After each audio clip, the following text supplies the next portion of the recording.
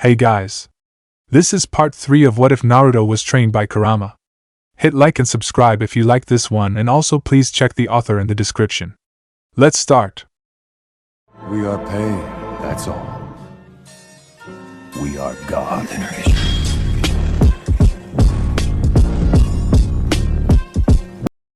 Chapter 8. 3 days ago in Sunagakure. Oi Kankuro! Stop wearing women's makeup around the house. It's creepy. 11-year-old Sabaka no Temari yelled angrily at her younger brother.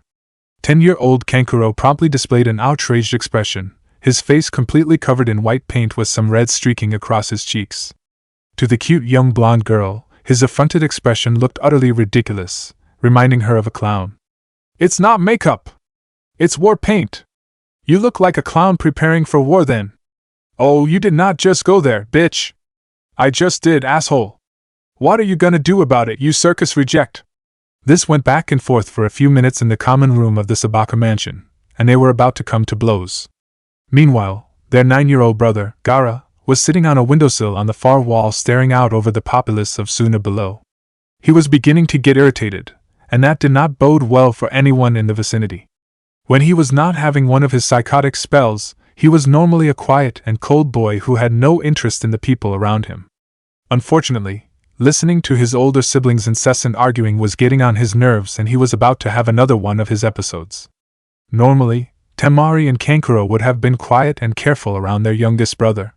However, the stress of being tense all the time living in the same house with a psychotic killer and having it going on so long got to the two siblings, and they promptly forgot where they were. Shut up! A chilling whisper that somehow reached them all the way across the room stopped their arguing instantly. Their angry and glaring expressions seemed to melt slowly into ones of absolute dread as they robotically swiveled their heads in the direction of a twitching Gaara. At that point, the red-headed boy's killing intent crashed into them, and they stumbled back before freezing up in terror at the feeling of death washing over them. You have annoyed me long enough, and Mother is calling for your blood. Gaara raised his cold voice into almost a roar at the end as he summoned some sand from his gourd. It shot out toward the other two siblings, shaped like a giant tendril. Before the petrified Kankuro could react, he was violently knocked back by the whipping sand into a wall, leaving him unconscious instantly.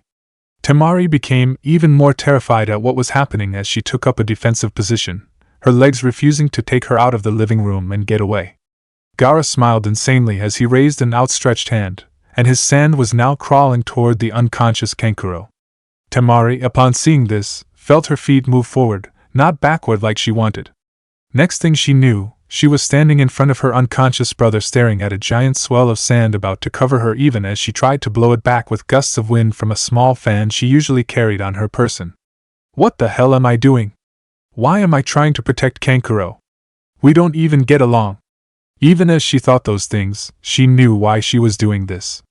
A small and weak, but resilient, part of her continued to wish to be a real family with her siblings someday, and she knew she'd protect Kankuro and even Gaara if he ever found himself outmatched, despite how extremely unlikely that was. They were all children of her beloved mother, and she knew Kurura would have wanted nothing more than to see them all get along. The larger part of her cursed this desire bitterly for her stupidity since she was going to pay with her life now. The sand splashing onto her body interrupted any more thought. She whimpered fearfully as she tried to blow the sand off to no avail. After some struggling, her fan was knocked out of her hand, leaving her defenseless. She looked up into Gaara's maniac eyes, and his insane smile froze her insides worse than the feel of the sentient sand crawling up to her chest. Gaara, why are you doing this? We're your siblings, family. We're not supposed to hurt each other, she pleaded tearfully. She thought it was her imagination that the sand stopped its movement for an instant, and there was a flash of something in her brother's pale green eyes. That thought was gone in the next instant when the sand continued its progress up to her neck. A chilling and gravelly voice made her shiver even with the sentient sand restricting her movement. Our uncle tried to kill me. Even now, our own father Gaara spat out that word hatefully. Is allowing assassins to come after me. How should I believe the rest of you won't try anything with me as well? She had no reply for that. Besides, Mother desires your blood and I won't disappoint her. Even now, Temari had to allow a tear as she felt immense pity for her own brother, who'd rather listen to a monster instead of his own kin. She wished she could have at least done something differently to keep Gaara from reaching this point, but it was now too late. This is it. In the next 5 seconds he's going to do this abakusoso, then my blood and insides will splatter all over this room in my own home. This isn't how I want it to go. She took one last panicked gasp of breath before the sand covered her mouth. She could see Gaara lifting his hand up, fingers spread out as if he was holding an imaginary cup. In the next moment he would clench that fist and Temari would be no more in this world, with Kankuro following soon after. Accepting her fate, the quad-pigtailed blonde stayed still inside the shifting sand for what seemed like an eternity, awaiting her death. She knew something was wrong when she didn't feel dead yet. Instead, she felt an odd shifting sensation all over her body, and the sand covering her seemed to vibrate erratically. In the next second, it began to dribble off her body quickly in large globs, as if it seemed to have just died. Shocked that she was still alive somehow, she stumbled and fell backward out of the rest of the sand, landing on her backside against the wall next to the still unconscious Kankuro. Sighing in relief and exhaustion from the ordeal, she looked up to see what stopped Gaara. Raza, the fourth Kazekage, was standing at the doorway into the room holding an outstretched hand up with a slightly alarmed expression. She glanced over at the pile of sand that was covering her, and saw it was glittering unusually. She realized now that her father saved her by quickly mixing his gold dust with Gaara's sand to slow it down and disable it. She heard an inhuman yell of frustration, and jolted to see Gaara clutching at his head, and what sand he could move was thrashing around him. In the next instant, a large golden bundle of sand shot at him. It split into 2 smaller pieces and they wrapped around his legs and arms respectfully to bind him. Finally subdued, he fell over and hit the floor hard, yet his frantic yells continued for being denied his kills. Temari stared blankly up at the ceiling after this was all over and covered her ears to block out Gaara's insanity. She began to shake and cry as she repeatedly went over the past few minutes in her mind, focusing on how close she came to dying at her own brother's hands. Raza glanced over at his daughter, whose body was shaking and racking with sobs, and felt a small twinge of sadness in his chest. He decided at that moment she needed some fresh air, and he would take her out of town on a long walk to Konoha to help her clear her mind. He'd leave Gaara with his right-hand man Baki to keep him under control, and Kankuro would be content locking himself in his room tinkering with the puppets. Present, in the tower outside the Hokage's office. Temari. The Kazekage's voice pulled the young girl out of her thoughts. She looked up to his veiled face, giving him her attention. We are about to meet the Hokage, be sure to be on your best behavior. She only nodded once and turned to look straight ahead with a somewhat dead expression on her face.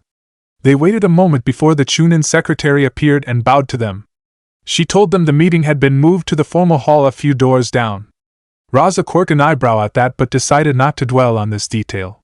They walked a short distance down the hall and waited while the secretary opened the door to stick her head in and informed the people inside that the guests were here. They heard a calm enter and the Chunin opened the door wide for the 2 guests to step inside. The sight of this room impressed the 2 guests. It was set up like a traditional meeting hall, with 2 rows of cushions facing toward a raised platform at the far wall of the room. The entire wall was displaying an intricate mural of a large forest of dark green trees surrounding a large golden flame, apparently alluding to Konoha's famous motto, the will of fire. On the raised platform underneath the mural was a frame holding up a one-way transparent veil. Anyone facing the veil would only see shadows behind it. The guests noted there was a silhouette shaped like the 3rd Hokage. The Kazekage bowed while Temari did the same, but her eyes were on someone else. She was somewhat curious about the tied-up blonde and whiskered boy wearing a bright orange jumpsuit sitting to the side by the raised platform. His eyes were squinted fox-like and he had a childish pout on his face as he seemed to be grumbling about something. Raza never glanced over at the boy even once as he took his seat on the cushion closest to the platform while his daughter took a cushion behind and to the right of him. Thank you for your hospitality, Hiruzandano. This is my daughter Temari. He indicated his daughter before continuing. Though I do have to say I am curious about your use of the screen. It is my first time seeing you behind that in all of our meetings so far. Sarutobi Hiruzen had to sweat drop as he let out a brief chuckle. You are always welcome here any time, Razadano. My apologies for the sudden changes, but any time we met in Suna, you were usually sitting behind something similar to this. I thought I would give it a try for once. The Kazekage allowed a nod of understanding even at this pitiful excuse. It is rather nice to seem a little mysterious, isn't it? Temari raised an eyebrow slightly at her father's casual, an amused response to the sudden and unexplained changes. He never liked changes. Mentally shrugging it off, she then continued to glance over at the tied-up boy once in a while. She thought he was sniggering about something that she apparently was not in on. What is he finding so funny? Behind the veil, the god of shinobi silently cursed the young blonde boy nearby. It was bad enough he had to do something like this with important guests in order to hide himself from anyone's view. If one were to look behind the veil, their eyes would sear at the sight of his very bright neon orange Hokage outfit. This abominable color covered him top to bottom with blue accents. The worst part was the kanji on the back that read on loan from a future Hokage. Hiruzen had no idea how Naruto managed to get into his closet and hide his entire wardrobe, leaving only this one. He had no choice but to put it on. Upon arriving in the office, the ANBU guards promptly fell out of their shadows laughing. Before their embarrassed leader could even utter the order, one of them was already leaving to retrieve Naruto for him. He was busy scolding the boy and questioning him on the whereabouts of his clothes when he got the message that the Kazekage was here for a meeting. Slightly panicking, he changed the meeting to the formal hall and had a paper veil set up quickly. It would be too much for him to have the usually stoic Kazekage even chuckle at his odd wardrobe. Did the young boy over there do something wrong? Raza asked as he finally acknowledged Naruto's presence for the first time since he and Temari entered this room. This snapped the third out of his thoughts of revenge for a certain surrogate grandson. It's nothing too bad. I was scolding Naruto-kun here about a prank he played on me earlier this morning before you and your lovely daughter arrived. Oh? So are you planning a fitting punishment for him? Like execution or at least flogging? In my village, it is a crime to make a fool of the Kage. Raza asked with feigned seriousness. The boy flinched and sweated comically as he carefully glanced up at the Hokage. From where he was sitting, he was able to clearly see his surrogate grandfather from behind the veil. Temari had to hold back a smirk at the boy's predicament. Her father might be cold and stern, but even he wouldn't do something like that to anyone in Suna for something as minor as a prank. The Hokage seemed to have caught on, and he visibly brought a finger up to his chin in thought. You are right, Razadano. Perhaps I have been far too lenient on him up until now. Flogging would be too cruel, but I can still hit him where it'd really hurt. How about I make a law forbidding a certain favorite food of his anywhere in the village? He mused to himself. Naruto looked up in shock at the third with a look of betrayal. You wouldn't do that. The Hokage shot him an annoyed glare. Keep trying me and I might just do that for real, you brat. Temari had to suppress a laugh at this exchange. Hiruzen then glanced over at the young blonde girl sitting behind the Kazekage, and, upon seeing her expression clearly holding back the urge to laugh, wondered if she would have liked to at least enjoy herself on this short trip. Okay, I believe we have tormented the poor boy enough. Naruto openly showed his irritation at this. It's time we begin our discussion. You did tell me in your letter you are going to be here for a short time, and you needed to get back to Suna as soon as possible. Raza nodded in affirmation. Then, Razadano, would your daughter appreciate a small tour around the village? I am sure she wouldn't want to sit through this boring meeting. Temari visibly perked up at that. She'd rather be elsewhere so she didn't have to be around her father any longer than necessary. Raza seemed to think for a minute before replying. That is an excellent suggestion, Hiruzen-dano.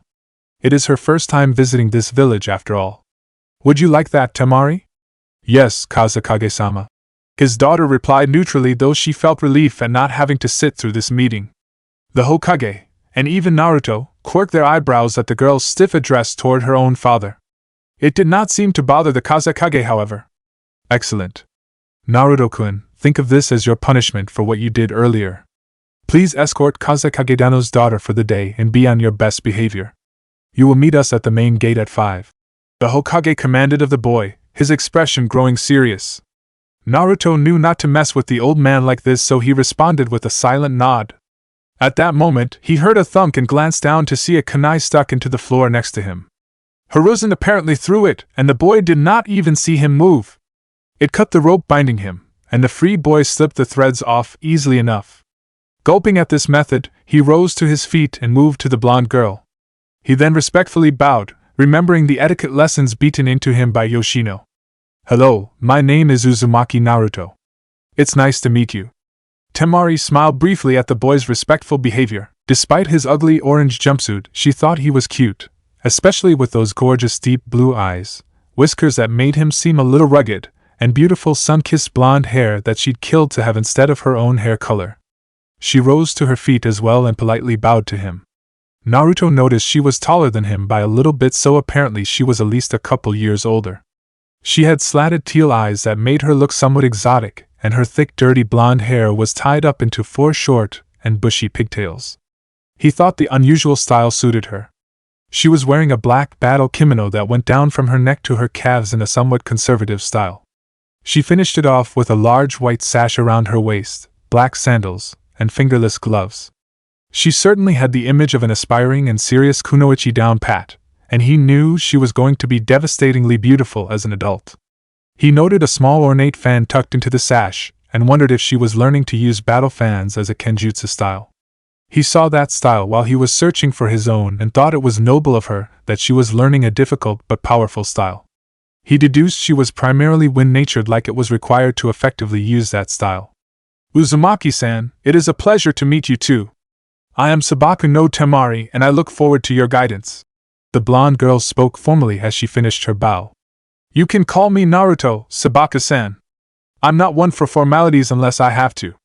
Naruto replied easily with a friendly smile. "Then I would prefer to go by Temari as well, Naruto-san. I have 2 siblings, so it gets confusing with just the surname." The boy nodded as he walked off toward the door, followed by Temari. Stopping at the door, they turned around and bowed to the Kages before stepping out. After the door closed, the Kazekage slowly removed his face veil and turned to his fire counterpart with a smirk. "Now that it's just the 2 of us, please tell me, Hiruzandano, exactly why you are hiding behind that screen.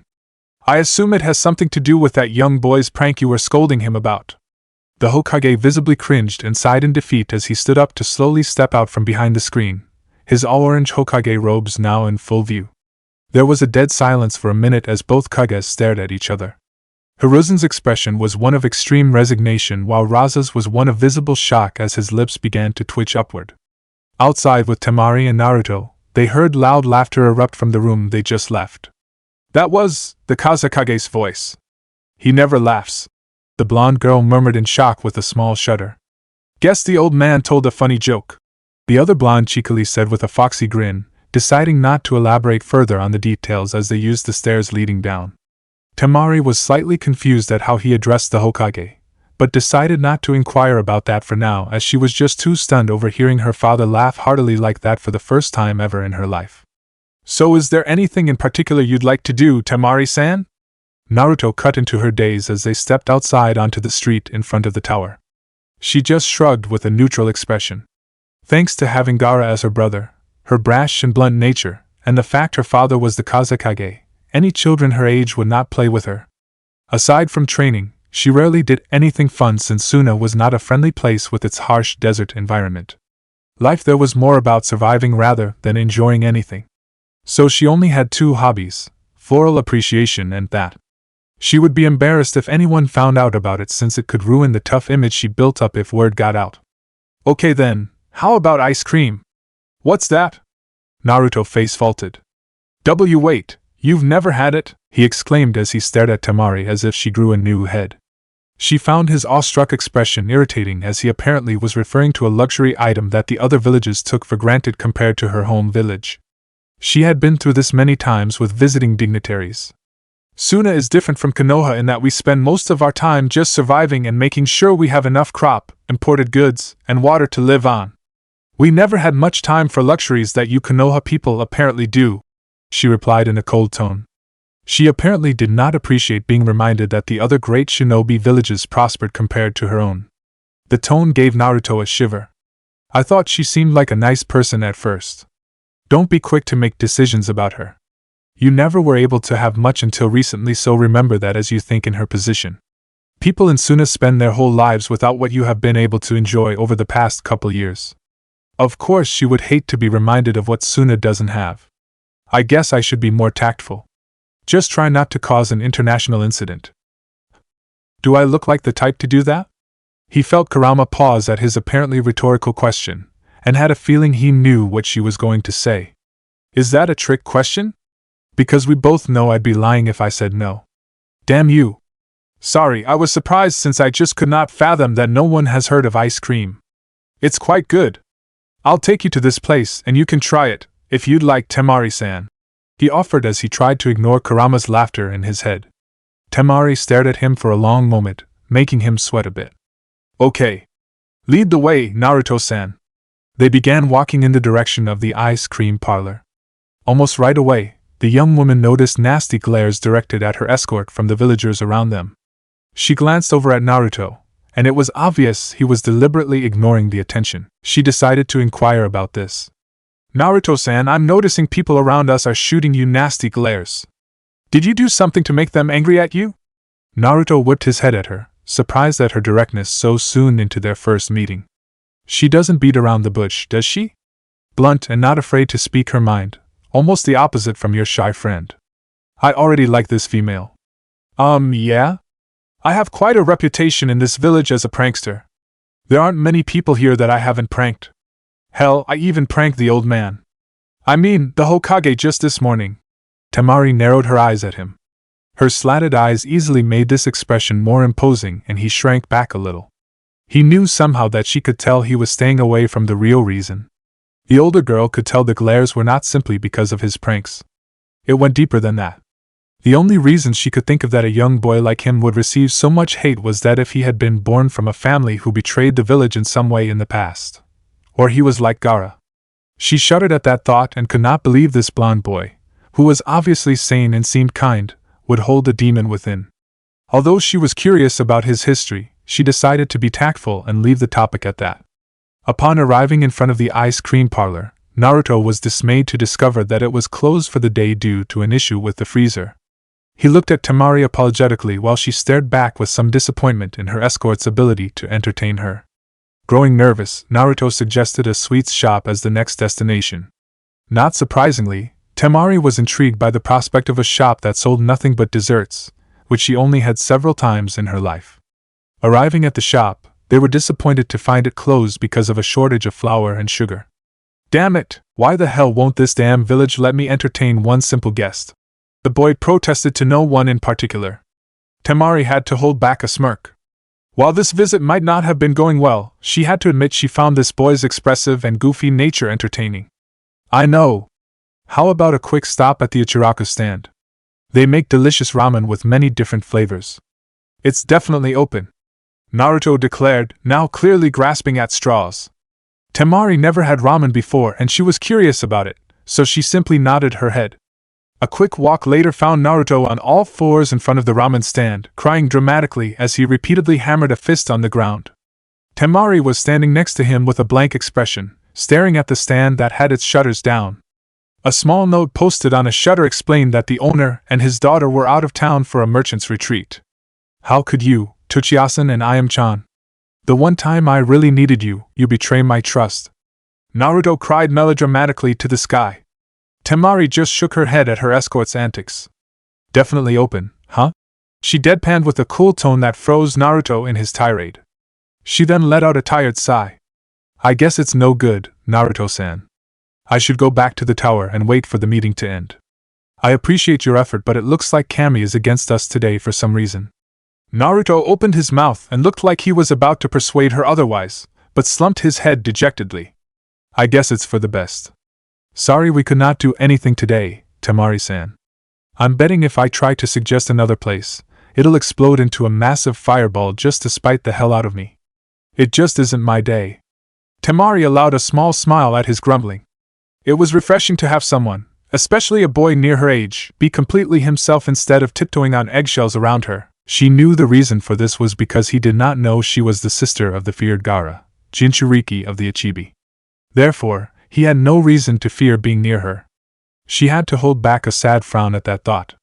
She forgot to remember that she was also the daughter of the Kazekage, a person only slightly less intimidating than Gaara, and yet Naruto wasn't nervous anyway. This wouldn't register with her until a long time later. They then began their trek back toward the tower with the boy a step ahead of the older girl.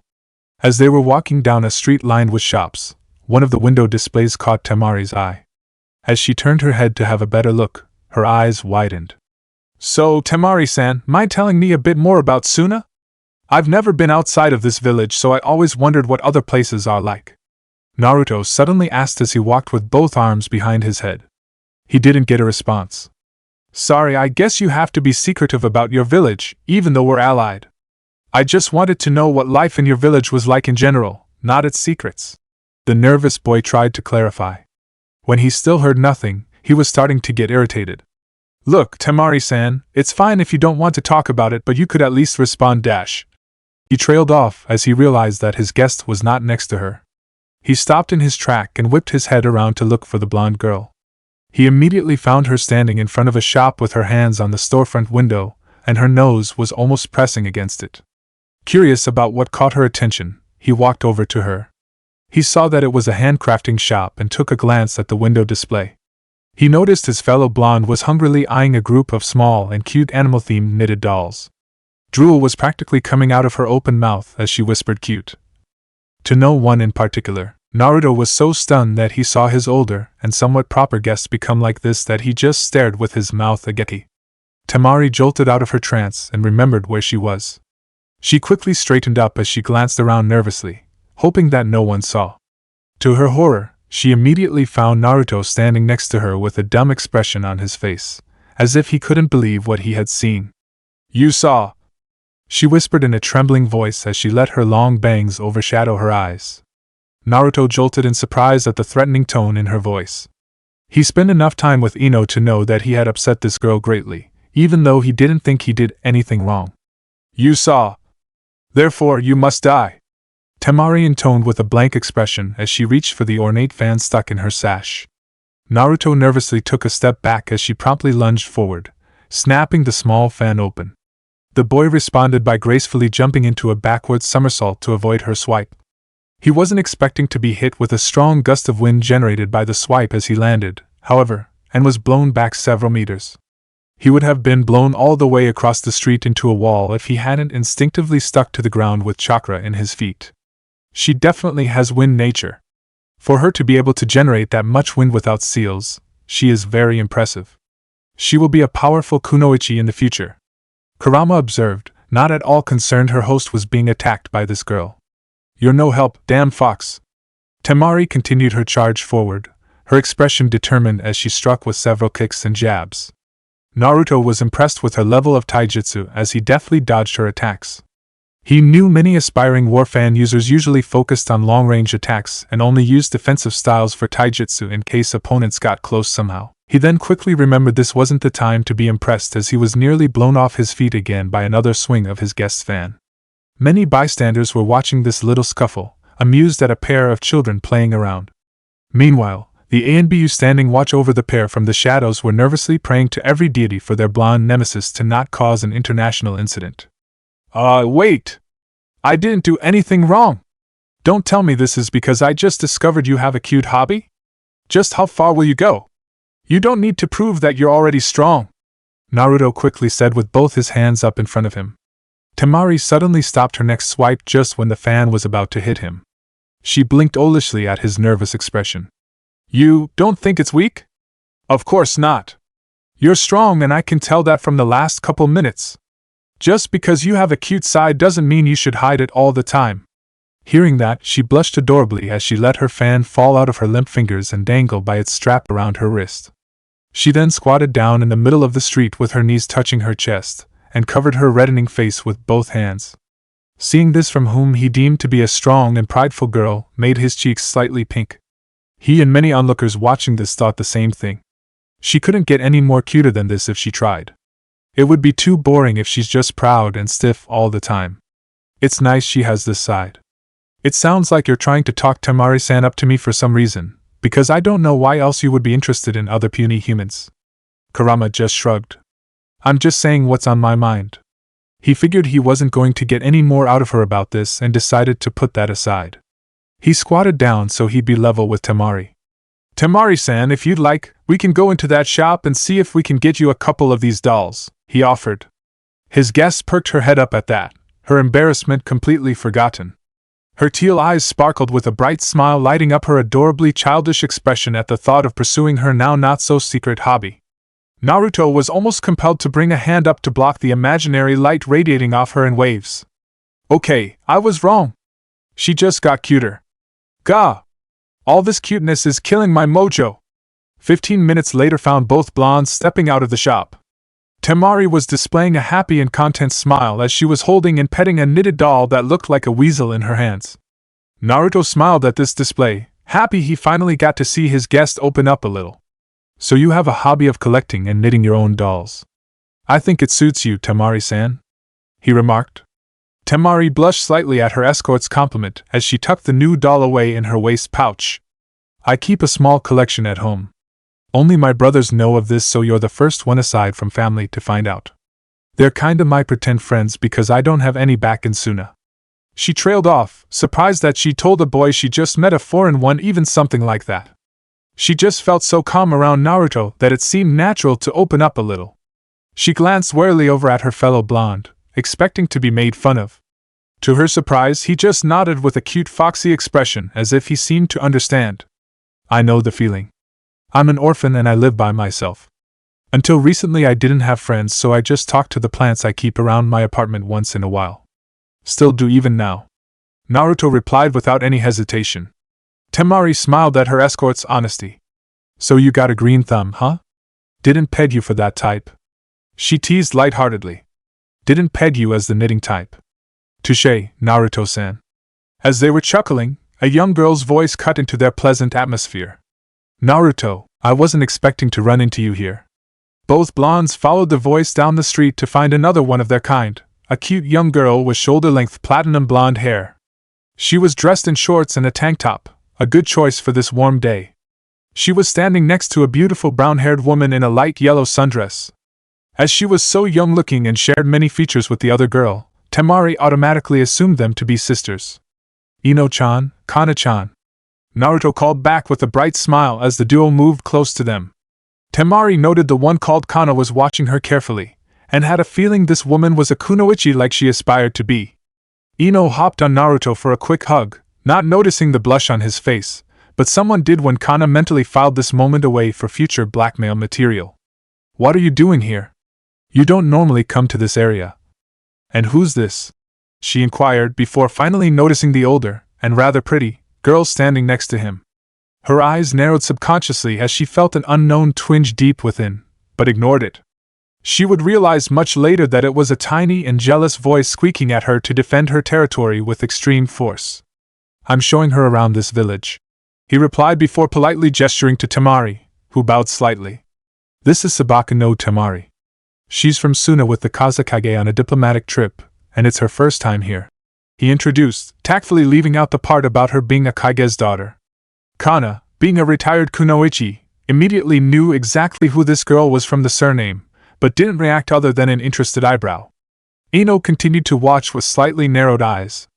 This is Yamanaka Ino, one of my best friends, and that's her mom, Kana. Naruto finished the introductions. It took Temari a moment for what her escort said to hit her. You're her mother? I thought you were sisters, she blurted out before she could stop herself, and promptly slapped a hand over her mouth in embarrassment which grew when the other blondes snickered quietly. Kana let out a lovely laugh and tilted her head to the side with a dainty hand on her slightly pink cheek. Era, I can't help but feel so young every time anyone made that assumption, she stated with the poise of a mature woman, but it was clear to everyone she was very pleased with the unintentional compliment. Temari-san, if you're part of a diplomatic party, then wouldn't it make sense for someone from our shinobi ranks to escort you instead? Why is Naruto here with you? Ino inquired just a bit bluntly, and did not miss her friend flinching at the question. Temari smirked as she pointedly ignored the silent but desperate shushing from her escort standing behind Ino. Apparently he pranked your esteemed leader, and he's escorting me as punishment. Naruto! You actually pranked the Hokage! Ino exclaimed as she snapped around with narrowed eyes at her friend, who shrank back slightly with a gulp.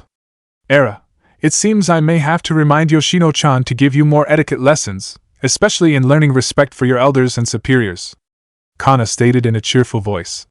Naruto paled considerably at that threat. No! Anything but that, please! He cried out as he sank to his knees in a pleading posture before the giggling brunette, while Ino shook her head with a sigh. Temari raised a curious eyebrow about this Yoshino. Her escort didn't give the impression that he scared easily, as evidenced by his blatant pranking of the Hokage himself. This woman would have to be a terrifying monster to elicit such a reaction from him.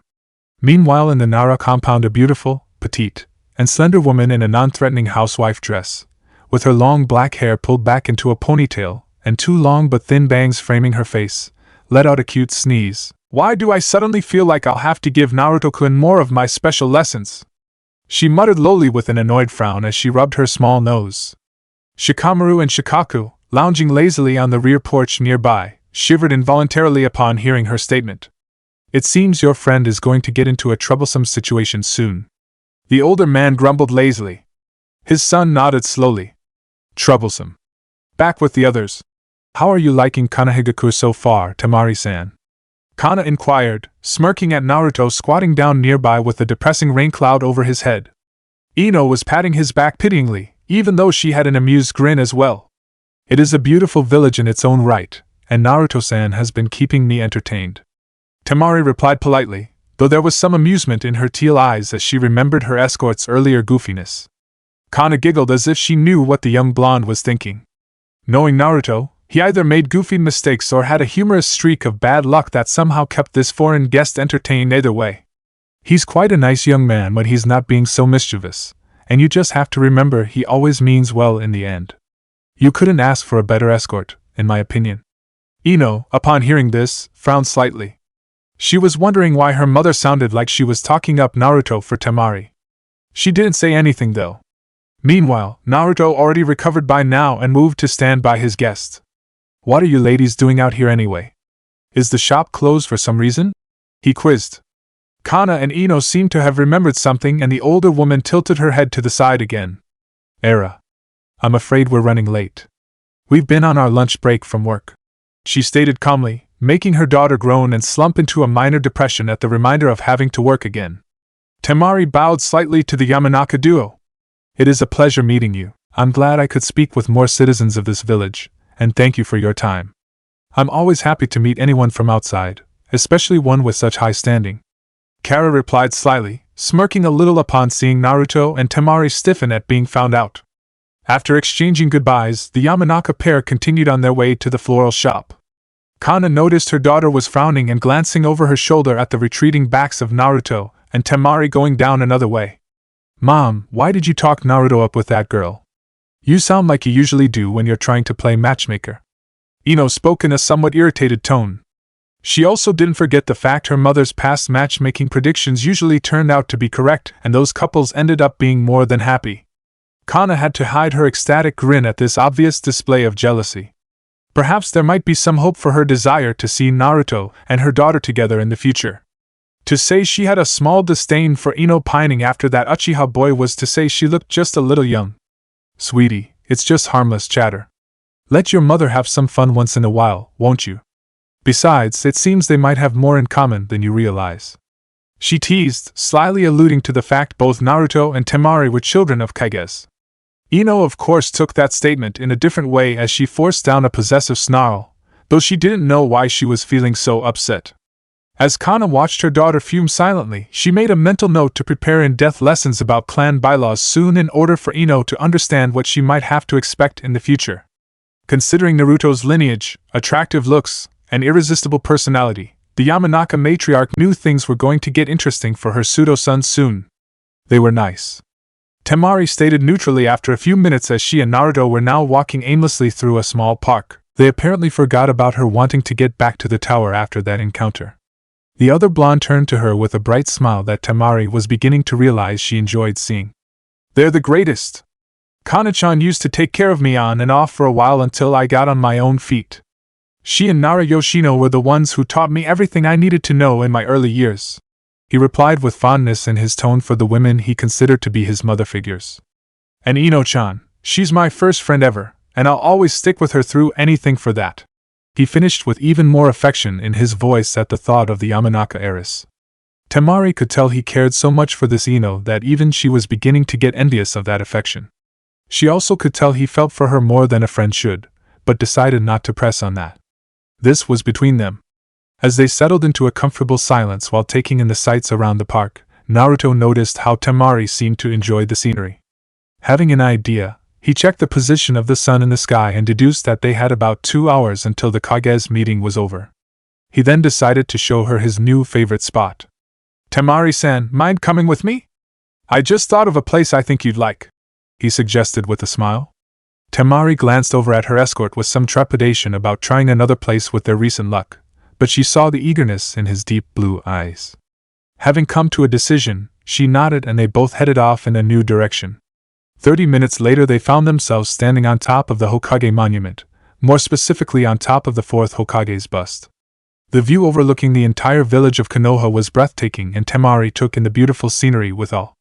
She noticed Naruto sitting down on the stone surface and decided to sit next to him with their shoulders almost touching. They sat in silence for a while as she absent-mindedly fiddled with her new weasel doll in her hands.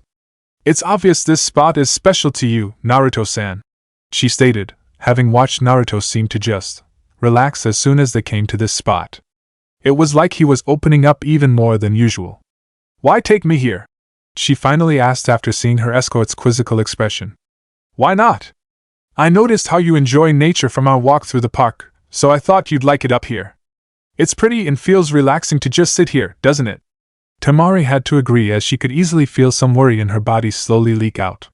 She let out a relieved sigh as she allowed herself to relax around Naruto. Somehow, she had a feeling she could trust him. They were silent for a long time until Temari finally spoke.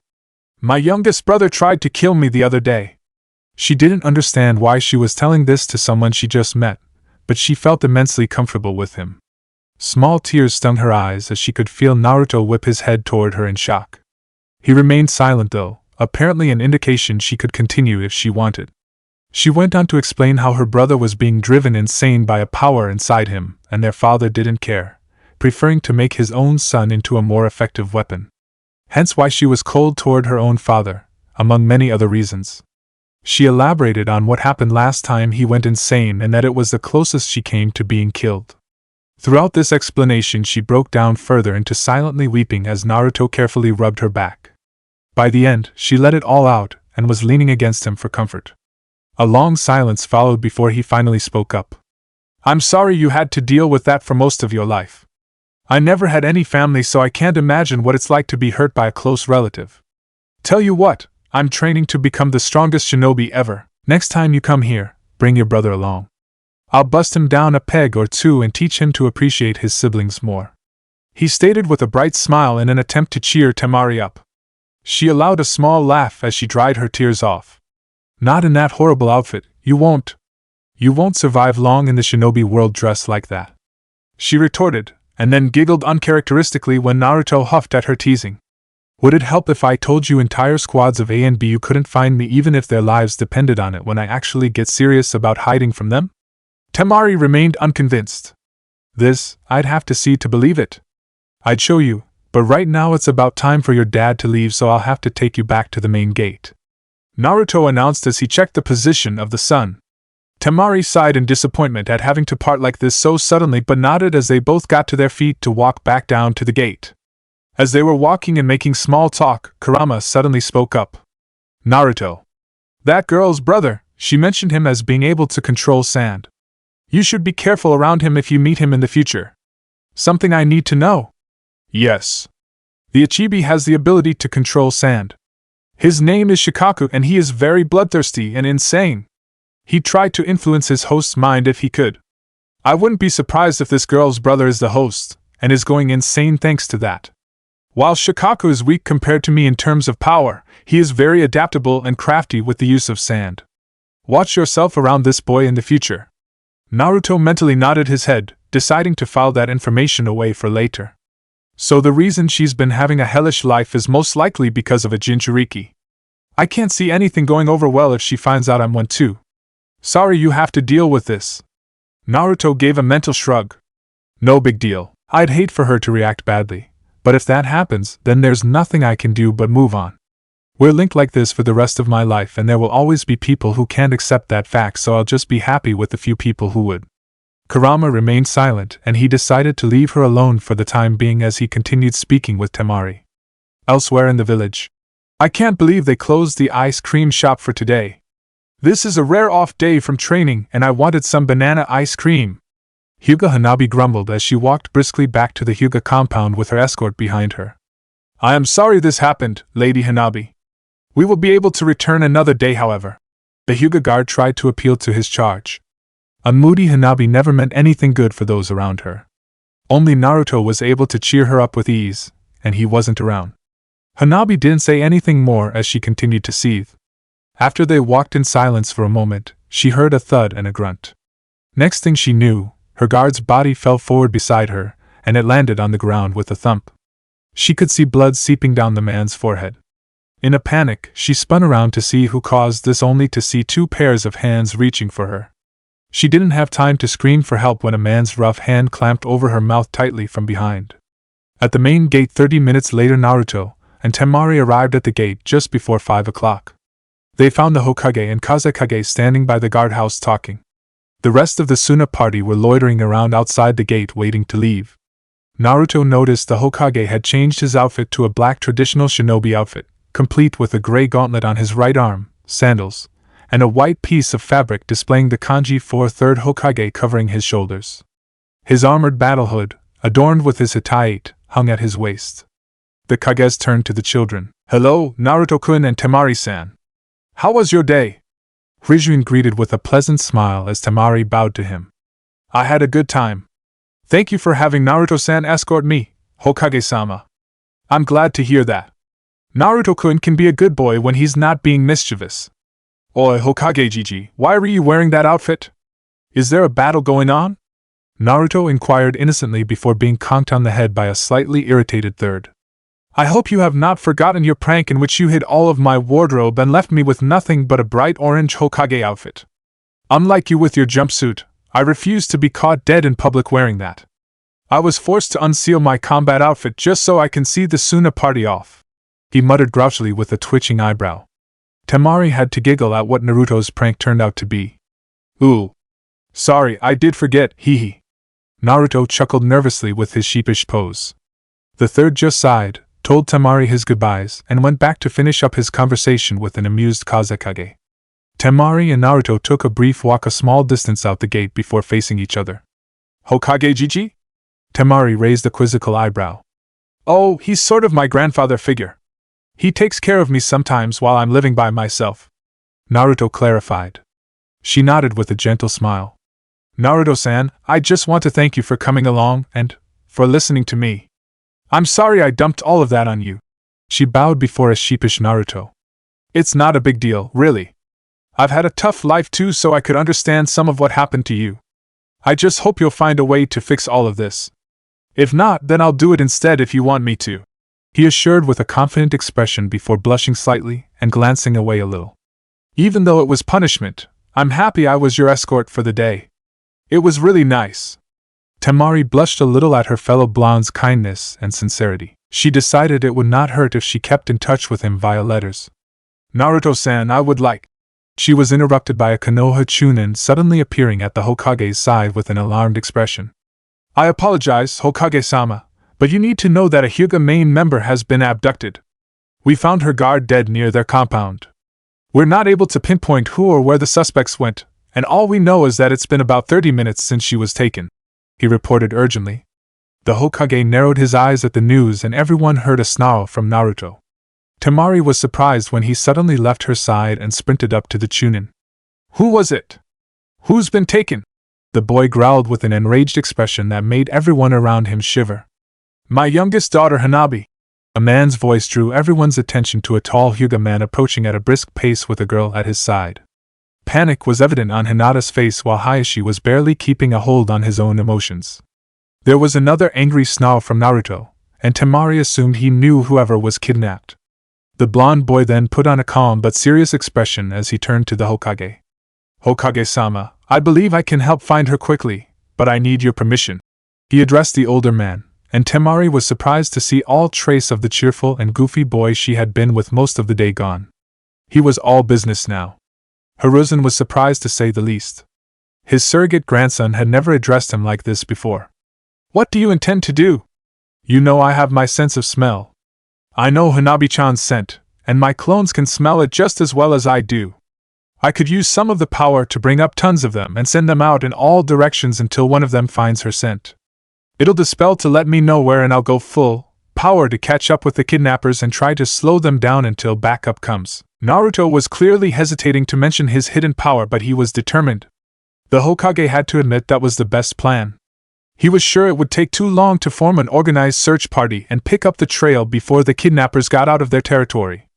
However, it would mean the boy revealing his hidden jinchuriki status to everyone nearby, including his friend Hinata.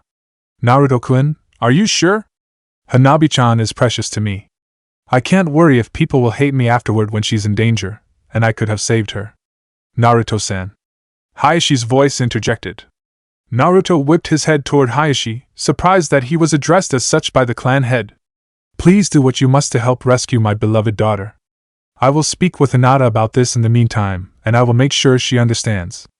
Hayashi bowed deeply at his hips. He wanted so badly to go with Naruto and hunt down the bastards that dared to take his daughter, but he had to remain behind as clan head and to protect Hinata in case there might be another attack. Hinata was stunned at her father's action and his faith in Naruto. It was as if he knew her friend had a hidden ability that could save her little sister. You have my permission. We're outside the barrier so the chakra from your release won't bother anyone inside the village. Do what you can and I will follow the trail you leave to back you up as quickly as I can. The Hokage allowed. Temari was watching all of this with growing restlessness. The way Naruto talked about his power. The way the Hokage and that Hyuga man seemed to know he had a unique ability. Her sharp mind was beginning to connect the dots, and she didn't like the answer. As if on cue, Naruto turned toward her, and she flinched a little. Temari-san, I'm really sorry. I didn't want to scare you, but I have to do this. I hope you'll forgive me. He spoke regretfully as she was beginning to feel the world crash down around her. He then quickly dashed outside the gate to the middle of a large grassy meadow next to the road into and out of the village. He got down on all fours like an animal and bared his sharpening teeth as he concentrated on bringing out something from within. In the next moment, everyone saw the boy's eyes flash crimson and they felt a growing and terrible presence in the air. A horrid cracking sound startled most when a small crater instantly appeared under Naruto's form. The presence seemed to press down on everyone but the Hokage and Hayashi as they seemed unfazed. Raza widened his eyes in shock at this boy's hidden power. Hinata involuntarily clutched onto Hayashi's clothes, startled by the sudden presence. She activated her Byakugan and gasped as she saw dark red chakra twirling throughout her friend's body. The Suna party fell to their knees at once, trembling before this unknown presence, which was worse than whatever they experienced from Shikaku. Temari was the worst off as this pressure reminded her exactly of Gaara's killing intent, only this one was even stronger. Her body trembled, her teeth clattered, and her eyes were wide with terror. She stumbled back onto her backside and was clumsily scrambling backward away from the terrible presence. It's impossible. Why did Naruto-san have to be like Gaara? This is a joke. Naruto seemed to have finished building up the chakra when he stood up. He formed a cross shape with his hands. Tajikage Bushin! He yelled at the top of his lungs, and he was instantly enveloped in a massive smoke cloud popping out of thin air and covering the entire grassy meadow. The powerful presence in the air disappeared instantly at this point, and everyone assumed this was apparently used to power this jutsu. The smoke cleared away to show an astonishing sight. There were clones of Naruto everywhere as far as anyone could see. There had to be thousands. There were even many of them sticking to the large perimeter wall bordering the grassy meadow with chakra in their feet, since the meadow was simply overflowing. Okay, boys. When you find Hanabi-chan's scent, dispel to let the rest of us know. After that, the rest of you converge toward where the trail was found. Follow it and try to slow down the kidnappers when you catch up until I get there. Go! The real Naruto yelled from within the group and all the clones jumped and scattered in all directions with a deafening roar of "Yes, boss." A long moment of silence followed with no one saying anything. Naruto just stood still alone in the middle of the meadow, feeling a little vulnerable by himself for everyone to stare at him. He was growing afraid as he was readying himself for any negative reaction. Naruto-kun? A whisper carried into the still air. Everyone turned toward Hinata. Her eyes were wide open in shock as she gingerly stepped up close to within 5 feet of her friend. She was the closest to him of anyone. What was that? She whispered again. Naruto glanced down, pain evident in his eyes. He let out a resigned sigh and looked up at her with a determined expression. That was me using the power of the Kyuubi no Kitsune sealed within me to help create these clones, he said evenly, his gaze set with Hinata's own as she gasped. Temari let out a quiet whimper upon hearing this, as she knew the Kyuubi was much stronger than Shikaku. And now I plan on using more in a minute to get stronger and faster so I can use the speed boost it provides to catch up with the kidnappers as quickly as possible. I'm sorry I kept this from you for so long, Hinata-chan. Naruto's voice cracked as he was expecting Hinata to lash out at him in anger for holding the Kyuubi. But how? I thought the Kyuubi died years ago. Hinata's tone seemed to sound more curious than afraid, which surprised Naruto. He hopefully looked up at Hinata's concerned expression. There was no trace of fear or hatred. I'll answer that, Lady Hinata. There was no way any human could actually kill a Bijou, so the fourth did the only thing he could do, which was to seal the demon into a newborn. The newborn that was used for the sealing stands before you. The reason you did not know that fact was because I created a law forbidding everyone in Konoha from openly talking about that on pain of death. So please do not blame Naruto-kun for not telling you. He was only following my recommendation. The Hokage spoke softly from next to Hayashi, who nodded in confirmation. Hinata widened her eyes before letting her bangs overshadow them. Naruto-kun, you? Naruto flinched as he was expecting his longtime friend to get angry with him any minute. He certainly wasn't prepared for her pouncing on him to wrap her arms around his neck. Now I understand everything. I know why the stupid villagers hate you. I'm so sorry you had to suffer, Naruto-kun. You have no idea how much of a relief it is for me to know why they hurt you, and why you put up with it, she cried, her tears flowing as she imagined the pain her friend must have endured. Naruto was too stunned to hug her back as he felt happy tears flow down his cheeks. He told someone, and she didn't hate him. Even better, she accepted him for who he was. After a long minute of sobbing, Hinata had to pull back and sniffled. We'll talk more. Please, use everything to save my little sister. She's one of my precious people, too, she pleaded. Naruto smiled assuredly. I promise, Hinata-chan. And I never go back on my promises, you know that, he stated calmly. Hinata nodded and stepped back to the edge of the meadow to join her father at his side. Naruto-san, please be careful and thank you for doing this, the clan had added in. Naruto nodded his assertion. WWY. A trembling voice drew everyone's attention to Temari, whose expression was changing from terror to anger. Why do you trust him so much? He's just going to blow up and kill you all one day, she shouted as she tried to make sense of this whole thing. Jinchuriki weren't supposed to be this nice or self-sacrificing. Hinata's expression darkened at this unknown girl's tone. Why did you act nice to me? Was it to fool me for your own amusement before you decide to kill me? I'm not going to give you that satisfaction, and stay the hell away from me. She snarled hatefully at the blonde boy. She didn't want to believe there was another Gaara around her. She had enough of the nightmare she suffered with her own brother for so long. She immediately regretted what she said as she watched Naruto's expression shatter and his beautiful blue eyes dulled as he slowly looked down at the ground with a pained look. She could literally hear his heart breaking. At this point, it felt like she was doused with ice-cold water and she regained control over her emotions. For some reason, it hurt deeply now when she said these awful words out loud. She knew now that she let her trauma over Gaara's actions overtake her, and she had gone too far. She thought about apologizing quickly, but that was forgotten when she heard an enraged yell and turned her head to see the indigo-haired girl rush at her with her hands posed to strike. She could see the veins around this girl's eyes bulging with rage. She absent-mindedly heard Naruto shout for his friend to stop, but it apparently fell on deaf ears. Temari couldn't react in time as Hinata struck out with a two-finger jab aimed directly at the bridge of her nose. The blonde closed her eyes to prepare for the pain, but it never came. After a few seconds of waiting, she slowly opened her eyes and was startled to see the striking hand trembling an inch from her face. Glancing up, it was obvious that the girl's father had caught up and grabbed her wrist to stop her advance. She felt some of the Suna escorts move up behind her, ready to take out their weapons to defend the Kazekage's daughter if they needed to. You will cease this, daughter. Now. Hayashi spoke firmly while Hinata strained against the grip. I will not, father! Her stupid ignorance hurt Naruto-kun.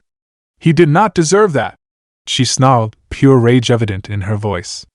Hearing this person defend Naruto made Temari wish she took back her words as she remembered the brief time she spent with Naruto on the monument. Hayashi looked like he was going to have to get physical to stop his daughter. Hinata-chan! Stop this! Naruto's shout from where he stood seemed to have finally gotten through to Hinata as she stopped straining against her father's grip. You don't know what she's been through. She has reasons to fear me, he stated calmly, and Temari felt even worse. The person she hurt deeply was defending her, and she could see the hurt expression still on his face. She wanted to vomit and wallow in her own self-loathing. But Hinata tried. Leave her alone. She's about to leave, so let her go. We won't have to see her again, okay? He reasoned as he turned away. The statement's finality and the gesture felt like they punched an ice-cold hand into Temari's chest and squeezed her heart. Hinata seemed to have calmed down some, but she gave Temari one more angry glare. With a disgusted growl, she turned to walk with her father back next to the Hokage while the blonde girl slumped, staring down at the ground with watery eyes as she could not look up at Naruto anymore. Naruto briefly glanced at Temari slumped over on the ground, and he could tell she regretted her recent outburst. He enjoyed his time with her, but he supposed her emotional scars at the hands of her brother were too great. It was best she didn't have anything to do with him anymore to avoid further stress for her, though hearing that from someone I just met today hurt worse than the worst insults from the villagers, some of whom I've seen all my life. I wonder why that is. He flinched as he got a memory from one of the clones. He could almost smell Hanabi's scent as if was here. One of my clones found her trail. It's northeast of here. It smells like there were 3 other people with her. From what I've seen from the clones' observations, they weren't very good at covering up their trail, he announced aloud, making most of the nearby people forget about what happened with Temari. Land of Hot Water is in that direction. We do not have any treaty with that country, so if they make it in there, we cannot follow. They must be Chunin or even Genin if they're not covering up their tracks well, but it doesn't mean you can be careless though. Only engage if you know you have a shot, the Hokage advised. Naruto just nodded as he got down on all fours again and seemed to concentrate even harder. The powerful presence came back in full force, and it was even stronger this time. However, everyone were expecting it and withstood the pressure better, with the exception of Temari, who still involuntarily trembled. Naruto's features turned positively feral with his enlarging whiskers, fangs showing past his lips, his fingernails extending into claws, and his eyes became more slatted with crimson slits now. The air around Naruto began to whip around into a frenzy everywhere, and a large amount of red chakra leaked out of the blonde's body. He threw his head up in a powerful roar, and even more chakra came out at once in an instant, causing a larger crater to form underneath him with a brief tremor following. This forced everyone around him to take a step back at this awesome power. The chakra whipped around in random directions for a long moment before it began to compress around the boy's body to form what looked like a shroud, and it was shaped like a fox. Everyone could see a long chakra tail form, only to be joined by another one a moment later. Naruto let out a loud exhale as he directed his crimson eyes at Hinata, who was staring at him in obvious awe, before he spoke in a deep rumbling voice. Okay. I'll be going, everyone. I'll explain more later, Hinata-chan. Temari-san. Temari flinched at her name being called, and she still could not look him in the eyes. I'm sorry you had to see this. Good luck with your situation, and I hope you'll be happy eventually. If you ever need help, the offer's still good. Take care and goodbye. Before she could try to say something, she was blown back like everyone else when Naruto disappeared in an explosive burst of speed, causing a gust of wind to whip out.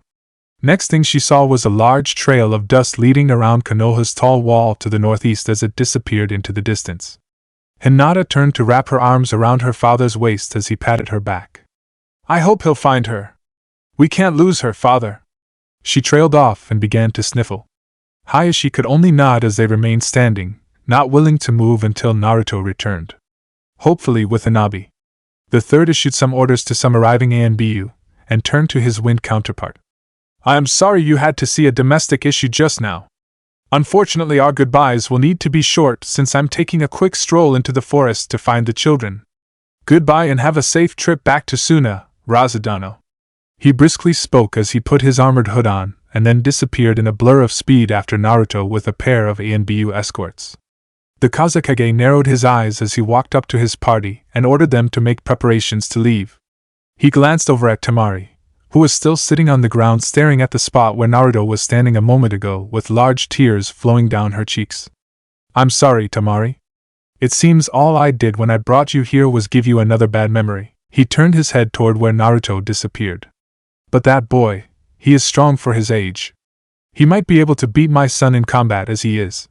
The meeting was successful as I managed to get them to redirect more of the Wind Daimyo's mission requests to us, so that should appease my people enough for a while.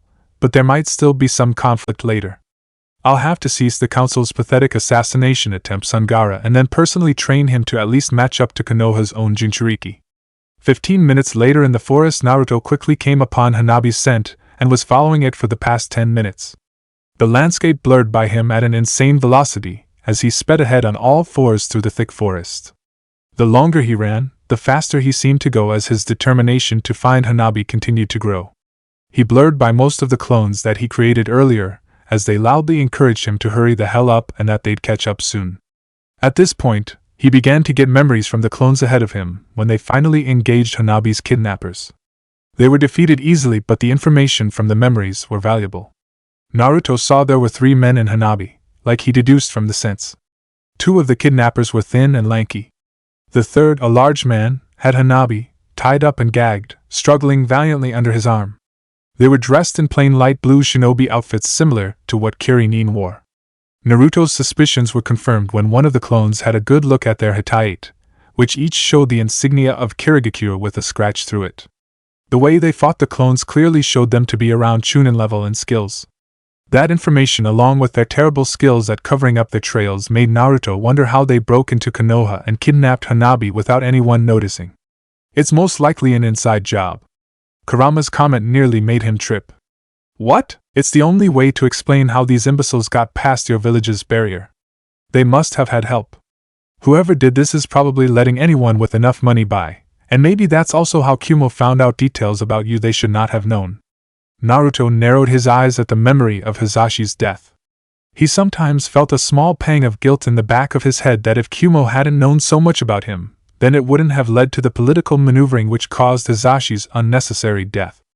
I don't like the idea of someone betraying Konoha like that, but I'll have to bring this up with Hokage Gigi. If it was really true, then I'll gladly rip that son of a bitch into pieces. I certainly would like to see that. Back to the situation at hand. When you encounter them, go in fast and hard. Try to take 1 or 2 of them out at once, beginning with the one holding that child. You only have limited time before my chakra would begin to hurt your body. If anyone remains, try not to reveal all of your tricks at once. Try to keep one hidden until you lure them in and spring a trap. I understand, Kurama. With that, Naruto sped up just a bit more as he could feel the clock ticking down on his chakra mode. The scenery around him melted into one big green blur as he focused his heightened vision ahead into almost a tunnel vision. He could smell the scents of Hanabi and the kidnappers growing stronger as he got closer. Finally, his vision picked up a hint of light blue. On that cue, he slowed down and leapt up to a tree. He then sprang off toward another, repeating this silently until he landed on a limb, when he had a clear view of the missing Nin, especially the large man with Hanabi. They were clearly shaken by the sudden appearance of clones from everywhere, and now by the large and terrible pressure of Kurama's chakra growing in the air around them. They did not see the blonde up in a tree in the distance winding his right arm back as if he was preparing to throw a ball. A few minutes earlier, Hanabi would not stop struggling and mumbling loudly through her gag as she showed angry defiance on her face, which was an odd reaction from a young girl towards the 3 scary-looking men who abducted her. She was bad at obeying orders, and that was before the clones suddenly showed up. She apparently recognized those clones and struggled even harder since then. The leader was getting fed up with the girl. He was glad that they would soon be dropping her off with their client at a meeting spot up ahead. He would just have to hold his patience until then. He just wished these pathetic clones weren't getting in their way and testing his patience so much just when they were so close to completing their mission. This blonde brat really was annoying. As they were hopping across tree branches, they were abruptly set upon by a wave of massive and terrible killing intent. It felt like it sliced cleanly through all of them from behind, and they all had to jump down to the ground to regain their senses. Even Hanabi went slack with fear in the large man's arm for a moment before she began to struggle again, although not as enthusiastically as before. What the hell was that?" the large man whispered with fear clear in his tone. "Stay alert! This has to be a genjutsu or something. No human could emit something like that," the leader barked, trying to keep his own nervousness back. "Fuck, and I thought this was going to be an easy mission, especially with that guy letting us in and out of Konoha. Our client is just right there beyond here." The last member of the team spoke up nervously. They felt the presence grow, almost suffocating them until it finally stopped moving closer. For a moment, the team thought they might be able to walk away from this, That relative peace was shattered by the whoosh of a large red chakra arm cutting through the air directly at the large man's face. Before the man could react, the open hand slammed into his head with a sickening crunch and pushed him back violently, making him drop Hanabi to the ground where he was standing. The chakra arm smashed the large man into a tree with such force that his skull crushed inward under the hand's grip and his spine snapped in two like a toothpick. He was already dead before he hit the ground. Naruto then had the hand latch on to the same tree, and it quickly slung him out of the tree he was hiding in toward where Hanabi was on the ground. He landed, dissipated the chakra arm, and quickly grabbed her with his real right arm. Before the two remaining nin could snap out of their shock, he whipped his left arm out, extending another chakra claw toward the two remaining nin. The leader instinctively jumped out of the way, but the other nin wasn't so lucky. The red fist smashed into him hard and he was knocked backward into another tree, his head thumping against it with a sickening sound. Letting that red arm dissipate, Naruto then jumped backward before extending one of his tails toward a limb behind him to let it sling him and Hanabi backward high into the trees for cover. The last missing nin was too shocked to see his two comrades struck down so easily. He could not wrap his mind around the fact that the blonde brat wasn't normal, and his anger overtook his rational thoughts. "I'm going to kill that fucking brat!" he growled as he disappeared into his own cover in the trees. As this was going on, Naruto tree-hopped a little farther into the forest before setting Hanabi down on a tree branch. Figuring time was up with his chakra shroud, he let it dissolve to return to normal, and he was now panting slightly since that mode left him tired but still able. Hanabi was stunned and overwhelmed that her Oni-chan was the one who used that terrifying power, but she was glad it was him saving her. Facing her, Naruto put a finger to his lips to make sure she would be quiet. She frantically nodded with grateful eyes as he silently cut the rope with his sharpened fingernails and removed the gag. Hanabi quickly hugged him tightly around his neck, and he could feel her trembling body as it racked with silent sobs. The boy narrowed his eyes in anger toward the nin for inflicting such a traumatic experience on this young girl. He leaned in to whisper, as he gently pried her resisting arms off his neck. "Hanabi-chan, we can't get away quietly, but we do have someone coming. I'm going to distract the last guy. I want you to sit tight with those two dash." Naruto indicated two clones that silently appeared behind Hanabi, surprising her slightly. "And do not come out until you see me or the Hokage." Hanabi didn't want him to go by himself, and she was going to insist, but Naruto immediately jumped down to the ground and disappeared out of view. She growled as she couldn't go after him thanks to the clone's grip on her. She could only hope he would be okay and activated her Byakugan to try to follow what was happening beyond her hiding spot. Growling as he dispelled another clone that came out of hiding from the dense foliage around him with his kunai, the missing nin was getting angrier by the minute. Just how long was this brat going to keep sending those clones at him? And just how much chakra did he have? These clones were coming from everywhere, and they seemed to be growing in number each passing minute. All of a sudden, everything fell silent around him. The nin did not hear any more rustling of leaves and not even any of this forest's animals. A cold sweat dripped down the man's neck as he concentrated on searching for any sign of danger. Before he could think further on this, the bush in front of him exploded outward to spit out the blond kid who slashed a clawed hand at his face.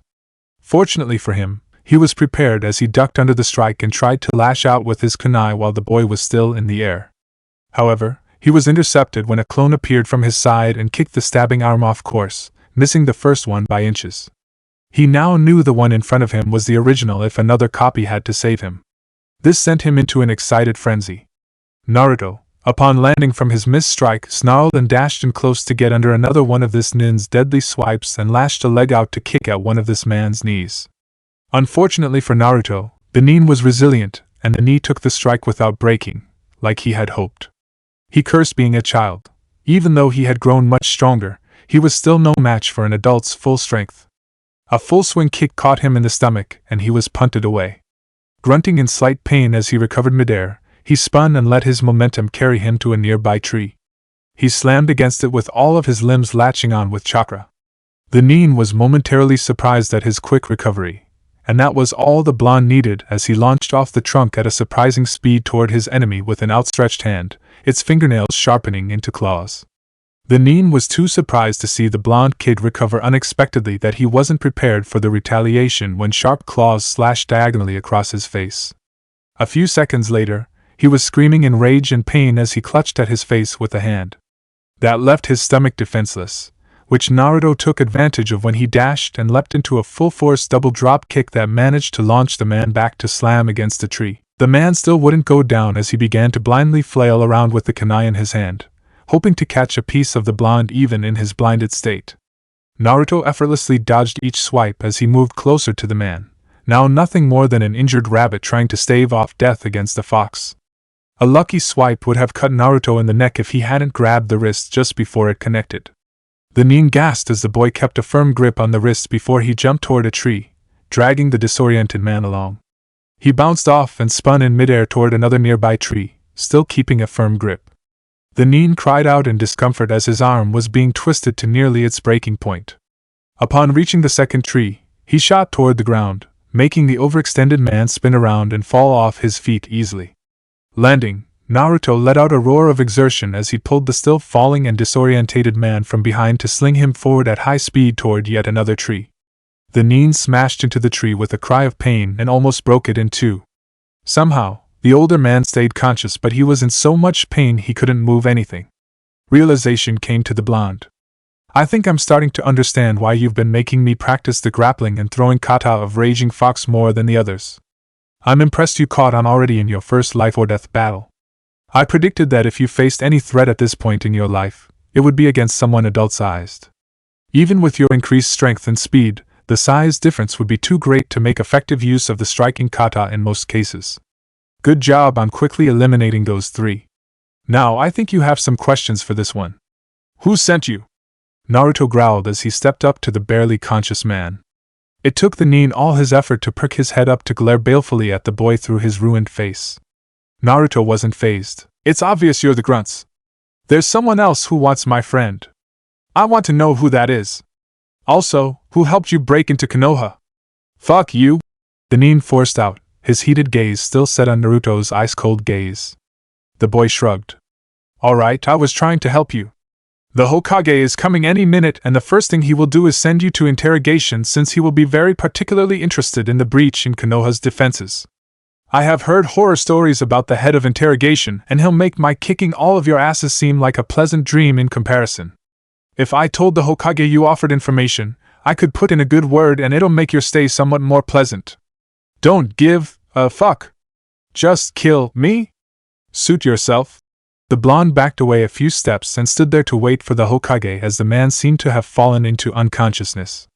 Too bad I can't use your chakra for now. It'd probably scare him shitless. We'll just have to let the old fart loosen this one's tongue. I wonder why we never cover torture methods. Maybe I'll add that to our lessons. That sounds unappealing. I don't think I have the looks to pull off a menacing interrogator anyway. On the contrary, I think seeing your disarming smile and innocent blue eyes while you slowly pull a man's entrails out through his anus might make him want to give up every single detail ever since he was born. Naruto raised an eyebrow. You think I have a great smile? He grinned upon hearing the fox face vault in his head. I would think you would be more alarmed by the other half of my previous statement. I was kind of expecting a tsukomi to that one. Sorry to disappoint, my friend. I'm already used to you. Kurama snorted at his cheekiness, and they fell into silence as he waited for any backup. After a minute, Naruto twitched as he heard rustling in the bush nearby. Upon smelling the scent, he sighed as Hanabi burst out of the leaves. What happened to my clones? He irritably asked the sheepish girl. I lost them when I had to pee. She lied badly. After a hard look from Naruto, she broke down.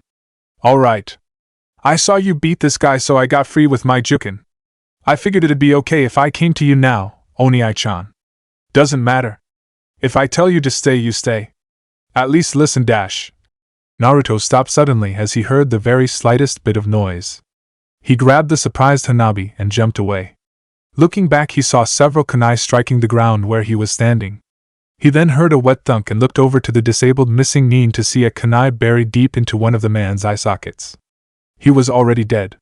Naruto continued to evade more kunai and shuriken as he carried the shocked Hyuga in his arms through some trees. Running into a small clearing, he came face to face with a new enemy. He growled. So a Kumo bastard is behind this, he snarled, clutching Hanabi tightly in his arms. Standing before him was a middle-aged man with short graying brown hair. He was dressed in a typical Kumo jounin outfit, with a pair of black pants and a black shirt underneath the Kumo's over-the-shoulder flak vest. One of his gray eyes was covered by an eye patch. The Kumo Hittite was displayed proudly on his forehead. I'm temporarily an ex-Kumo, but that will change when I come back with that girl. You may have beaten the missing Nins, but I'm a whole different story. You fought bravely, so I will let you go if you give me the girl now. The Kumo Jounin emotionlessly stated as if everything he said was a matter of fact.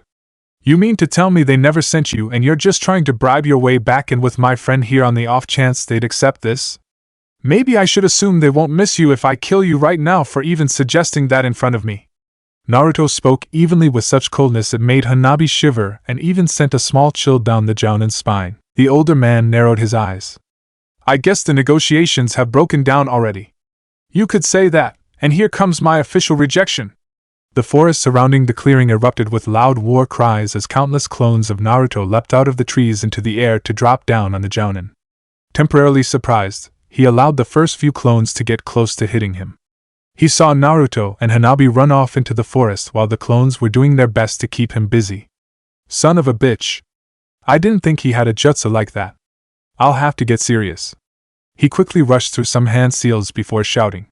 Raiton, shockwave! A large dome of lightning expanded outward from the Jounin, shocking and dispelling every clone that converged on him. The dome continued to expand until it barely reached the retreating original inside the forest. He grunted loudly in pain as he felt his legs seize up when a tendril of electricity from the fading dome licked against them. He fell forward, dropping Hanabi, who yelped in surprise and rolled to a stop a short distance away. Thinking quickly, he formed the hand sign for the clone jutsu and 3 clones popped into existence between him and Hanabi. You two, take Hanabi-chan and go! You, transform into her! No! Oniai-chan! Hanabi cried and struggled as 2 of the clones grabbed her, making sure to silence her and lock her hands up tightly so she wouldn't use her jukin to dispel them, and they then quickly ran off. It broke his heart to look into Hanabi's desperate eyes begging for him to run too as they faded into the dense vegetation. He saw the 3rd clone transform into Hanabi and lay on the ground next to him, breathing heavily and twitching as if she was struck by the lightning dome too.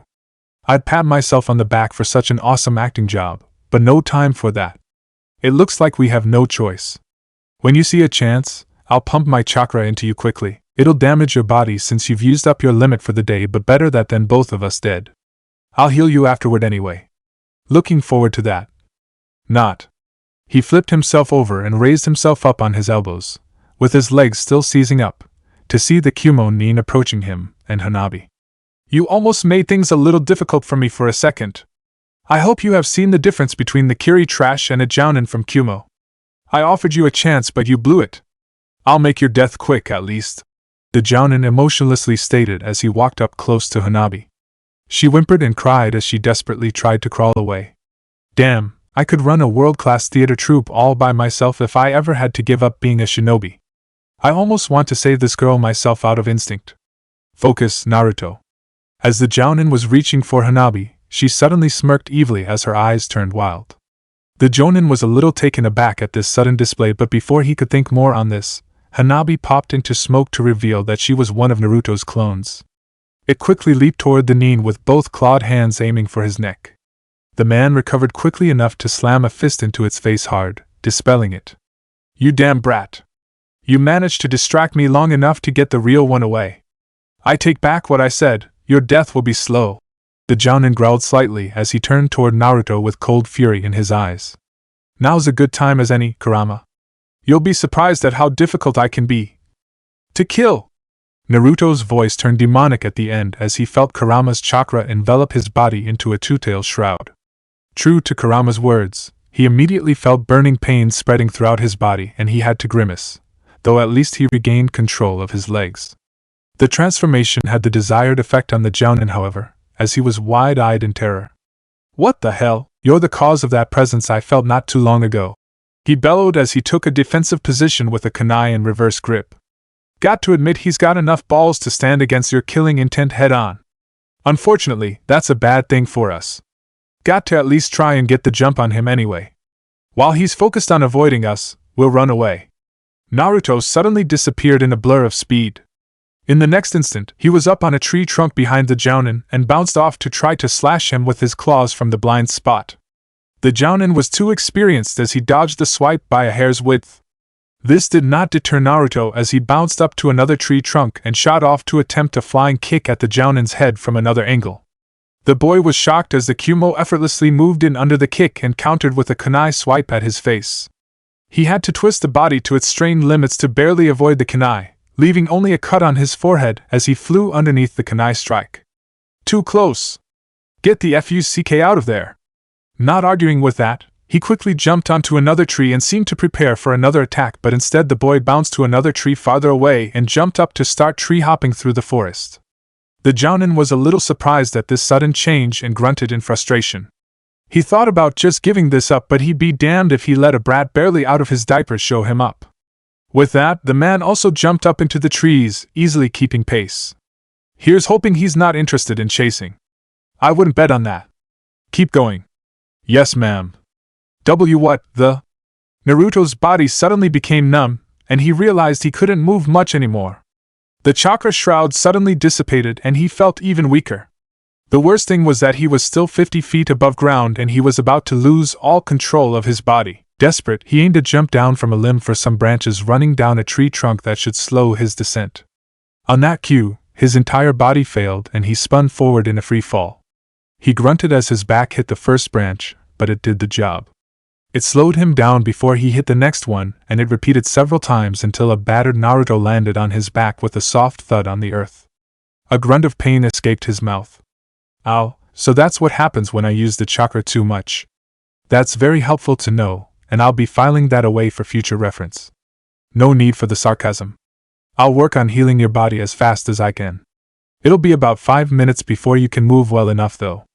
Now, we just have to hope that Kumo Nin doesn't show up.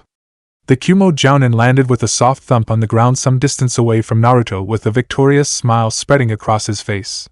You just had to jinx it, damn fox. It's been nice working with you on this short partnership, damn brat. It looks like whatever you did left you weak in the end. I lost my chance at getting back into Kumo, but at least I'll get my revenge. The Jounin chuckled as he brandished his kunai. The boy just glared at him, not willing to beg for his life. Instead, he awaited his fate with no fear in his eyes. What he didn't expect was to hear a wet thunk and a yelp of pain. There was a lightning-infused shuriken sticking deep into the Jounin's now spasming forearm, forcing him to drop the kunai. Gasping, the man glanced around to see where the shuriken came from and widened his eyes in terror. Naruto turned his head with some effort to see what got the Jounin so scared. Peering into the light of the setting sun, he noticed the sunlight seemed to be fading slowly, as if something was blotting it out. He was flabbergasted to see an enormous hail of shuriken, at least several hundred thousands of them, flying through the air to be the cause. He didn't notice the panicking Jounin trying to escape by Shunshin. Failing that, the man tried Kawarimi only to find no success there either. He realized too late that the lightning-infused shuriken stuck deep into his forearm was disputing his chakra network, making it impossible for him to escape via chakra at the moment. The size of the shuriken hail was too large and wide for him to physically escape safely now. In a whistling roar, all the shuriken passed over Naruto's immobile body to strike the Jounin, who instinctively had his arms up in front of his face, all over his body. The rest landed in a wide area around the man. The grouping was so tight that there was no more than half an inch's gap between each individual metal star. Naruto had to wince upon seeing the Nin covered from head to toe with shuriken on every inch of his body. The Jounin let his shuriken-riddled arms flop down weakly to show an intact face but with blood running freely out of his mouth. After letting out a bloody cough, he slowly fell backward into a sitting position against a tree. Most of the shuriken then puffed into a large cloud of smoke. After it cleared, Naruto saw there were only 3 real shuriken sticking into the man's body, but the rest still left behind actual holes as evidenced by the profuse bleeding and the ground underneath the body getting soaked quickly with the dark red fluid. He looked back toward where the shuriken came from to see a lone black figure with 2 long ribbons of cloth whipping behind the figure's hooded head in the wind. A long bow staff was seen in his hand. He was relieved when the figure got closer to reveal Sarutobi Hiruzen in full combat outfit, with a concerned expression on his face as he looked at the immobile boy. Naruto-kun, are you okay? Fox is fixing me up. I'll be up and running in a little. You find Hanabi-chan? Yes. My escorts are keeping her busy nearby, since she does not need to see this. You should look away now if you do not want to watch the rest of this. Hiruzen hardened his gaze and voice as he glanced over at the barely conscious Kumo Jounin. He walked over to the body, brandishing his bow staff slightly. Naruto decided to watch this. Ace Mugen, the living lightning, also a disgraced ex-jounin of Kumogakure. You have been recently listed in the bingo book as an A-rank missing nin for crimes committed on your former village, with a specific request from the Reikage himself to kill you on sight. What are your final words before I execute you on this spot? Mugen let out a wet cough as more blood spilled out of his mouth. He barely shrugged with a resigned smirk. There were no fear in his eyes even before the powerful Hokage. What can I say? It's been a good life. In the next instant, there was a thunderous whoosh of air as the god of shinobi sliced the Kumo Jounin's head off with a simple flick of his wrist holding the bow's staff. The head thumped and rolled across the forest floor with Naruto's eyes following it in awe. Holy, Hokage Gigi just made a clean cut with a freaking bow's staff. No surprise there, his clan has always been known for its mastery of the staff. Hiruzen sealed his staff into a seal on his wrist before he used hand seals and inhaled a large amount of air. Katon, Gokakyu, he whispered before expelling hot flames, engulfing the headless body until it turned into ashes. Taking out a scroll, he walked over and knelt next to the severed head. Naruto grimaced at the grisly sight as the Hokage laid it out next to the head and slapped a hand on a seal array. In a puff of smoke, the head was now sealed into the scroll. Since you took down 3 C-ranked missing nins, and assisted in taking down an A-ranked one, I suspect you will see a much fatter envelope in the office lockbox on your next allowance day. You just won't be credited since you are not a shinobi yet, so I hope you don't mind. I suggest saving that for your eventual sabers. The third suggested with a smile. Naruto had to grin at some good fortune coming out of a long day of shitty luck. A moment later, some feelings finally returned to his body and he was able to get up and walk under his own power. He and the third then began walking through the forest back toward their village. They only went 100 meters before a loud shriek shook the air. Oanai-chan. Oof. A small black blur zoomed out of some foliage to plow into Naruto's stomach. He fell backward onto the ground with Hanabi hugging him as tight as she could around his stomach, crying out loud. You have no idea how scared I was for you. Don't ever force me to leave you to your death again. I don't ever want to tell Nei-chan you died for me. I can't take that. Please don't ever make me feel like this again. She continued to ramble and cry as she repeatedly slapped her hands weakly against his chest. Naruto allowed a guilty grimace as he hugged her tightly, making her stop the feeble assault and break down into racking sobs as he softly patted her back with whispered apologies into her ear. The Hokage calmly stood aside and allowed the two to have their moment, while a pair of slightly frazzled ANBU emerged from the foliage Hanabi came from. Apparently they had their hands full keeping a very worried Hyuga heiress occupied. After a few minutes of crying, the excitement and the emotional turmoil of the attempted kidnapping caught up with Hanabi, and she quickly fell asleep in Naruto's arms. Hoisting her sleeping form onto his back and draping his orange jacket over her, he and the others began making their way back to Konoha. Some time later approaching the main gate. And that's why the fox and I think there might be a breach in Konoha's defenses. Just thought I'd tell you my opinion. Naruto explained what he and Kurama spoke about earlier. Hiruzen was nodding grimly. He had some suspicions and this incident only served to fuel that. He would have to investigate deeply for this traitor. He waved his hand and the two ANBU escorting them moved forward immediately. You have heard Naruto-kun. Please run on ahead and get started investigating about a possible breach in our defenses. I'll be fine on my own from here onward, he said quietly, and got a pair of affirmative nods before they disappeared instantly into blurs toward the main gate of Konoha looming close.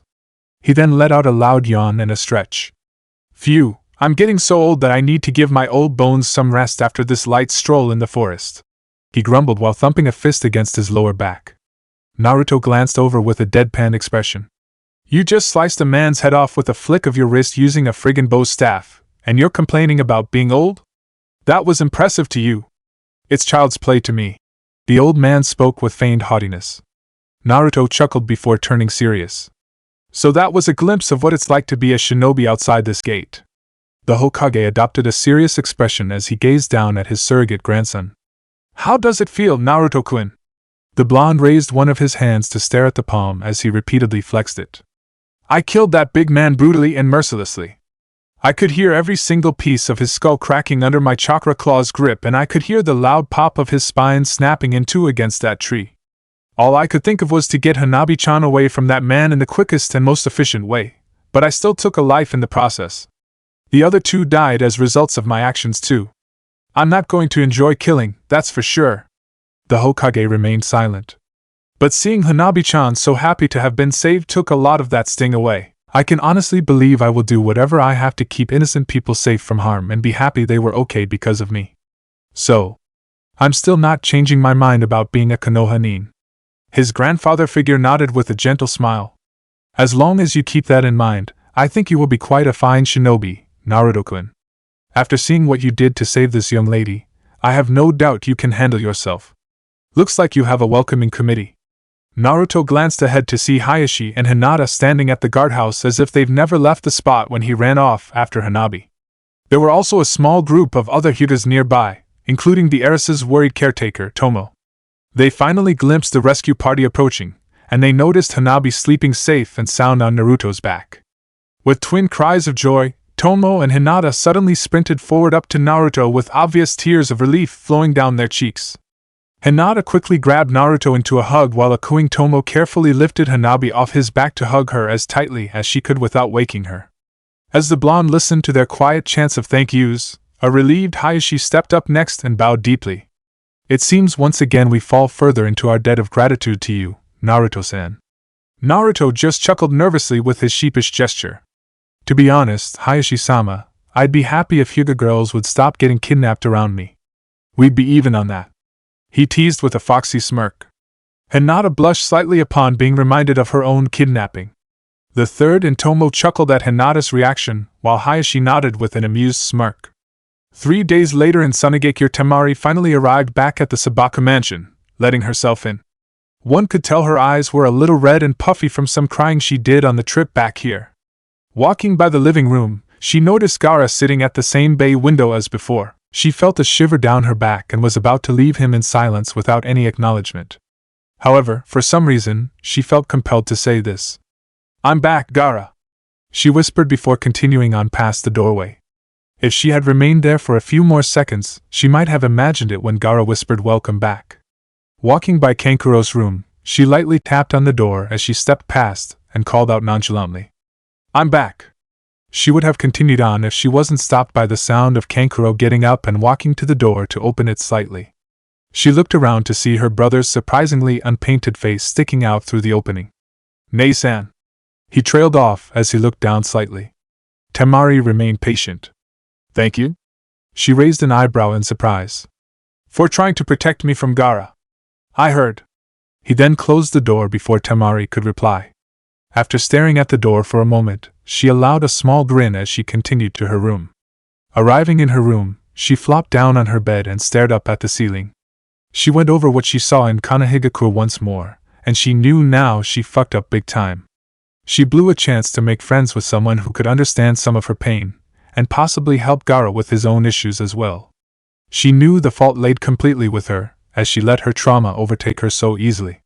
Letting a small tear sting one of her eyes, she wiped it away before she risked breaking down into another crying fit.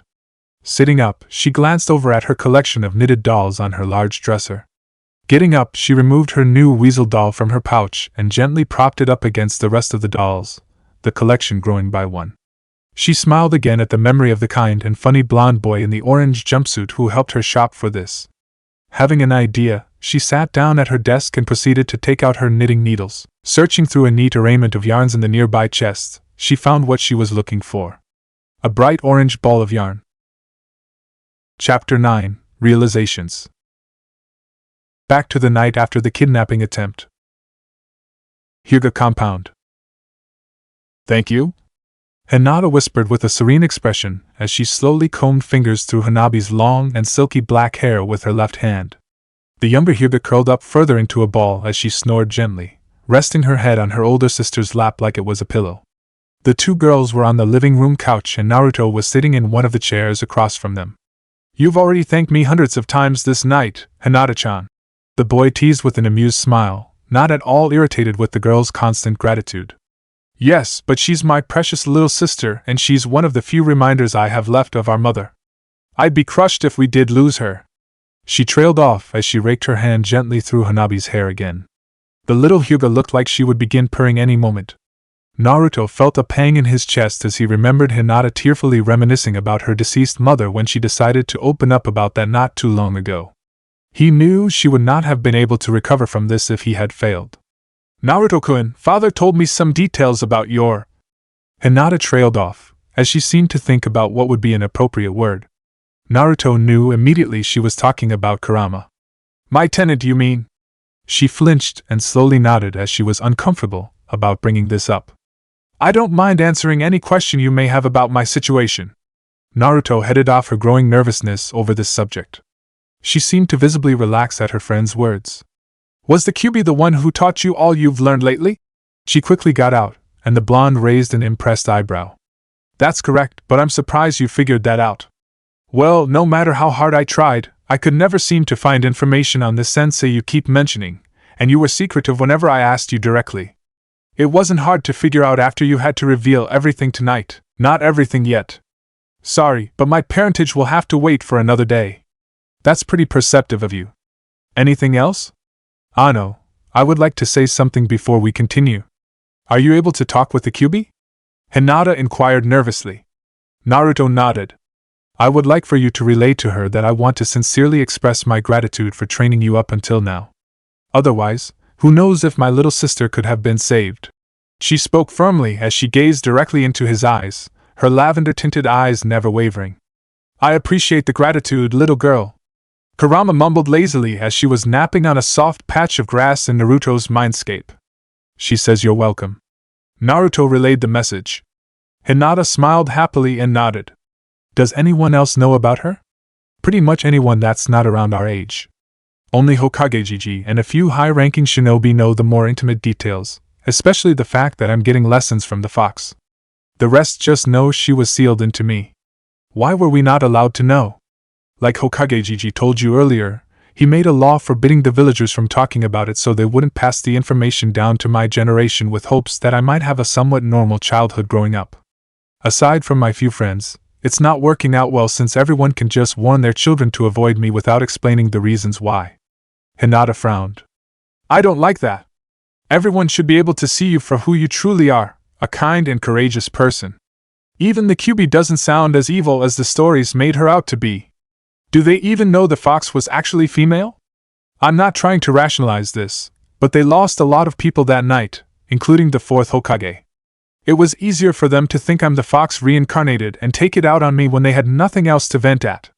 It's slowly going away each day, though. Lately a good portion of the shinobi force don't seem to mind me, and it's just the civilians who won't move past this. Still, I refuse to accept them trying to hurt you, Naruto-kun. Hinata glowered at her memories of the villagers cursing and glaring at him whenever they went out on walks. Hinata-chan, I want you to promise me something. Naruto said almost sternly to his friend, who narrowed her eyes defiantly. She could guess what this was. You need to let this go. Act the same as you always did while with me out in the village and leave them alone, okay?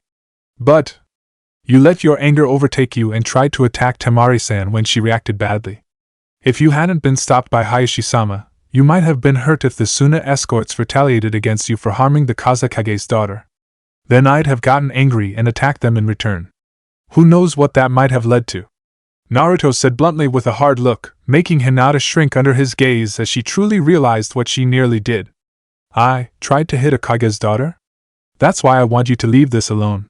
There are consequences in reacting like that, and it'll hurt me if you got into trouble on my behalf. Just be satisfied with the fact that I'm happy with the friends I already have and I don't need the entire village's approval. There is no need to force others into accepting that I'm not really the QB. They'll learn that on their own with time. Okay, I promise. I'm sorry. Hinata mumbled, clearly shaken by the fact she could have caused an international incident just because of her rage. It's no big deal. Actually, it made me a little happy you would be protective like that. Just be careful next time, Naruto said with a smile. Hinata, still feeling a little ashamed, could only nod silently with a downcast expression. After a long moment of silence, she moved her gaze down to her sleeping sister, looking a little shy about what she was going to say. Naruto-kun, would it be okay if you sit by me, and I'll let me rest my head on why you? she mumbled, hating her stuttering at a time like this. Naruto raised his eyebrows at her request. I don't mind, but why? You just fall asleep and I'm sure your dad is probably expecting me to head home soon. Naruto cocked his head slightly in confusion with that fox-like expression she always loved, making her almost lose her train of thought, but she persevered. Father would be fine with you staying the night, and it's already early morning. I almost lost my little sister and right now I don't feel like it's safe yet. But having you near me makes me feel safe and calm. Is it okay? Naruto took a moment to think and then shrugged as he stood up from the chair. Sure, if that's what you'd like, Hinata-chan. I'm pretty sure your dad or Hokage Gigi are safer to be around though, since they're stronger. He spoke as he moved to the couch, flopped down next to Hinata's right, and put his left arm up around her shoulders to make it more comfortable for her. It only took Hinata a few seconds of hesitation before she carefully rested her head on his chest and snuggled up with a big grin. No, Naruto-kun, you're a million times better than father or Hokage-sama. I can't imagine feeling this safe and warm with anyone else. Hinata enjoyed Naruto's slow heartbeat and the rising of his chest with each breath while she continued to absent-mindedly comb through Hanabi's hair. It was not long before she noticed Naruto's heartbeat and breathing were slowing down and becoming even. He's falling asleep? Hinata carefully removed her head a little so she could look up to see Naruto resting his head against the couch's back cushion, and his eyes were closed. Hinata smiled a little mischievously, and slowly leaned in to leave a very slight peck on his left cheek. She blushed a little and giggled quietly when Naruto mumbled a little and his cheeks became a little pink. The Hyuga heiress slowly returned her head to his chest and closed her eyes shortly after. A while later, Hyuga Hayashi quietly stepped into the living room, finally done with the mess caused by his youngest daughter's attempted kidnapping. He noticed the slumbering trio on the sofa and allowed a genuine smile at their gentle expressions. He picked up 2 blankets nearby and carefully draped one over Hanabi and the other over the sleeping couple. Hinata has finally convinced you to stay the night, it seems. I never set up any rule about that, and yet you were too polite to notice I did not care. I am a little envious of you though, Naruto-san. Hinata never displayed that kind of expression sleeping near me. Hayashi thought as he glanced at his daughter's sleeping face, one that showed extreme contentment in knowing no harm would ever come to her and her sister as long as Naruto was nearby. He smiled again and quietly stepped away to retire to his bedroom. The next morning in Hokage's office. This scroll contains all the information Inoichi-san gathered from the Kumo missing nin's brain. He was able to collect some valuable information about some of the techniques this nin used, but we couldn't find anything important about Kumogakure that our spies' reports did not cover, however. NBU Captain Hataki Kakashi drawled as he laid a scroll on the desk across from the third Hokage, who nodded in understanding. The aged leader was happy that Yamanaka Inoichi had the ability to scan through a deceased person's brain as long as the neural pathways weren't damaged or did not deteriorate too much yet. And does he know anything about the breach in our barrier? Unfortunately, he really was just a client in this one. He only requested and paid the Kiri missing nin to get him a pure Hyuga. Only they knew the way in. The Hokage sighed in frustration at that. And we cannot recover anything from the other men's brains? No, sir. Naruto really did a number on the ones he killed and their brains were too damaged. He did try to leave the third, the leader, alive for us to interrogate, but the kunai from the Kumo nin penetrated too far into his brain. I suspect rumors that other villages trained their shinobi to aim for the heads of captives or informants with risky information the Yamanakas could exploit are becoming more legitimate each day. Hiruzen frowned at that. There have been a small decline in information they were able to gather from dead bodies because of an increase in head traumas. He hoped there wasn't a deliberate cause, but this latest incident was too hard to ignore. Keep up the investigation on this traitor. We need to figure out how they came in and left, and we should be able to follow the trail after that. And what do we do about the remains? Go ahead and collect the bounties, then give the money to me. Too bad we won't see the Raikage's reaction. You may go, Captain. Kakashi could be seen visibly grinning behind his face mask. It was a good thing for any village that a missing nin was returned quickly. But not too quickly. It was a blow to any village's pride if one of its top missing nin came back in a scroll a few weeks after being listed in the bingo book. That might imply to the other villages that this supposedly powerful nin was actually weak and the village trained weak shinobi. Kakashi bowed his head and vanished in a poof of smoke with a shunshin. A moment later, Naruto knocked on and entered through the office door. Good morning, Hokage Gigi. He called out as he stepped up to the desk. The third smiled at his surrogate grandson's arrival. Good morning, Naruto-kun. Good timing since I was about to send for you. Oh, want me to go over exactly what happened yesterday? I figured you'd call me for that. The third nodded and prepared a scroll and pen before gesturing for the boy to begin. The blonde then recounted everything that happened, 30 minutes later. And that's when you came in and kicked ass! The boy finished with a flourish. The Hokage chuckled as he put down the pen. You did great. There were moments where you faced death and a normal child your age would have frozen up and been unable to do anything, yet you kept finding ways out of the situations you were in. I am sorry we had to let you put yourself in danger like that. If only we were more prepared. He trailed off with his gaze slightly downcast. Don't worry. If I didn't think I could, I wouldn't have done it. Hiruzen smiled and nodded at this confident reassurance, before remembering something. How did Lady Hinata take the revelation about you? She's perfectly fine with it. She didn't care because she knows I really am Uzumaki Naruto, not the fox. Good. This time your transformation didn't frighten the villagers because the detection barrier also protects against intrusion of foreign chakra in case someone attempted a mass genjutsu on the whole village. It was a bonus it blocked out the Kyuubi's chakra as well. I'm just sorry I could not prevent the Suna people from seeing that power since we were in a hurry. Even though they are our ally, revealing yourself like that could cause some issues later down the road. Hiruzen then raised his eyebrow at the blonde's growing foxy smirk. I doubt you need to be worried about that. We have something against them as well. With some information from Temari-san, the fox was able to connect the dots about who's possibly the Suna's jinchuriki. I would call that an even trade-off. May I hear your guess on who this person may be? Naruto looked slightly torn as he seemed to think for a moment. Before that, Temari-san told me this in confidence, and I feel like I'm betraying her trust by revealing this. I just hope someone here won't use the information for bad things. The third's eyes flashed in anger at someone who would do this, his old teammate and warmonger, Danzo. He would be damned if he let this information find its way to that man. Actually, you know what, Naruto-kun? Keep that to yourself. I do not feel confident about keeping that information hidden from people who would use it for their own gains. Just promise me that if you meet this person or know he's nearby, especially in this village, you will inform me or someone you trust right away. We will take some measures at that time then. Naruto looked visibly relieved, happy he wouldn't have to choose between loyalty to his village and loyalty to a person who told him her secrets, even if it was inadvertent. The Hokage smiled as he leaned back in his chair. What do you intend to do with your training for this year until the next break? Naruto furrowed his brow and thought for a moment. The fox will be teaching me elemental jutsu. She said she'll start me off on nature manipulation training soon. Do you know what nature your chakra would be aside from the fire affinity you said you're gaining from the Kyuubi's chakra? Naruto shook his head. Knowing how to find out, the Hokage reached into a drawer in his desk and took out a piece of paper. This is a chakra paper. If you channel your chakra into it, it will tell you what your primary affinity is and possibly one or more secondaries. He explained as he reached across the desk to hand the paper to the boy, who took it and immediately began channeling chakra. The paper sliced itself in half with a sharp sound and then the two pieces burst into somewhat intense flames.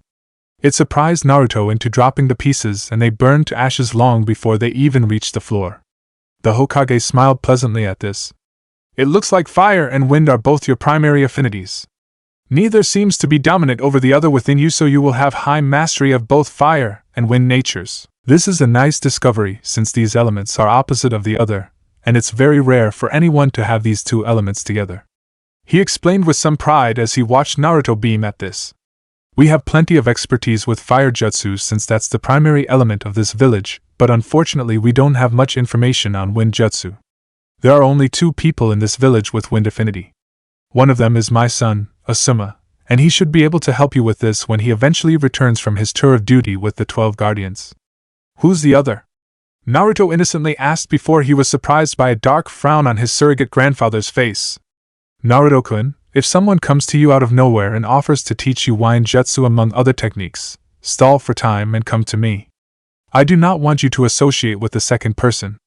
His name is Danzo and that is all you need to know to stay away from him. The blonde couldn't help but nod nervously under the Hokage's hardened gaze. He rarely saw him serious like this.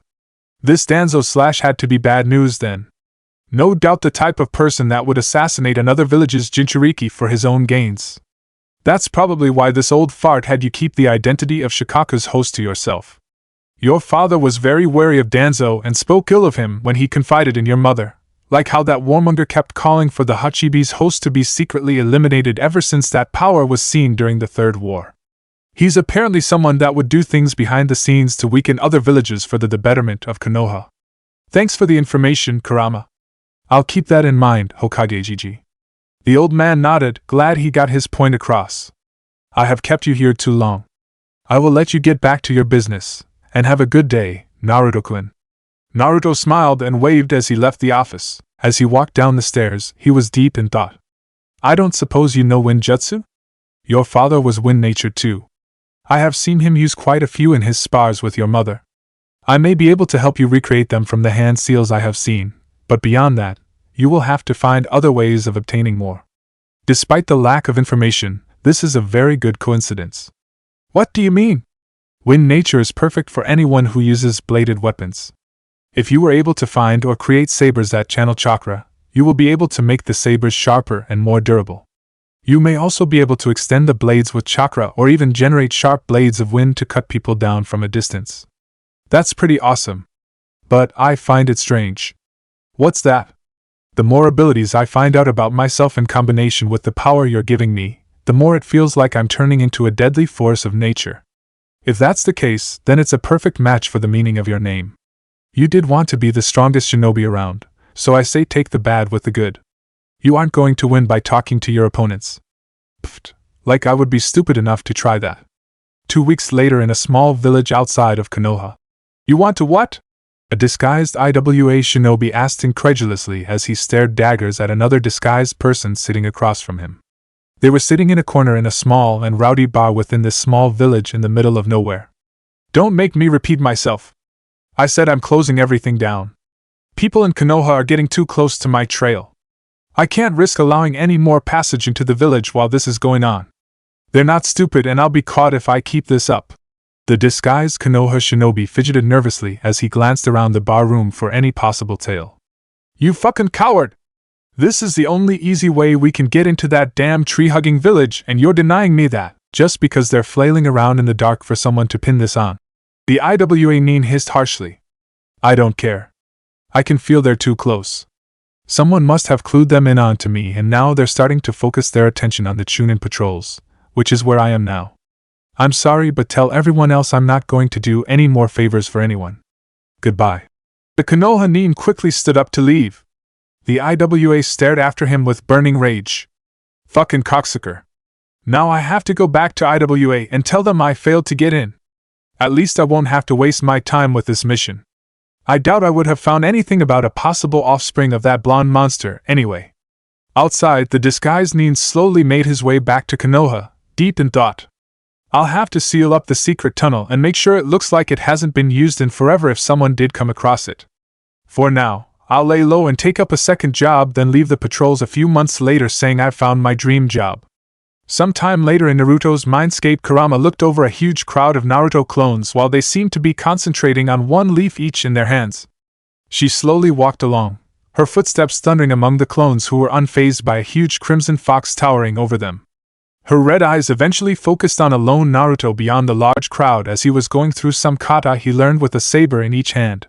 She admired the beautiful display of the sabers flashing and cutting through the air as he passionately went through the moves he learned. She walked up to the lone Naruto, her eyes still trained on him as she slowly circled him once, checking him out from every angle before stopping to sit on her haunches when she was once again directly in front of him. A few more minutes of practicing passed before Naruto finally stopped and let out a tired sigh. He threw the sabers up into the air, and they disappeared in wisps of smoke. They were obviously apparitions. He looked up at the fox with an expectant grin. I don't see any issue with your kata. Good job, Naruto. How is the nature manipulation going? The fire group's coming along further than the wind group.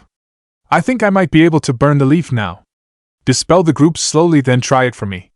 If you succeed, we'll move the fire group on to the next level. The boy complied quickly, dispelling the Katon training clones in groups of 10s. A few minutes later, he grabbed a leaf and held it up as he concentrated on it. The leaf burned completely in almost an instant. He let out an excited laugh while Kurama looked on with a satisfied grin. Very good.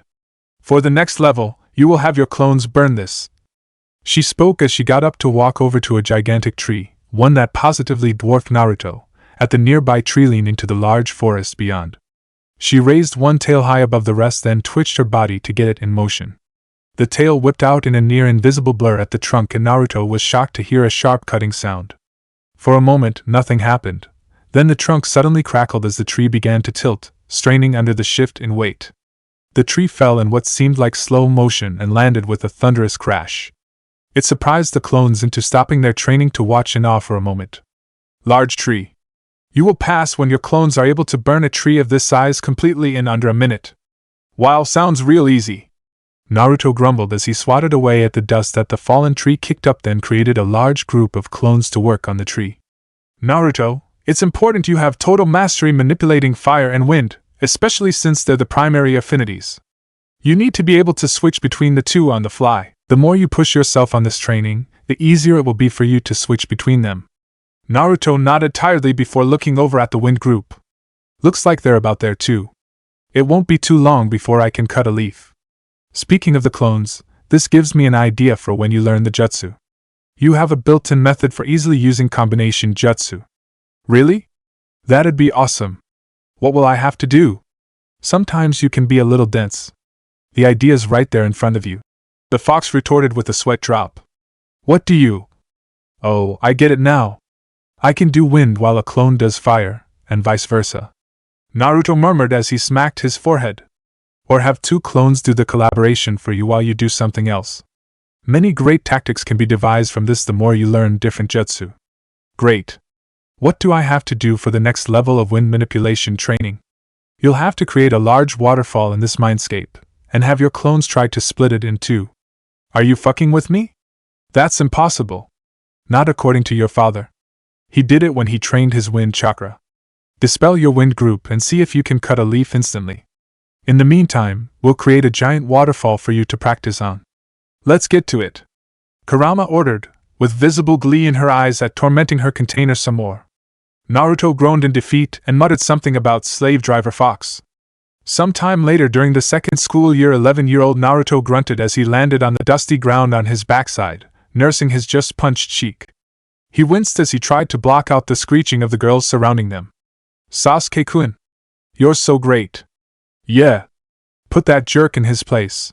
You're the only one in the class who can beat him, Sasuke-kun. The girls among the crowd surrounding Naruto and Sasuke cheered as the raven-haired boy stood victorious over the blonde, an infuriating cocky smirk plastered on his face. Naruto found that irritating and wished he could actually go all out against him. That'd teach the Uchiha, and these idiots fawning over him. It made him feel a bit better when he saw Ino wasn't one of these girls cheering his defeat, but only just. Patience, Naruto. You know why we're holding back here. The teachers and the imbeciles on that civilian council will scream bloody murder if you harm a single hair on this boy. You do remember what happened last time you hit him, I trust? Naruto growled silently as he remembered losing like usual that time but still landed a solid hit on Sasuke just because he felt like it. He was hauled off to stand before the civilian council and was growing angrier every time one of the morons opened their mouth to call for his removal from the academy because he was growing as strong as their precious Sasuke. He was grateful when the Hokage crashed the meeting and made the entire civilian council empty their bowels and bladders before fainting under his massive killing intent. Apparently, a mere advisory council called this meeting without his permission, so he had them all hauled off for a week alone with Marino Ibiki to ask if they were harboring any traitorous tendencies by blatantly undermining the Hokage's authority. Naruto sighed as he got up to dust himself off and listened to the instructor enthusiastically call Sasuke the winner like usual, and many girls flocked around him while he walked off arrogantly. Again, he was pleased to see Ino wasn't part of the crowd. Instead, she frowned and stared at Naruto with an unreadable expression for a moment, before walking off in another direction. Was she upset he lost? Thought she'd be happy her Sasuke-kun won. She's this way only whenever I'm the one who lost against him. Who knows? I do not claim to understand a human female's thought processes. I guess she's not totally a fangirl like the others. She actually does a bit of training with us once in a while. Not as much as I'd prefer though. In fact, she and the others always seemed scared whenever I suggested going full out together. I think that's my fault. What we consider normal for your training would be considered inhuman by others. In fact, that freaky human with the thick eyebrows is likely the only one that can match our type of training. Naruto let out a brief shudder as his traumatized mind once again repressed all memory of the unintentional brainwashing one Mato guy attempted on him about youthfulness. With the end of the match, the class was over and the crowd dissipated for the day. The blonde turned to walk away only to find himself face to face with one Hyuga Hinata's glare. Ino wasn't the only one upset about his defeat. He almost groaned since he knew this was going to happen eventually. Each time he lost to Sasuke, he could tell Hinata was growing more unhappy and frustrated, as she had to listen to nearly the entire class fawn over Sasuke and not giving her friend any praise that she thought he deserved. He couldn't blame her since she had seen what he was truly capable of. Hinata-chan, don't say anything. Just be happy knowing I can kick this guy's ass 1,000 different ways if I wanted to. I just don't need the attention, he whispered as he glanced worriedly at Sasuke's group, making sure they were not overheard. I'm tired of seeing you acting like this. I know you have to hold back, but I cannot stand seeing that pompous Uchiha standing over you as if it was his divine right. At least just make him work for it. You did say Hokage-sama punished those in the council so they would not do anything now. Hinata hissed back a little too loudly, her lavender eyes showing irritation. Geez, and you were supposed to be somewhat of a pacifist compared to me, Naruto teased with a smirk. His friend didn't appreciate the teasing and puffed her cheeks angrily. What did you say, Hyuga? The couple jumped at the new voice's intrusion and looked over to see Sasuke standing some distance away, his face in a mild frown. The raven-haired boy became more irritated when the confused duo didn't respond right away. The girls around him grumbled at Hinata for being called out by their Sasuke-kun. I asked you a question? Answer it. Surprisingly, before Naruto could retort, Hinata showed a defiant expression. Our private conversation is none of your business, Uchiha. Please leave us in peace and go back to showing off for your so-called friends. Hinata ground out with the perfect Hyuga composure. Naruto could tell she really disliked Sasuke because she only acted like that toward those she considered detestable. The fangirls gasped and were now glaring daggers at her for telling off their dreamboat. I don't care. I expect an answer from you. You said this dobe here was holding back against me. What did you mean by that? Oi, bastard! She said to leave us alone? You should learn to listen to a lady's request. Naruto cut in with a scowl as he stepped in front of Sasuke. Hinata had to blush a little at him defending her honor. Baka! Don't get in Sasuke-kun's way! Sakura screeched from next to Sasuke. Naruto winced and stuck a pinky finger into one of his ears. You know, just because we're outside does not mean you get to use your outside voice. Kami, even the deaf would complain about your voice. Sakura sputtered at the insult, too stunned to reply. Enough of this. Hyuga, you will explain now. Sasuke growled as he reached out for Hinata's arm. Before she could prepare to defend herself, she was surprised to see his hand stopped by Naruto quickly grabbing the wrist. The Uchiha was just as surprised, too. Oh, didn't I tell you to listen to a lady's request? I'll teach you a quick lesson. The blonde spoke coldly with his icy blue eyes boring into the Uchiha's wide black eyes. It was a total departure from the usual cheerful and mischievous expression he had on all the time. Before Sasuke could register anything, he found himself tumbling along the ground for about 20 feet when Naruto flung him aside like discarded litter. Rolling to a stop, he gasped more in shock than pain, not believing what just happened. All the girls were stunned into silence while Hinata was sporting a slight grin as she had to do everything possible to keep a truly vindictive smile from spreading. Let's go, Hinata-chan, before we draw any more attention. Naruto quickly said as he stormed past everyone while gently dragging his friend along, who was simply too happy to be holding his hand. Wait, dobe. Fight me. Sasuke snarled as he slowly rose from the ground. Naruto stopped for a moment to glance dully at him. I'd love to put you in your place. Only Kami knows how much you really deserve that. I can't do it though. Why not? Afraid you'll lose to me even at your full power? Sasuke retorted with a vicious smirk, thinking he scared the dobe. No, the civilian council you got in your back pocket tried to punish me for leaving a cute little bruise on your cheek a few weeks ago. Now, I have to hold back even more against you because they'll froth at the mouth about the very real possibility of their precious elite Uchiha losing to a no-name orphan like me.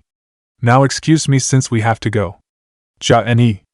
Naruto cheerfully said as he walked off with a blushing Hinata in tow, who was still in a daze about having her hand still being held by the one she liked, even if it was unintentional. Sasuke was too stunned at what was said that he just tuned out the girls murmuring around him. They were in denial, saying that blonde goof was lying to look cool, yet he had a feeling he was telling the truth. He clenched his fist while gritting his teeth at the humiliation of being dismissed so casually.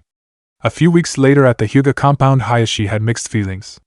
The clan head was pleased, yet he was also irritated.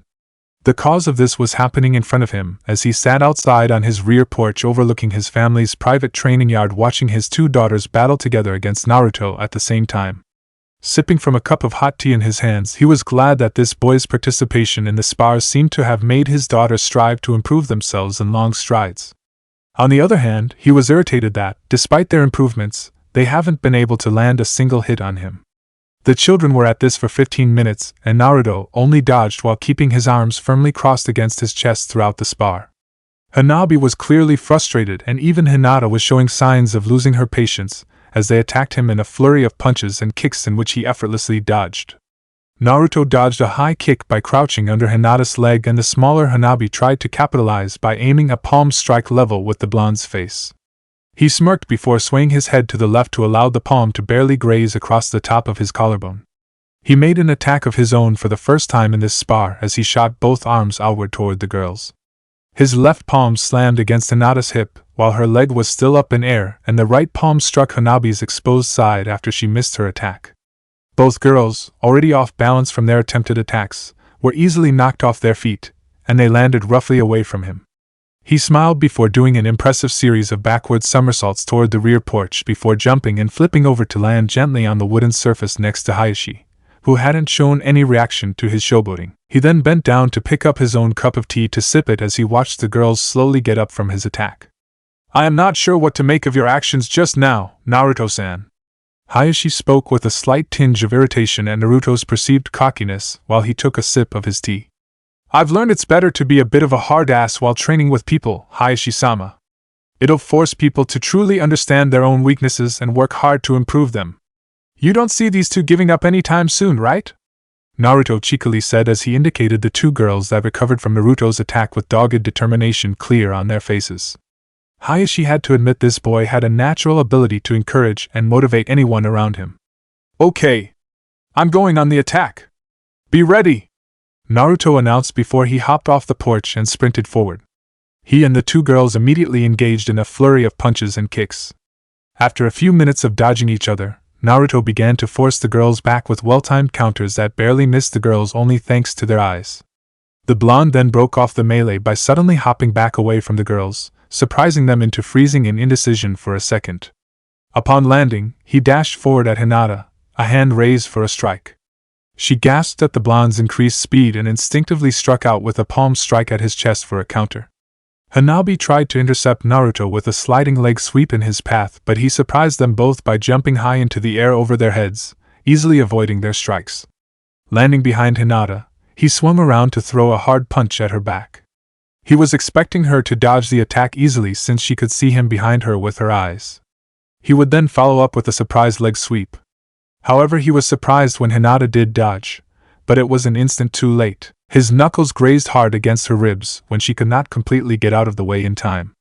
He felt a little bad when he heard her cry out sharply in pain as she slumped to the ground, clutching at her side, but he noticed something odd and had to check it out. Naruto stepped back out of the way of Hanabi's sneaky flying kick from his blind spot, and she landed clumsily in front of him, her back exposed to him for easy pickings. Deciding to test what he saw with Hinata, he carefully aimed a punch toward the left shoulder on her back. He was proven right when Hanabi dodged an instant too late as well and got the same nasty graze against her ribs.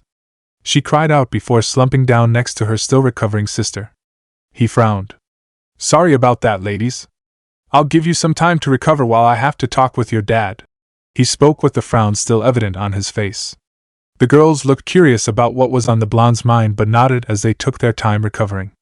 He walked up next to Hayashi to pick up his teacup and once again took a sip. Hayashi remained silent, but he seemed to know what his fellow tea drinker was thinking. "There is a weakness with your clan's Byakugan, Hayashi-sama," Naruto declared, as if this statement was the indisputable truth, before he set the cup down. Hayashi raised an eyebrow for show. "And what, pray tell, would that be?" "You already know. There's a missing chunk of the Byakugan's 360-degree field of vision located on the back near the center, just behind the heart. It seems to be the same in both of your daughters, so I assume the rest of the clan share the same blind spot. It's not so big that a normal-sized fist can slip through the Byakugan's vision field completely, but it'll cause one to react just a slight bit slower. If any enemy knew this, they will aim their projectiles at that particular spot. Aren't you worried about anyone finding out? If I could notice it. You saw it because you are very observant, and not many outsiders get the chance to spar with a Hyuga on a regular basis, let alone several of us. As for our enemies, none of them survived long enough to figure it out, apparently because we have gone this long without that weakness becoming widespread knowledge. Now I trust you will keep this to yourself, Naruto-san. Hayashi spoke the last sentence with a small edge in his voice. You have nothing to worry about. This goes to the grave with me, Hayashi-sama. Naruto replied just as seriously. At this point, the girls joined the men and were shocked to see that Naruto had easily figured out the clan's secret weakness. Their respect for him went up even more. Good. As for you, my daughters, both of you combined barely managed a slight graze on Naruto-san. I have to admit I am a little disappointed in that, despite his growing talents. You will need to work hard to keep up with him and Niji-san. Hayashi spoke calmly as he sipped from his cup while the girls replied with a dejected yes, father. While he loved his daughters, he needed to be stern with them on their training. It was to motivate them to train harder in order for them to be able to protect themselves to the best of their abilities in the future. Actually, I noticed something about Hinata-chan that I think you should consider. Naruto pointed out while the girls took their seats next to him.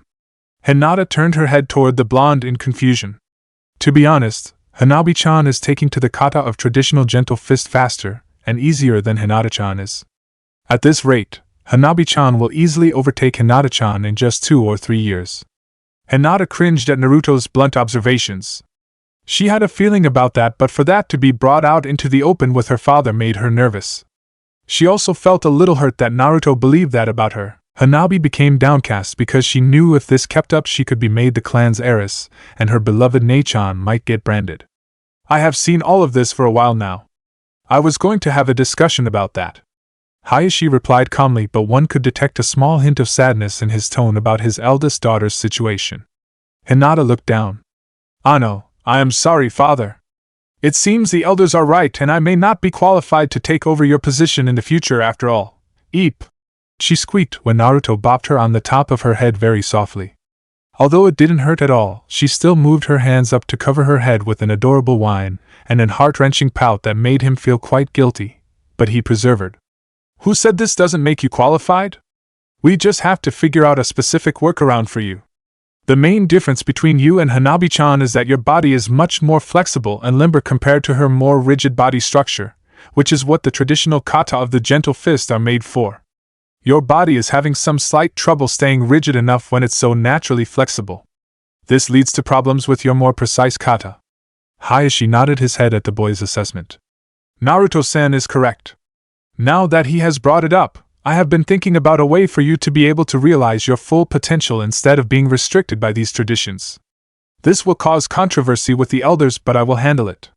I truly believe you should branch out and create your own style of gentle fist that fits your more flexible body. I dare say if we can bring out your full potential with this, you may be able to match up with Niji-san in the future. The girls were stunned that their father would dare defy the clan's rigid traditions for them. Hinata was almost brought to happy tears to hear her father's belief that she could be as strong as her cousin in the future. Naruto smiled brightly, impressed that Hayashi already came up with some answers, before he noticed a worried look on Hanabi's face. What's wrong, Hanabi-chan? He inquired, directing everyone's attention to the young Hyuga. She shifted uncomfortably. It still does not change the fact that one of us will still have to be branded eventually, Oni-chan. Naruto frowned while Hinata wrapped an arm around her little sister to try to comfort her worries. That's true. No offense, Hayashi-sama, but your clan's tradition of using the caged bird seal is bullshit. The girls flinched at the blonde's bluntness with their father. Hayashi merely raised an eyebrow but did not say anything. I have been reading up on seals a little as a side hobby in my trips to the library, and I can already tell any decent seal master will create a seal to protect your clan's Byakugan even better without pain of servitude, and the seal can be applied on every single one of your kin, even replacing the caged bird seal already on them. Hayashi allowed a small smirk at this boy's growing knowledge with seals. It reminded him of his old friend Minato. I understand your view on this. I have never liked using the seal. The only time I ever did use that in recent memory was when I had to pry Niji-san off your broken and bruised body 2 years ago. Hayashi smirked inwardly at the blondes grumbling over the memory of that. This seal ruined a great clan prodigy's chance at being recognized as such simply because I was born a few minutes before my brother. I believe it is time we change the way the clan works. The traditionalists would revolt at the mere mention of devising a new seal, however, and I have to be careful about looking like I am upholding the traditions as the head of this clan until that day comes. Hayashi paused to take a sip of his tea. I plan on putting off the decision to choose between you two for the official position of heiress until when Hinata turns 16, which is the latest the clan laws will allow. At the very least, the both of you will be able to avoid being branded for quite some time. It is my hope that someone will come up with a new seal before then, and we may force the changes within this clan, ones that should have occurred long ago. Hayashi spoke as if he knew who that someone would be and even inclined slightly toward Naruto. The blonde picked up on this and suddenly felt a small weight growing on his shoulders. Why yeah, let's make the most of the time we have till then, he said with a nervous gulp. The girls didn't pick up on the blonde's slight distress since they were busy being relieved that they still have years before they would have to worry about being branded. For now, I think you should try again against Naruto-san. However, I wish to put a stake on this. If you manage to land a solid hit on him, he will stay for dinner and the night. If you do not, then, aside from seeing him at the academy, he won't be visiting here for a month, Hayashi suggested calmly, although he was fighting down a dastardly smirk. The effects were immediate as the two girls perked up, their eyes glimmering with glee as they could get a chance to sleep with their favorite teddy bear.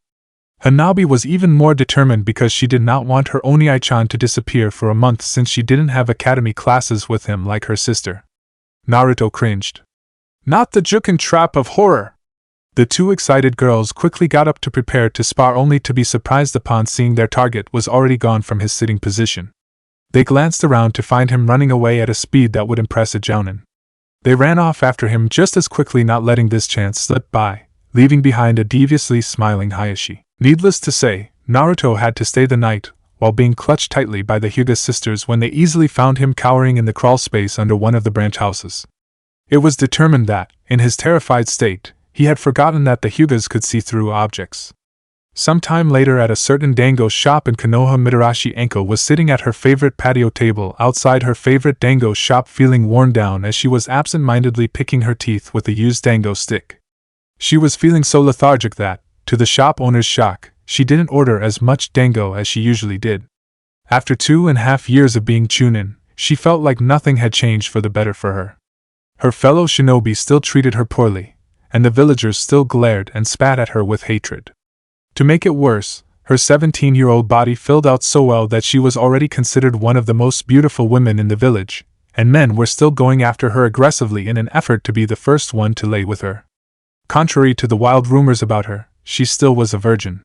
Despite her growing habit of using her amazing body to distract men for her humor or to gain advantages in battles, she still refused to let one single man lay a hand on her intimately. Any man that tried ended up nearly beaten to death. That was another thing she hated about being associated with Orochimaru. Some men believed she deserved to be treated like a whore just because she was his former pupil, and they grew angrier the longer she refused any advance. She was worried that eventually one day some men would snap and try everything they could. After all, how could they pass up a chance to make a beautiful woman like her into a whore that didn't charge any money? Enko shuddered at the thought. Despite using her assets to tease men, mostly for spiting them in the end, she found herself rather shy and scared about the idea of sex. She had to fight back embarrassed blushes at mere mentions of dirty words like dick and pussy, among others.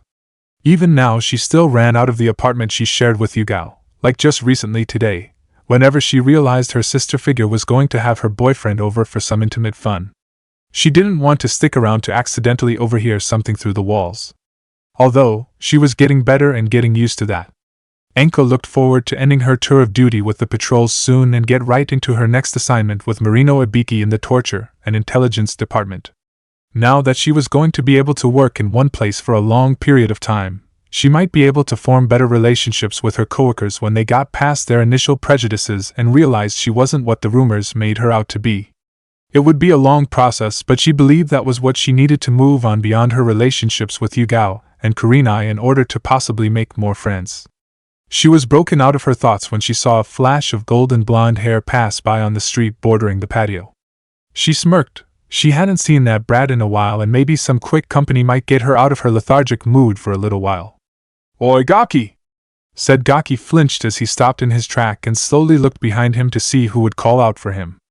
Enko had to hold back a blush upon seeing these beautiful deep blue eyes and rugged whiskers. He certainly grew some in the time since they last saw each other. Shaking it off, she waved her hand, beckoning for one Uzumaki Naruto to come sit with her. Seeing a beautiful purple-haired older girl waving him over, the blonde looked confused for a minute as he turned around and walked closer before realization hit him. "Oh, you're the one Isan that saved me from that guy 2 years ago. Wow, has it been that long ago? You certainly have grown quite a bit since then. Please have a seat if you got some time." Naruto grinned as he took the seat across from her at the small patio table. Enko had to wonder just what this brat was eating and doing to be able to get such a fine-tuned body like the one he had now. He was wearing a black tank top with loose burnt orange shorts, and the outfit showed off incredibly toned muscles everywhere. He was clearly training to be a shinobi, and she could tell he already developed well ahead of his peers. Enko fought back another blush at the thought of him in the future after he matured some more. "You're certainly not that weakling I had to save last time we met, Gaki. It's obvious you're training to be a shinobi in the future." "Yup. Now I have 1,000 different ways of kicking that man's ass all over the street now, so no need for your help anymore. They're not going to be able to do anything to me now," Naruto exclaimed as he puffed his chest out in pride. Enko smirked. "Who's your sensei? It's clear you're ahead of everyone your age by a long shot," she quizzed as she signaled the owner for another order of dango. Sorry, but that's classified." "You're a chunin, right?"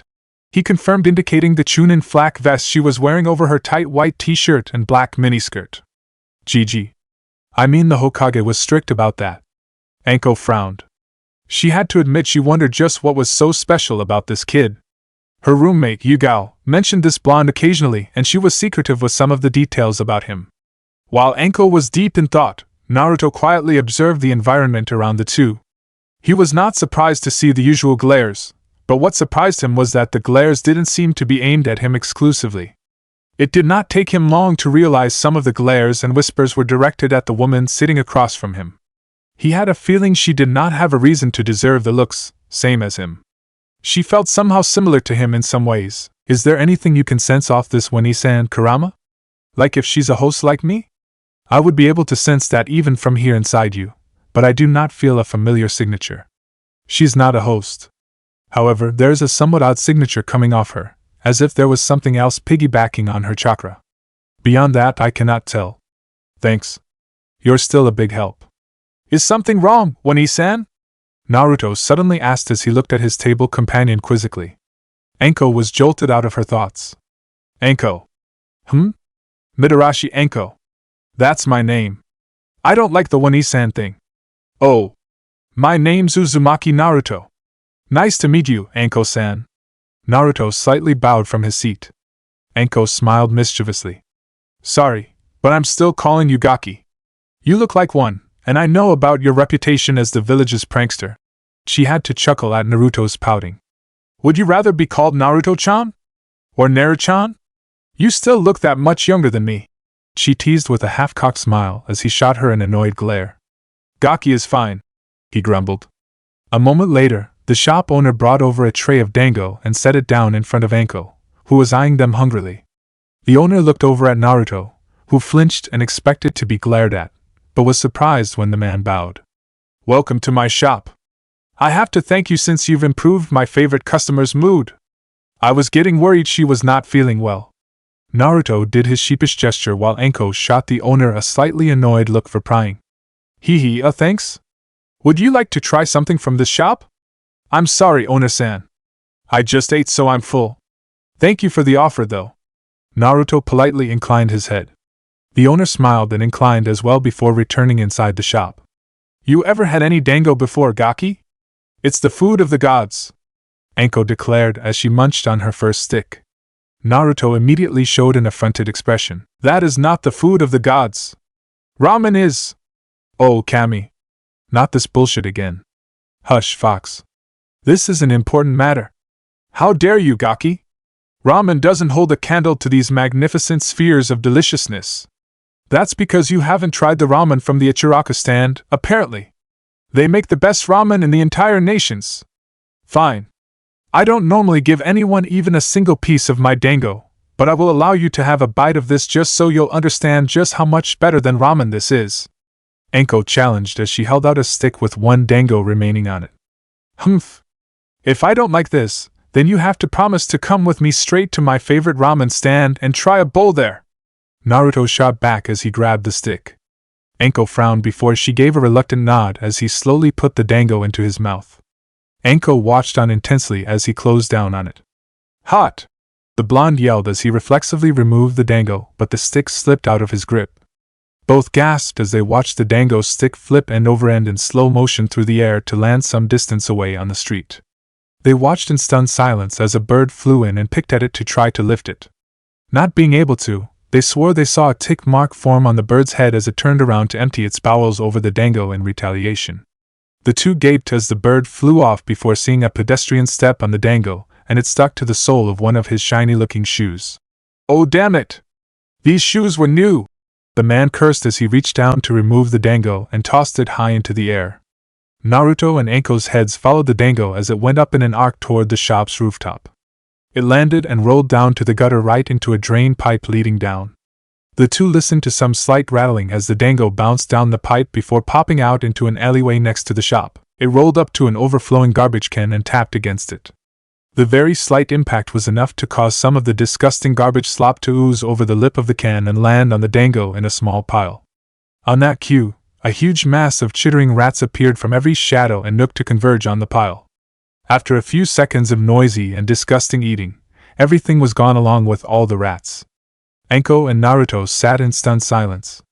After a tense moment between the two, Anko creakingly turned her head to face Naruto with a blank expression that caused him to sweat comically under her expressionless gaze. To his creeping horror, her aura slowly changed into one of extreme rage that promised a painful death. Should I run? Yes, you idiot. Run like a bitch. Naruto immediately launched himself out of his seat using the armrests, and flipped backward over the back of his chair. Two thrown kunai embedded themselves deeply into the backrest. Naruto whimpered as he noted the two kunai would have struck his heart and spleen if he'd sat there an instant longer. It's just food. No need to go psycho on me over that, he shouted as he turned around and zigzagged acrobatically up to the roof of the dango shop, leaving distressed outdoor patrons, overturned patio tables and chairs, and several tossed weapons in his wake. You dared to desecrate and waste a precious dango in front of me. That's the death penalty for you. Just be happy I'll make it quick, you damn gaki. Anko shrieked angrily as she hopped over the table to follow Naruto up to the rooftops, her kunai and shuriken flying in the direction of the retreating blonde. It took an hour, but Naruto was able to finally hide from the crazy lady long enough to lose her.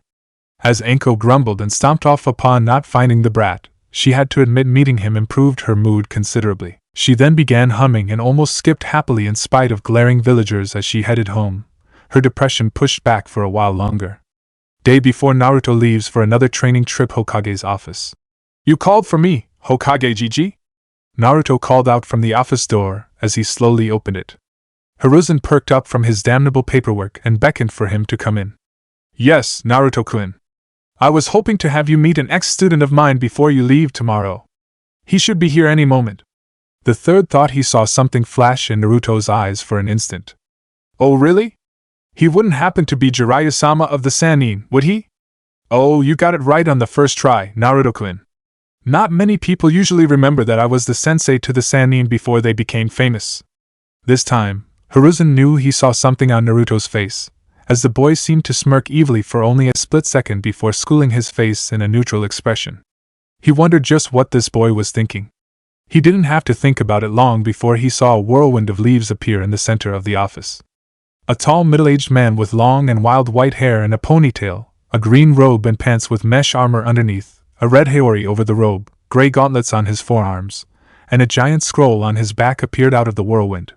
His face, marked with some kabuki-style paint, flashed a brilliant smile as he goofily twirled his ponytail around. His heavy wooden get a clacking loudly on the floor. He began doing a weird dance with kabuki poses and announced in a loud voice. Men fear me and women swoon over my manliness. Hailing from Mount Mayaboku, I am the legendary womanizer, the great hermit toad sage, the ever-gallant Jinchuriki. Jiraiya's announcement ended with a strained cry of pain as the tall man's eyes bulged out before he slowly reached down with both hands toward his precious package. It took a moment for anyone to notice that Naruto had moved behind the white-haired man while he was dancing and somehow procured a long stick out of nowhere. It was apparent he took a powerful golf swing with it into Jiraiya's prized jewels. The third was too stunned to say anything. Awesome! This stick not only works on a Kumonin, but on one of the Sannin too! The blonde exclaimed gleefully as if he hadn't just hit one of the most powerful shinobi in the elemental nations in the Nads. Jiraiya groaned in extreme agony before collapsing into a twitching heap, both his hands covering his jewels. The third was about to angrily demand that Naruto explain the reason for this when he was stunned by a growing look of cold fury on the blonde's face as the boy walked around into Jiraiya's view. The white-haired man looked up him through bleary eyes, still in pain. "Hello, Godfather," Naruto greeted in a dead and quiet tone. Hearing Godfather in that tone made both Jiraiya and Hiruzen flinch violently. "This is to thank you for leaving me alone for all these years, not even bothering to check up on me," the boy finished. He glanced over at the stunned Hokage. "Sorry, Hokage Gigi. I'm pretty pissed, so I'll be going somewhere to cool off. I'll be back later." Before the old man could stop the blonde, he was surprised to see the boy do the hand seals for Shunshin and disappear in a swirl of black and orange leaves. That would have impressed him if he didn't have to worry about the situation at hand. "Sensei he knows." "How?" The toad sage's voice still remained strained as he slowly rose himself off the floor, one of his hands still gingerly protecting his balls. His sensei waved his hand dismissively in the air, and they felt the shocked hidden A and BU guards leave the room at once for privacy between the two. "I didn't tell him. The only explanation is that the Kyuubi must have told him, and he kept this hidden." Jiraiya narrowed his eyes at the mention of the demon fox. "Then that means he must know everything else too. Oh, make one evening at the Hyugas. That damn bastard, putting me up like a prize to be won." Naruto grumbled quietly as he sat on the couch, trapped. The Hyuga sisters had seized onto his body as they slept quite peacefully at the moment. Hinata was sleeping in her favorite position, in which her head was on Naruto's lap with her arms tightly wrapped around his right thigh. Hanabi cuddled up tightly against his left arm. Naruto sighed at his predicament, and resigned himself to his fate for the night. He looked at the girls' cute sleeping faces and smiled slightly. "Guess it's not that bad. I'm getting a little sleepy myself anyway." Before the boy could doze off, though, his ears perked as he heard footsteps nearing. From the light steps, he figured it was one of the servants. "Oh, how cute!" An unusually cheerful female Hyuga exclaimed quietly as she entered the room. "Hello, Tomo-san. Sorry I'm still here so late. As you can see, I'm stuck," Naruto greeted as he looked over his shoulder at a long-haired and beautiful Hyuga woman. Despite being in her 30s, she did not act or look her age, as she seemed to be more like an energetic 20-something woman in the prime of her life. "It is all right, Naruto-sama. I do not mind. You know, you are a very popular topic with all the women in this clan." "Really? Hinata-chan keeps telling me that, but I didn't believe her." "Well, you should. Lady Hinata and Lady Hanabi are so lucky they get to be comfortable like that with you on a regular basis. Maybe I should join in." Naruto twirled his head back at the servant quickly, almost snapping it off in the process. Why you don't have to do that," he whispered nervously, trying to move but froze as he realized the Hyuga sisters were preparing to strike at him with their jukin if he moved any more. "Oh, but I want to." Tomo trailed off as she stepped up behind the couch where he was sitting. He swore he heard some panting. "You would not mind a very pretty woman like me cuddling up to you for a moment, would you?" The servant teased almost seductively as she bent down and slowly wrapped her arms around the comically sweating and reddening blonde's neck from behind. She rubbed her slightly pink cheek against his very bright red one as she sighed contentedly. "I don't care if I get in trouble for this. This is worth it, because you're so warm and cuddly," she murmured as she seemed about to drift off to sleep, despite still standing bent over behind him. Naruto groaned inwardly. Can this get any crazier? His answer came when Hinata began to stir, and was unknowingly moving one of her hands precariously close to where it should not go. Damn! Not that again! Chapter 10, An Unexpected Gift. inside Naruto's mindscape. Kurama found it hard to believe, but she had to admit to herself that she was actually worried about Naruto. The giant demon fox pondered over this rare emotion as she slowly walked on all fours among gigantic trees through the large and densely forested portion of Naruto's mindscape. She wasn't walking aimlessly either. She had one destination in mind, the presence of Naruto's overflowing chakra directly ahead, and the fox could tell from her link with him that the small blonde human was extremely angry. She only felt worried like this once when Naruto ate that shy girl's bento of doom. While it would be easy to chalk that up to being simply concerned for her own life since she was linked to her host's lifespan after all, she'd be lying to herself. Kurama finally decided that she had come to care for her container a little bit. She would never admit that to him anytime soon, if ever. Not too long ago, she watched Naruto take his anger out on that old pervert, and then disappear to the Hokage monument to hide so he could come into the mindscape and let out some steam. She was rather intrigued when he suddenly appeared next to her in the mindscape, and only spared a glance toward her before running off into the dense forest. She decided to follow after him after an hour of not hearing or seeing any sign of him. Breaking out of her thoughts, the giant fox began to hear sounds of clashing metals and she realized, with some irritation, what he was doing. "Foolish boy," she grumbled, picking up her pace. Before long, Kurama arrived at the base of what was easily the largest and tallest tree in the forest. It dwarfed even the gigantic fox in such way that it was more like a normal-sized fox sitting next to an average-sized tree by comparison. She could now clearly hear the sharp metallic sounds of swords clashing against each other, and glanced up to see sparks flying a long way up the tree trunk. From that height, no one would survive the fall. The fox silently sat down on her haunches, her tails gently swaying around behind her, and watched with focused crimson eyes. Far up the tree trunk, a whiskered blonde boy was sticking to it with chakra in his feet, his two sabers flashing as they blocked a powerful overhead strike from a rather vicious-looking clone of him with its own sabers. He was doing what would be considered an extreme version of the chakra control exercise, tree walking. Kurama had taught him that this was one way to improve his chakra control by fighting in intense close quarters on a vertical surface for at least an hour or more. Blocking the clone's twin sabers over his head with only one of his, Uzumaki Naruto stabbed the other blade at the clone's torso, which it dodged at the last second as it gave up its attack. Not giving its creator time to rest, it tried to split his attention by stabbing at Naruto's inner thigh with its left saber, while simultaneously swinging the right one horizontally toward his neck. Naruto easily parried the strike aimed for his thigh with a flick of his right hand as he ducked under the other saber with ease to dash in for a shoulder tackle that forced his clone back several feet. This left it open for a rather vicious slash as he swung both sabers diagonally toward each other like a scissor, cutting the clone from its right shoulder to the left hip. The shocked look on the clone's face before it dispelled seemed to snap Naruto of his anger, as he let out a tired sigh. "How long have I been doing this?" he mumbled to no one in particular. He couldn't remember how long it had been since he started this. He just ran as fast as he could to this tree, created 10 overpowered and rather angry clones of himself, and spent all that time dodging and attacking the clones all over the vertical surface of this massive tree until he finally whittled them down to nothing. They didn't leave him unscathed either, as he felt his many wounds closing up slowly. He didn't understand why he got injured in his own mindscape, even though they didn't transfer to his physical body. Kurama was not sure either, so they decided not to test any theory on what might happen if he actually died in the mindscape. That was a question he would have to ask Inoichi someday. As his wounds closed up, he felt extreme fatigue set in now that he wasn't running on rage-induced adrenaline anymore. Unable to move, he numbly dropped the sabers from his hands, which disappeared in wisps of smoke in the air below him, before he slowly peeled off the trunk like a failing adhesive tape as his chakra stopped its flow to his feet. Too tired to prepare for landing on the ground, he had to let his body continue its aimless freefall, hoping his abrupt meeting with the ground would not actually kill his real body.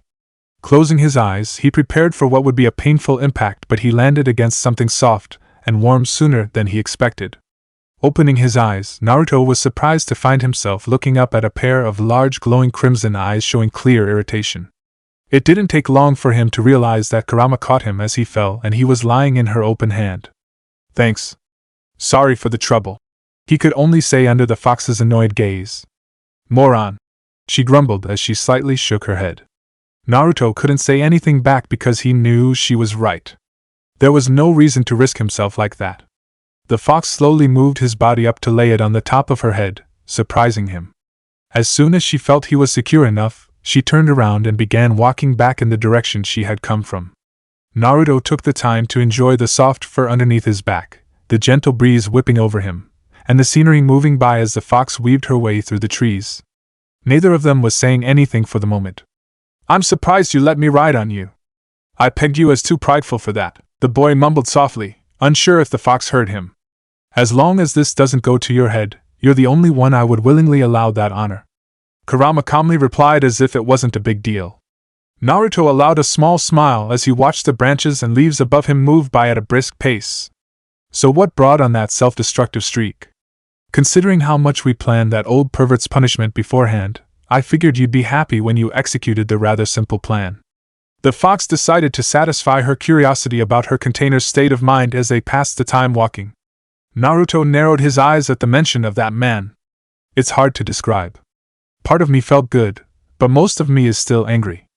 I mean, he left us to our own devices for all these years, and you had to deal with being stuck inside a helpless and defenseless child hoping I would be lucky enough to survive until I was able to take care of myself. We could have both died multiple times, but we got by with luck.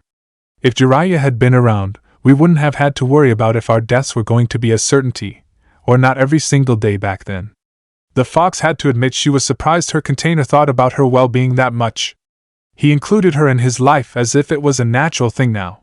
She allowed a small grin at the boy's caring nature, one that the boy wasn't able to see from where he was lying.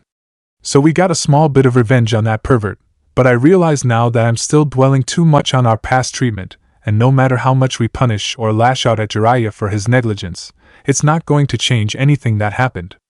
Only thing we can do is just move on and make do with whatever we have. Naruto finished before he winced when the sunlight hit his face full force when they finally exited the forest entirely.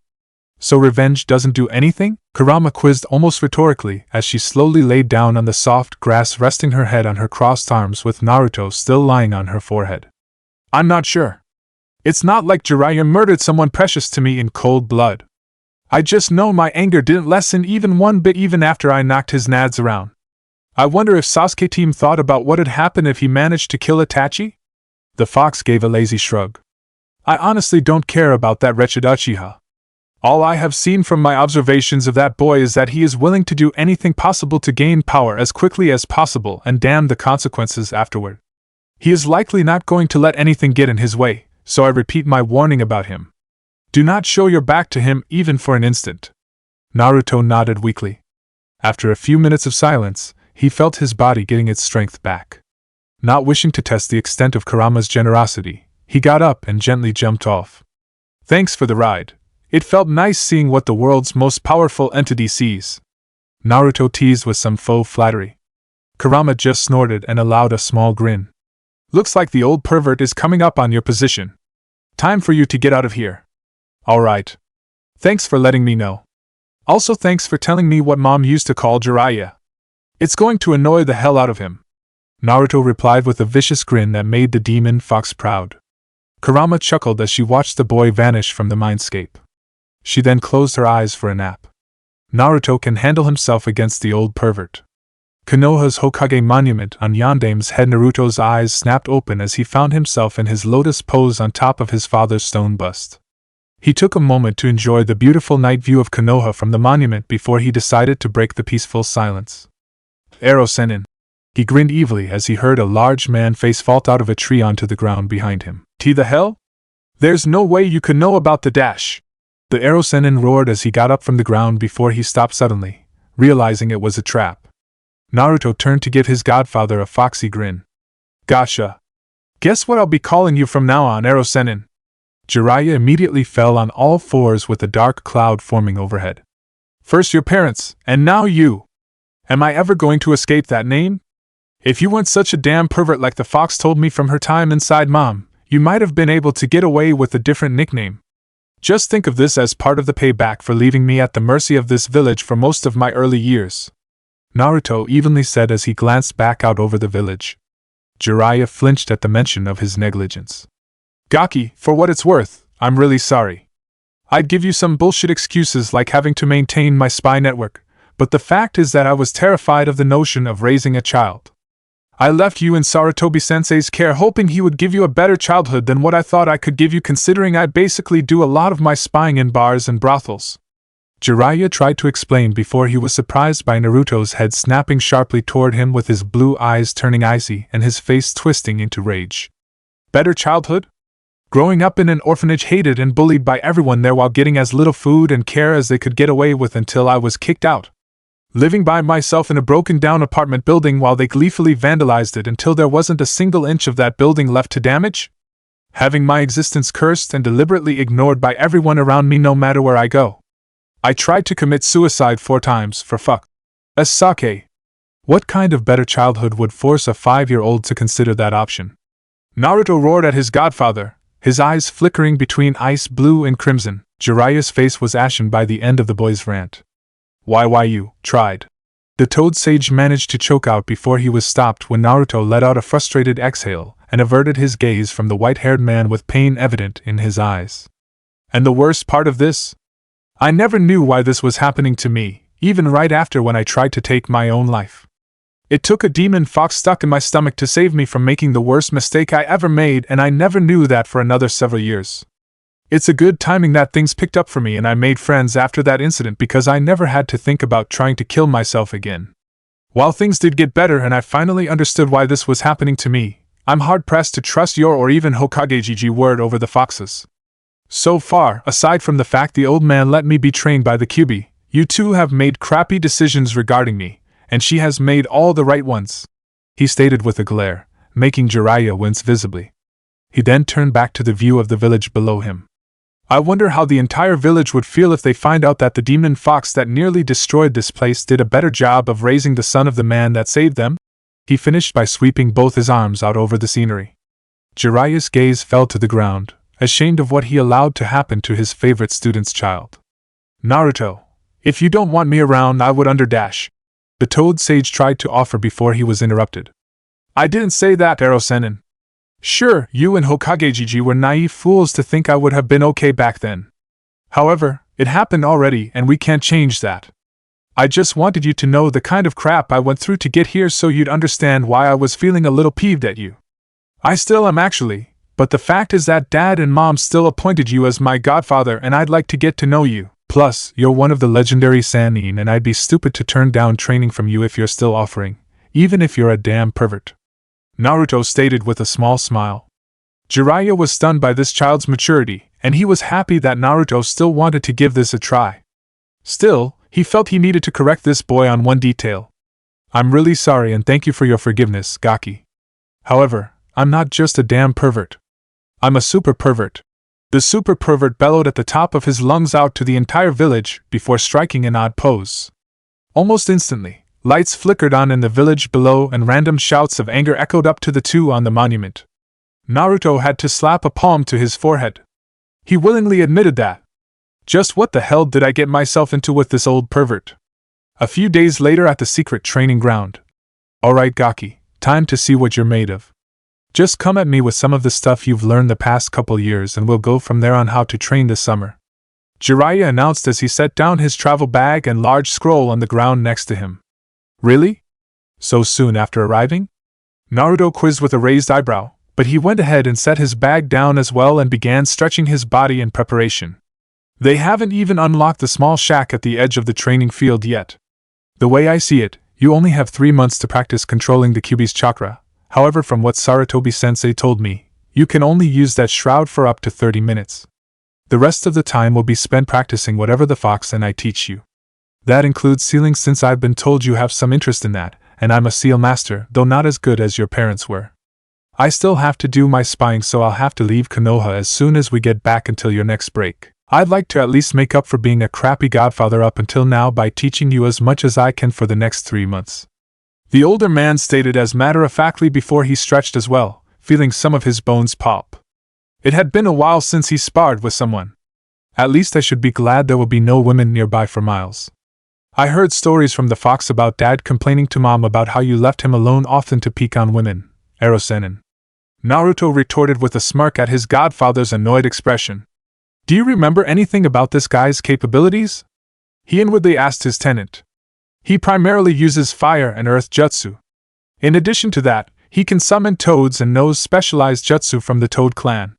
As powerful as your father was, this old pervert usually gave Minato a hard time in their spars. You will not beat him as you are now. I know. Just thought I'd at least make him put in a little effort if I can help it. Though it's too bad I don't have any element that would overcome his elemental jutsu. Naruto finished his stretching and walked into the center of the clearing while his godfather did the same, both checking each other out. This Gaki walks with confidence and grace. What Sarutobi-sensei said about this kid's training in taijutsu and kenjutsu is true then. I'll enjoy seeing a taijutsu style I've never seen before up close. Jiraiya thought as he stood with a relaxed pose in front of Naruto. Damn, this guy knows he's going to kick my ass, and I can't even say otherwise. Guess I'll try a straightforward approach for now. The blonde thought as he bent forward with his feet wide and arms hanging between his legs, as if he was a beast posing to strike. He channeled chakra to his hands to sharpen his fingernails into claws. Jiraiya raised an eyebrow with an intrigued smirk at the display. They stood still for a long moment before Naruto finally broke into a fast dash on all fours toward his still unmoving opponent. He then jumped and spun acrobatically toward his opponent's head with a vicious spin kick. Jiraiya lazily put an arm up to block the kick and Naruto had to grunt in slight pain. It was like hitting a metal pole. Not wanting to give Jiraiya any chance, he reached out and grabbed the blocking arm while he was still in the air and pulled with all his effort as he fell back down to the ground. Jiraiya was momentarily surprised as he felt himself lurching forward before he recovered and decided to let the boy play this out. Upon landing on the ground, Naruto used the momentum to pull with all his effort to throw him overhead, which impressed the much larger and heavier man. He let himself fly before recovering and landing gracefully on the opposite side of his godson from where he was standing earlier. Naruto used this time to jump toward the powerful sage's back for another kick. Jiraiya wouldn't allow that as he spun around and tried to backhand the boy in the air. His opponent saw it coming and had to block the massive fist with both arms which spun him in the air from the older man's greater strength. Naruto, ever the opportunist, used the spinning to add momentum to a vicious overhead kick aimed right for Jiraiya's forehead. The older man simply grabbed the boy's ankle before spinning him around once before tossing him far into the air. Naruto recovered and landed on his feet some distance away, watching his godfather warily. So that's the Raging Fox, huh? I'll admit it's an interesting style that seems to be focused on feints and moments of opportunity. A major flaw with that is that you're facing a large opponent, and I already know your striking and kicking kata aren't effective against me, so I just have to watch out for your grappling skills. I'll help you work on how to take better advantage of openings your opponents leave until you're sufficiently large and strong enough to take on adults. Until then, I can tell you'll kick your peers' asses easily. Now show me some jutsu you like to use. Jiraiya stated before beckoning his godson with a come-hither motion. Naruto smirked at his newest sensei's praise before forming the familiar hand sign for Kagebunshin. Two clones poofed into existence on both sides of their creator. Jiraiya raised an eyebrow. I knew you'd have massive chakra reserves, but to know that jutsu already is impressive. Are those all you can make? Nope. Not even remotely close. I can go into hundreds easily. I just wanted them out here to do some collaboration jutsu, so be ready to dodge. I'd hate to have a dead godfather a few days after meeting him. Naruto teased with a smirk while his godfather snorted. You're good, Gaki, but you're still a long way from even grazing me. Naruto didn't respond. Instead he glanced at the clones and gave a short nod. All three of them took out a shuriken each and flicked them toward Jiraiya. Immediately afterward, they all blurred through hand signs. Shuriken Kage no Bunshin, all three yelled out. Jiraiya was surprised this kid knew one of his sensei's favorite jutsu. The three shuriken multiplied into hundreds as the three blondes pumped in a decent amount of chakra. Jiraiya smirked and was about to go through the hand seals for Dorihiki, Earth-style wall, to protect himself from the shuriken hail when he was surprised to see the three blondes immediately go through another set of hand seals. Futon, Rapusho, Gale Palm. The three Narutos clapped their hands together, and a large gust of wind blew out in front of them. It wasn't strong enough to do more than ruffle Jiraiya, but it sped up the hundreds of shuriken hurling toward him considerably. He cursed as he didn't have enough time to raise an earth wall safely now. Instead he did a sealless Mogirigakur, hiding like a mole, Jutsudo quickly sink underground under all the shuriken screaming over his head. As quickly as he got under, he popped back up and glanced back in time to see the shuriken shred a large portion of the forest at the edge of the clearing into splinters. The Toad Sage had to sweat a little as he briefly imagined himself caught in that. He then glanced back to see Naruto's clones have dispelled from the chakra they used, and the blonde was now creating just one more. However, the sage could feel this clone had much more chakra. He quickly took himself out of the ground and prepared for whatever this kid might have been planning. The two Narutos smirked and began going through hand seals. He noticed they were using two different sets of seals. One's fire, a very strong one, and the other is wind. Oh fuck. Katon, Carrier Endin, Dragon Flame Bullet! Futon, Daitapa, Great Breakthrough! Naruto and his clone yelled before they inhaled as much as they could.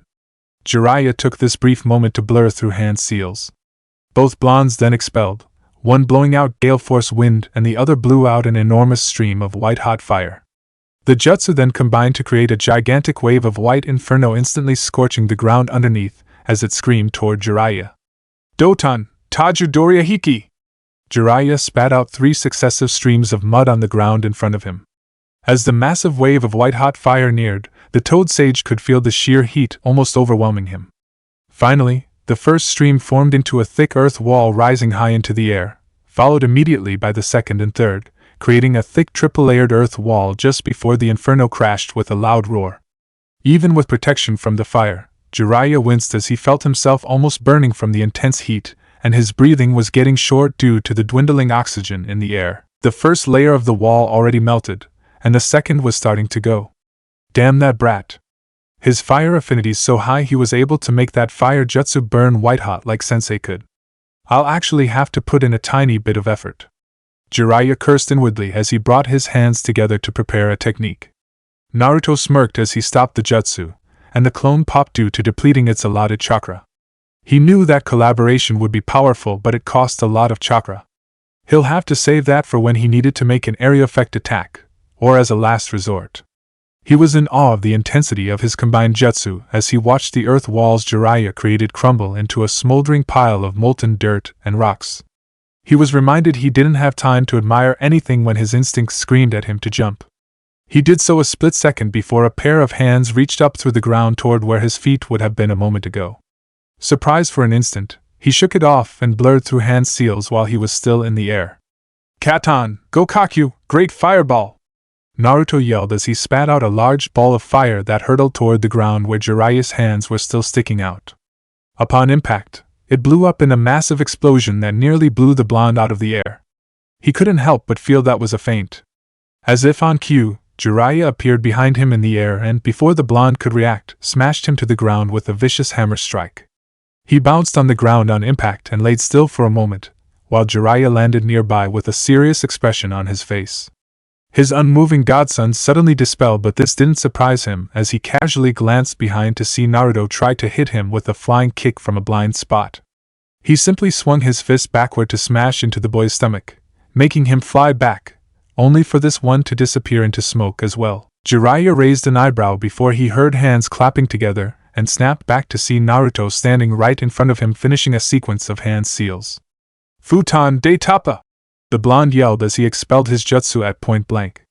The Toad Sage widened his eyes in surprise as gale force wind smashed into him hard, making him fly backward into the forest with a tremendous crash.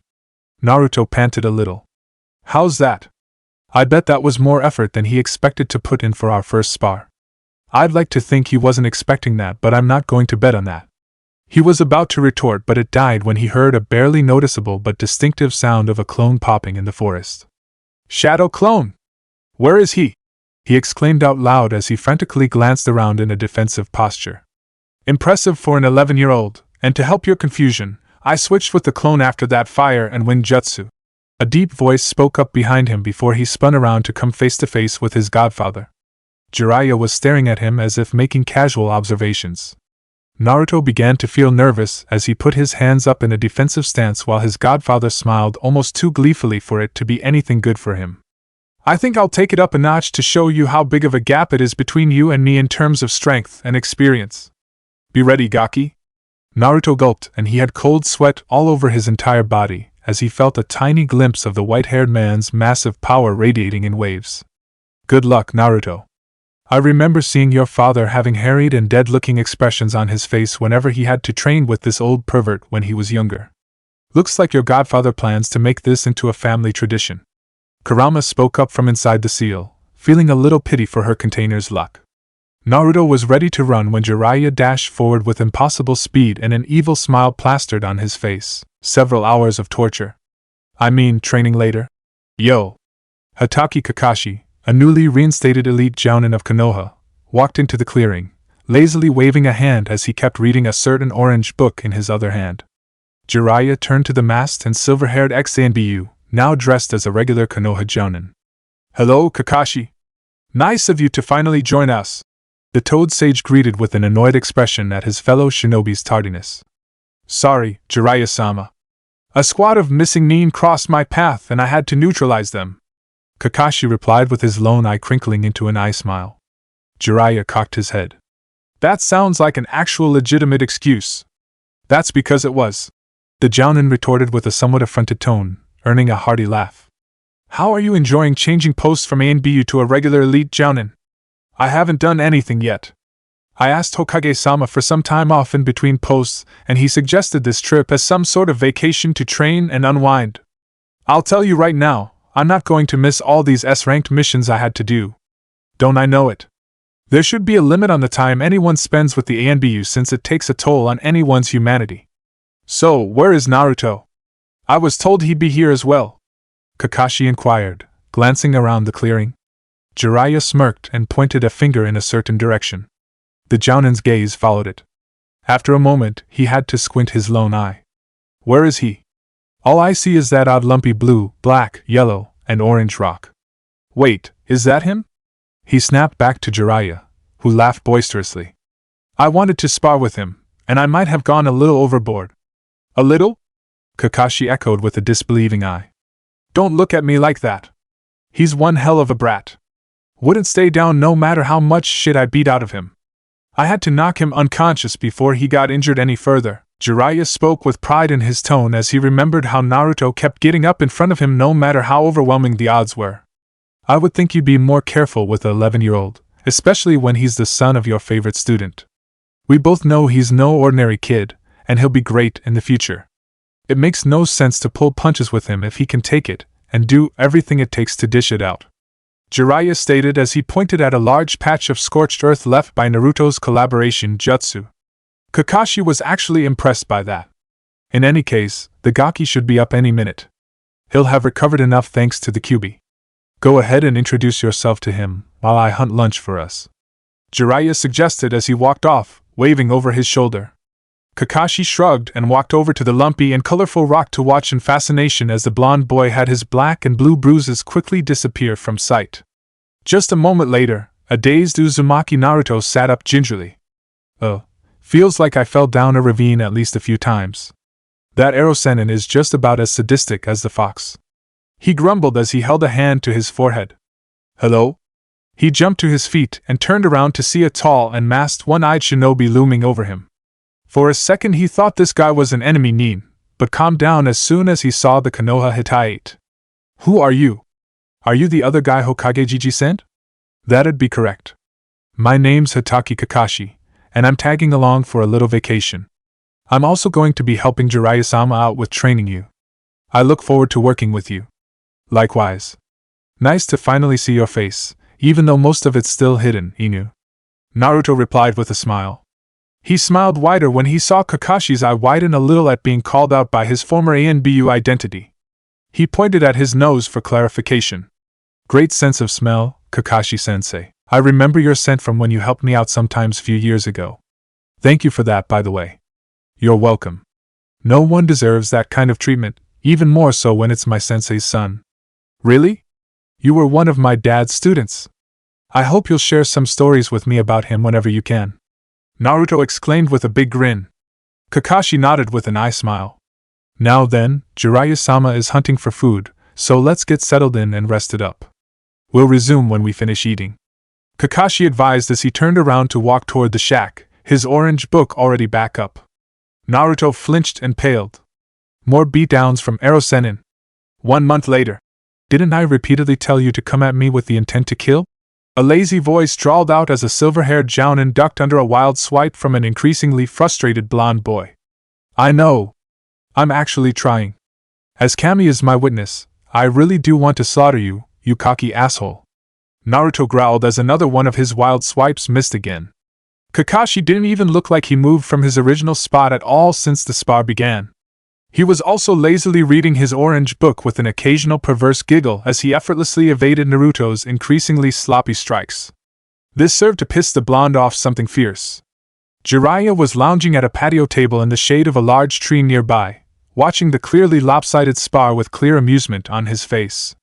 The spar dragged on for a long while until Naruto finally had enough and allowed the rein on his rage to loosen. His eyes turning crimson and claws forming, he picked up speed in an instant and dashed forward to strike at a seemingly surprised Kakashi, intent on teaching this cocky bastard a lesson.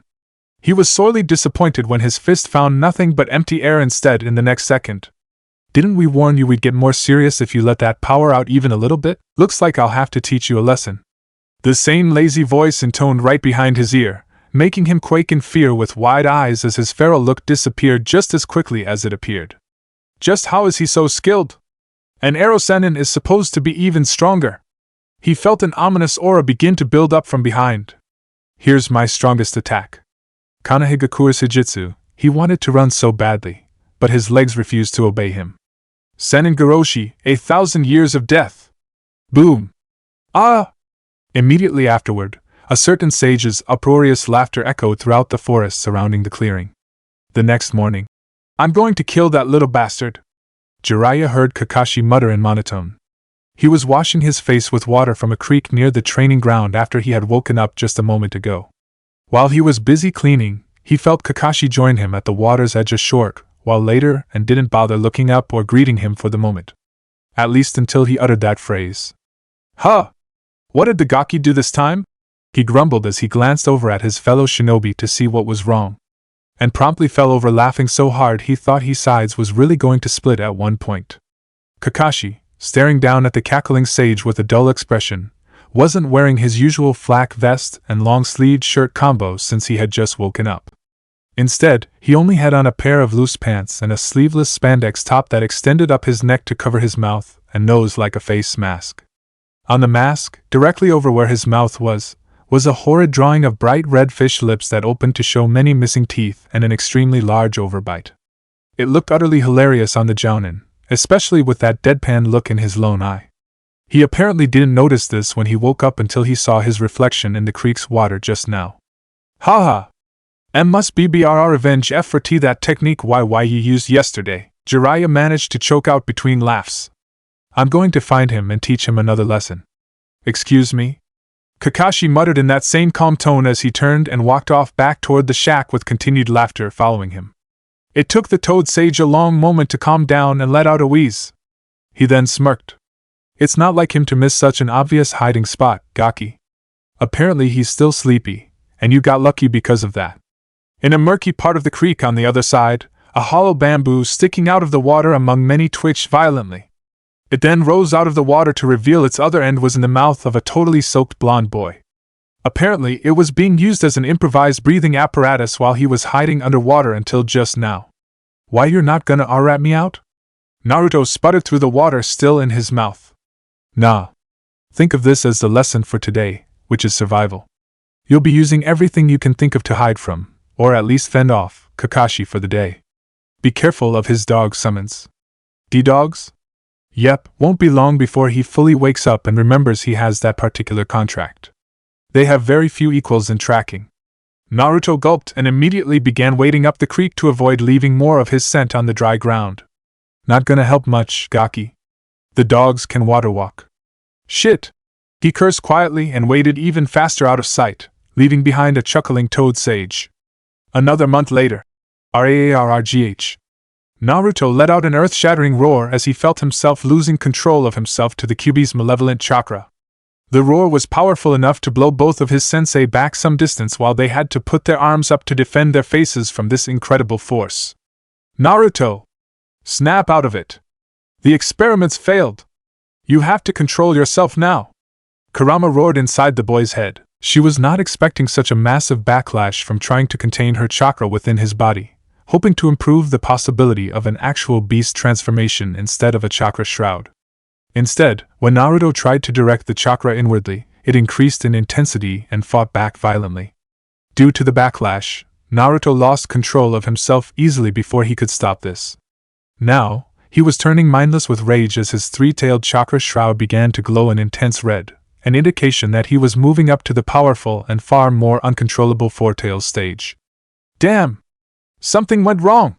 Kakashi, you distract him while I apply this seal! Jiraiya commanded as he pulled out a piece of paper with an intricate chakra suppression seal on it. Kakashi didn't even bother to respond as he immediately moved in front of their enraged student to prepare diversion tactics. Later that evening, Naruto awoke with a start.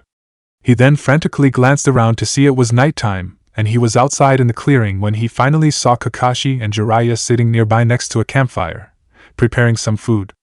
Both of them were staring intensely at the blonde for any indication that he really was Naruto. Naruto sighed with relief and stared down at the ground. I lost control, didn't I? Both men gave grim nods, and the blonde shivered as he felt nauseous. That was a horrible feeling and he never wanted to experience that again. Did either of you get hurt? No. We were ready for it, and I immediately applied the seal to your forehead just before you went four tails. It's a good thing we did this with controlled conditions. In any case, I don't think we're going to try that again. According to what you said about the fox's theory on this, you should have shown some sign of a physical transformation long before it got out of hand, and, with the transformation, you'd control the chakra more easily. Needless to say, that didn't happen, so I guess we'll call this a failure, and I strongly advise you to keep the Kyuubi's chakra amount to 3 tails for the time being until we find a workaround. Jiraiya explained soberly as he stirred the meat stew over the fire. Damn it! Naruto cursed as he slowly stood up to sit across from the men for his meal. He spent the dinner staring down at the ground as he absent-mindedly ate his food. The two men exchanged concerned looks but decided to leave him in peace for now. You know my body. What happened that I couldn't transform, Kurama? To be honest, I have no clue. Obviously, there is a missing piece from all of this. I've seen other jinchuriki transform using this same method, so it should have worked with us as well, even though I haven't tried this with Mito and your mother. I guess it's because you're too powerful. As much as I hate to admit this, but I'm not as strong as I was just before I was sealed into you. I'm still more powerful than the other Bijou, but your father did something unusual with my sealing compared to others. He had the Shinigami seal half of my power into himself and the rest of me into you. Naruto seemed to have a light bulb go off in his head. Wait. Maybe that was the cause. Dad did something with your chakra. Well, it did hurt like a bitch when he split me in two. I'll ask Ero-sennin. He should know more about that night. Ero-sennin. I was talking with the fox, and we might have a theory on why this didn't work. Can I ask you something? Jiraiya looked up from his meal and nodded. Kakashi was reading his orange book, but Naruto knew he was listening too. The night when Dad sealed the fox into me, exactly what did he do? More specifically, what was special about the portion of the fox that he sealed into himself? Jiraiya widened his eyes and had on a thoughtful expression for a long moment. I think you might have stumbled onto the cause of this issue. According to the scroll on the seal he used, I did see that Minato specified that the Kyuubi's chakra be split in two in a certain way. One is Yin with the other half being Yang. It turned out that Minato took the Yin essence within him. Naruto flinched when Kurama roared in frustration. The two men knew the boy was talking with the fox, so they kept silent. Damn it! That's why you couldn't transform. You've been using only my Yang chakra, and you need Yin too in order to properly transform because it'd balance out the other half. Without it, you'll be dealing with my chakra in its most potent form for the rest of your life. That means you'll be sensitive to the malevolence it tries to push on you, making it more difficult, if not impossible, to keep control the more tails you gain. Is there any other option? The only other possible way is to take control of my chakra and purify it, leaving it fully compatible with your chakra network. The only known way to do is to forcefully claim it as yours, and you're definitely not ready to fight me for that. I have to give my all in order for you to truly prove your right to my power, and that'll be a long while before you're sufficiently ready, if ever. I know your father meant well, but he really inconvenienced us with this. Naruto sighed as he took in all of this information and relayed everything to the two older men. They also sighed as well. Damn. You're plenty scary enough with 3 tails right now, but you would have been downright terrifying with 9 tails. Too bad we may not see that. Jiraiya murmured as he continued to think over this new information. Is there any way we could recover the Yin chakra? Unfortunately, only way to do that is to somehow resurrect Minato in order for him to surrender the other half to us. Since he's stuck in the Shinigami's stomach, that's an impossibility. I guess we'll just find another workaround later on. Do you know of anything I could use Erosenin? It won't be for a while, but I'll have you sign the Toad's summoning contract. That will give you some powerful allies to fight with in battles. In addition to that, you can also train to use Senjutsu with Nature Chakra if you're deemed worthy enough by the Elder Toads. I don't think we'll even worry about that not happening though. Senjutsu? What's that? It's a powerful technique in which you gather Nature Chakra into yourself to increase your body's strength, speed, durability, and chakra reserves. It's like a tailed beast transformation only without the malevolent chakra. I'm able to use it to a degree, and I call it Sage Mode. Wow! Could I do that now? Naruto excitedly asked before he was disappointed by a shake of Jiraiya's head. No. You could, but it would be inconvenient for everyone involved. You're still growing and that'll cause issues since you need to train your body to get used to calling upon a specific amount of Nature Chakra to balance with your own chakra, and the Kyuubi's as well. That means if you had trained to use it now, you'd have to train every other week to adjust and balance the correct amount of Nature Chakra as your coils and reserves continue to expand within your body as you age. If you mess up and call in the wrong amount, you'll die because it'd turn your body into stone. We're gonna have to wait on that until you have grown up sufficiently. Naruto gulped at the notion of possible death using this dangerous chakra and decided he'd wait until Jiraiya deemed him ready. Guess I'll just focus on finding other things to work on in the meantime. Day of departure for Konoha. It's been fun teaching you, Gaki. I got to know you and I'm not afraid to admit that I'm proud to be your godfather. You have many traits of both your parents, and I'm glad to see their ideals live on in you, Jiraiya said warmly as he adjusted the straps of his backpack. Naruto grinned before frowning as he realized something. You're not going to come back to Konoha with us, Erosenin? You'll go with Kakashi, Gaki? I have to go meet one of my contacts right away. Naruto glanced down with some disappointment. Jiraiya smiled assuredly as he clapped a hand on his godson's shoulder. Don't worry. I'll be back on your next break before you know it, and we'll work on more stuff. Now, remember your homework. Finish the books on sealing I gave you. You should be able to create your own storage seals and other basic stuff by the time I come back around. Also, here's a little extra credit, he mischievously said as he held a hand out. Naruto looked on with some confusion before his eyes widened in amazement as he watched a tightly compressed blue ball of chakra slowly form in the Toad Sage's hand. As soon as it appeared, it disappeared in a small whirlwind of dissipated chakra. What was that? I want to learn that. The blonde hopped up and down excitedly. Jiraiya chuckled. That's what I plan to teach you someday when I think you're ready. It's one of your father's jutsu called the Rasengan. Wow.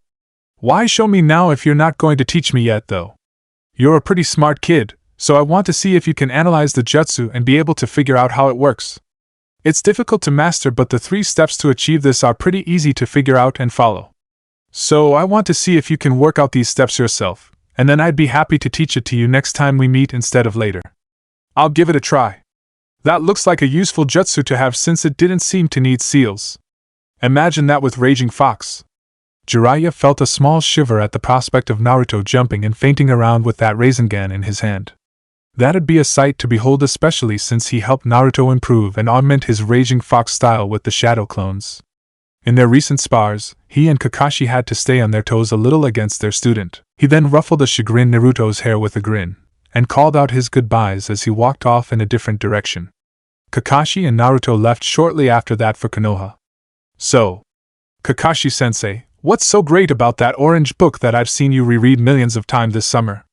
I think I've also seen Hokage Gigi with that book too. The blonde curiously inquired about the bright orange book in the older man's hand after a few minutes of walking. I think I'll wait on telling you that. You're not of age yet, and there's a list of people that would kill me if they find out I was the one who told you. Thank you for some blackmail material on Hokage-sama, however. Kakashi whispered out the last part as he flipped a page on his precious porn book. Naruto cocked his head in confusion. Think I'll have a look and see if any store has copies when I get back. Seeing the gears turning in the boy's head, Kakashi silently prayed to the heavens. Forgive me, Minato-sensei and Kushina-san. I think I may have inadvertently sparked your son's curiosity about these books. Kurama remained silent inside the seal as she felt Naruto's intention of finding out more about these books, and sighed tiredly. She wasn't sure if she wanted to warn her container about their contents. On one hand, it would be hilarious to see her container's reaction. On the other, it would confuse him like hell about females for a good while. Most importantly, if she warned him, it would raise questions on how she actually knew about what were in these books. She doubted Kushina wanted that dirty little secret to get out just yet. Back in Konoha, Hokage's office. And here we are.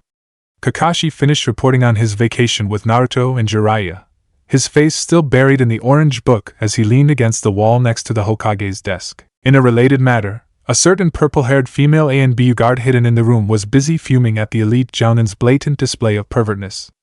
Thank you for coming here, Kakashi-kun.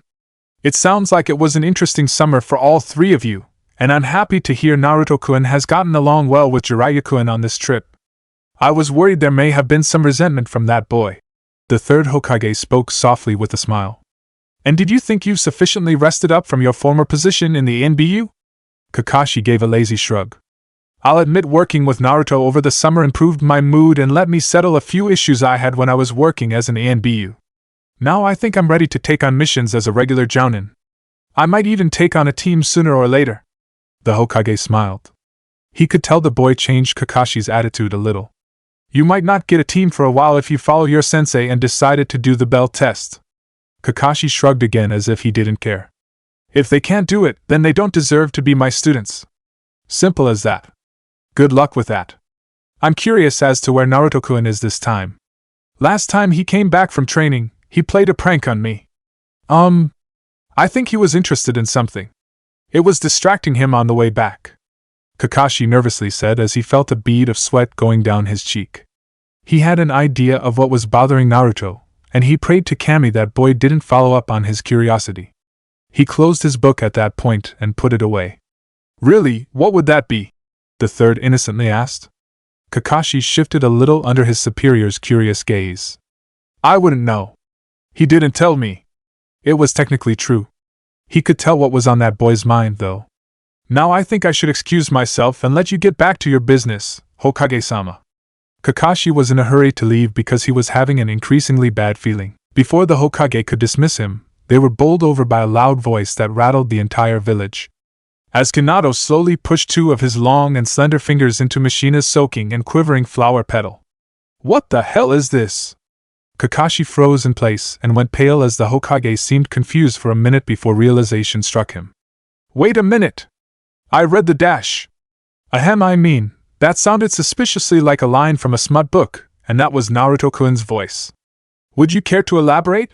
The Hokage kindly asked, but his hard gaze promised pain if Kakashi didn't explain himself quickly. The Jounin was also unnerved by a massive killing intent spiking from the female ANBU guard still hiding out of sight, and he could feel her reaching for her sword. I'm sorry, you won't stop being curious about the book when Thoughtful warned him. He quickly got out in one breath as he bowed repeatedly at the hips. I see. How about this, Kakashi-kun? Your first mission upon your reinstatement as a Jounin will be to go find that poor and very confused boy and clearly explain to him the facts of sexuality and reproduction. It's about time for that lesson in the academy soon anyway. As you have so graciously volunteered yourself without pay, I'll absolve you of any punishment. You'll have to take care of any issue my ANBU Nico-san over there seems to have with you on your own time, however. The Hokage spoke evenly as he rubbed one of his temples. Kakashi flinched and sweated comically at the killing intent spiking from the purple-haired ANBU, now out of hiding and brandishing her sword threateningly. The Jounin quickly bowed for one last time and disappeared from the office followed by the female ANBU. You son of a bitch! How dare you and Jiraiya corrupt that innocent boy! The purple-haired ANBU's female voice shrieked with righteous feminine rage outside the office almost immediately after their departure, and there were sounds of a skirmish. Innocent? Naruto? Try training with him for 3 months and dealing with his pranks. Kakashi's panic yelling faded as he ran from the Hokage tower with an enraged ANBU hot on his heels. Hiruzen had to chuckle and it grew into happy laughing as he leaned back into his chair with one thought. That boy, he always seems to find ways to make our lives interesting. Later in the evening in one of the village's parks, Naruto sat stock still on a park bench with a clearly uncomfortable-looking Kakashi who was sporting several superficial cuts from a sword for some reason. The silver-haired jounin had just finished explaining the facts of life in deep detail to the wide-eyed boy a moment ago, and now he was waiting for any reaction from the blonde. They sat, unmoving, for what seemed like hours but only minutes in reality. Kakashi found a random rock on the ground very interesting in the meantime. So, this dash. The red-faced blonde suddenly blurted out as he weakly pointed down to his own nether region. Yes. Kakashi quickly interrupted as if trying to head off further awkwardness. Goes into a girl's VV vagina dash. Naruto ignored Kakashi's attempt. That's right. Or her mouth dash, if she wants to do that. Or her BB butt. Kami has blessed you if she really wants that one. Kakashi sighed inwardly as he gave up on trying to stop this conversation and decided to just be honest and answer every question now rather than later. The quicker he got away from this, the better.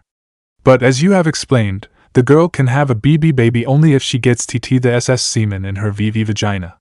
Kakashi would have found Naruto's uncharacteristic stuttering and blushing amusing if they weren't talking about such a serious subject. A couple doesn't necessarily need to have sex only to have children. A healthy couple will have many kinds of sex as an adult expression of their appreciation for each other, and they'd find ways to play around other than regular intercourse. The reasons for having sex can be many and complicated, so that's why it's best for you to grow up a bit more and come of age either as a genin or a civilian at 16 before you can make such important decisions about that when you find girls you'd be attracted to. Girls? As in plural? It sounded to Kakashi like Naruto was expecting it to be very difficult, even impossible, to find even just one girl who'd find him attractive. He didn't understand where this boy got this surprisingly low confidence in himself from. He'd have to remedy that. Considering you have your father's good looks, I should warn you that when Minato-sensei was younger, he had the attention of many powerful and attractive kunoichi. It goes so bad that Kushina-san had to beat them off to claim your dad only to herself. I imagine you may run into a similar situation, especially since you're going to be a strong and well-known shinobi in the future. I can confirm this from my time in your mother. Kurama suddenly put in her 2 cents from inside the seal. But what about? Naruto trailed off as he was basically speaking to Kakashi and Kurama at the same time. The fox in you? I'll admit that might discourage some women from considering you as a potential boyfriend material. However, do you really want to pay attention to these women in the first place if they're so easily influenced by something you cannot help? The Scarecrow's right. I will never approve of these females, and I will make it known if I think they're unworthy of my container. Naruto flashed back to when Hinata easily accepted his situation and when Temari rejected him. I see what you mean by that. Now I told you all of this only because you could not help your curiosity and read one of Jiraiya-sama's porn books. You will have a sex education sermon later this year in the academy, so there's really no harm in telling you a bit sooner. However, I'll admit that'll be a lot less detailed than what I told you today. I just want you to really understand that because you now know all of this, it should not mean you should actively look out for any girl willing to try something with you because you're definitely not ready for that yet. Just naturally let it happen if you and the girl are attracted to each other, and that situation probably won't even happen for at least several years at the earliest. In the meantime, just enjoy being a kid because that'll be over the moment you become a shinobi, okay? Kakashi lectured with a serious expression. The blonde was deep in thought for a moment before looking at the older man with squinted eyes and foxy grin. Thanks for taking the time to tell me, Kakashi-sensei. Kakashi simply responded with his usual eye smile. Naruto's eyes then suddenly widened and his face became pale rapidly. Oh shit. The jounin looked over at the blonde in concern. Now I know what's up with the blood I've been smelling occasionally on women. Kakashi cringed at the thought for a moment before breaking into an uncharacteristically loud laugh. It's not funny. I just realized I publicly embarrassed 2 women a couple years ago when I didn't know any better. That was you? I heard a story around the ANBU headquarters about how a kid announced to everyone within earshot that Nico-san was having her period. They said they've never seen her so flustered. I'd have liked to see that. Kakashi got up between laughs. It's not like I wanted to do that. I never knew what that was all about. Now I understand why Hokage and the fox were so uncomfortable when I asked them what was up, and why Anko-san was so adamant about me not calling any woman out whenever I smelled blood. I'll have to apologize to Nico-san and Anko-san later on. Kakashi froze mid-laugh. Why you mean to tell me the other woman you embarrassed was Anko? Mitarashi Anko? Yeah. What's wrong with her? Nothing, except you embarrass one of the scariest women in the entire village. Niko-san isn't far down that list, by the way, and lived to tell anyone about it. Kakashi looked up and around the park with his one shifty eye as if he was expecting Anko to pop out of nowhere and separate their heads from their bodies for even discussing this. Really? Sure, she may overreact sometimes, but I don't think she's that bad. I have a feeling we come from similar backgrounds, though I don't know why. It's not like she's a jinchuriki. Naruto murmured in thought.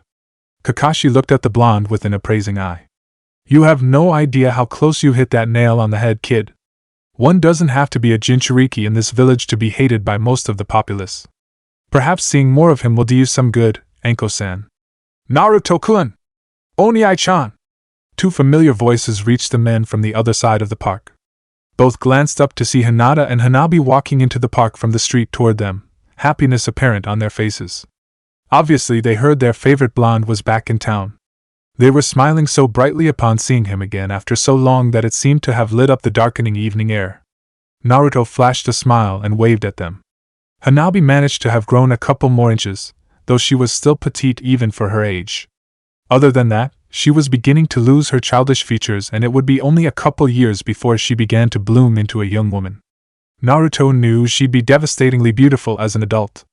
Hinata, on the other hand, was now more like a young woman than a girl, as she seemed to have grown prettier with her formerly round face having lost much of its baby fat, and her indigo hair growing longer past her shoulders.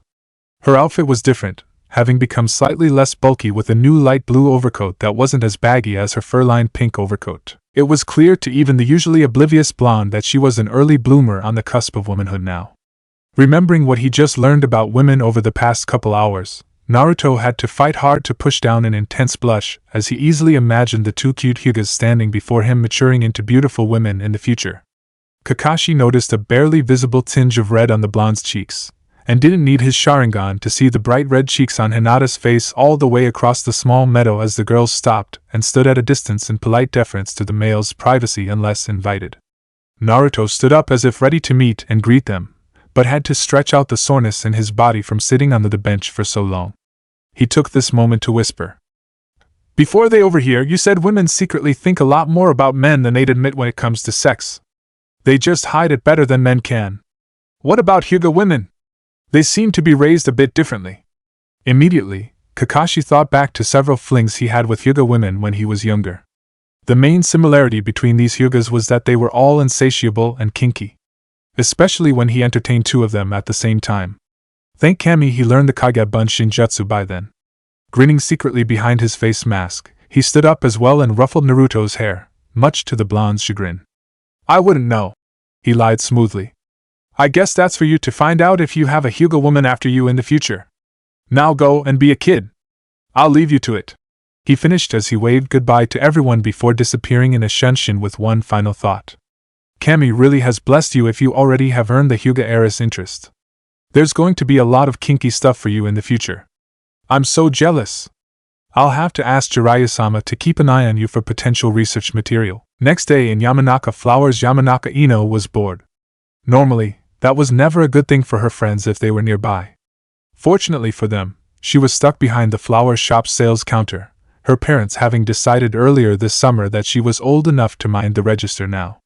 Letting out an annoyed sigh, she rested her chin on the counter as she slouched forward, wishing for anything exciting to happen. It hadn't been a bad summer for her. She managed to find time to spend with her friends and had some fun. She even participated in several training sessions. Mostly because she honestly didn't want to risk disappointing her best friend, Naruto, whenever he got back and heard that she didn't train much more than the minimal effort. She still didn't do much, but she could honestly say she was a bit stronger than before the break. On the other hand, she found herself missing spending time with a certain someone this summer. Despite her rivalry with Sakura, she found herself missing that pink-haired girl with the giant forehead.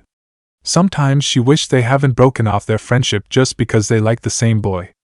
Speaking of the boy, Uchiha Sasuke was another summer failure. She hadn't found any sign of him this entire break, so apparently he locked himself in to do nothing but train.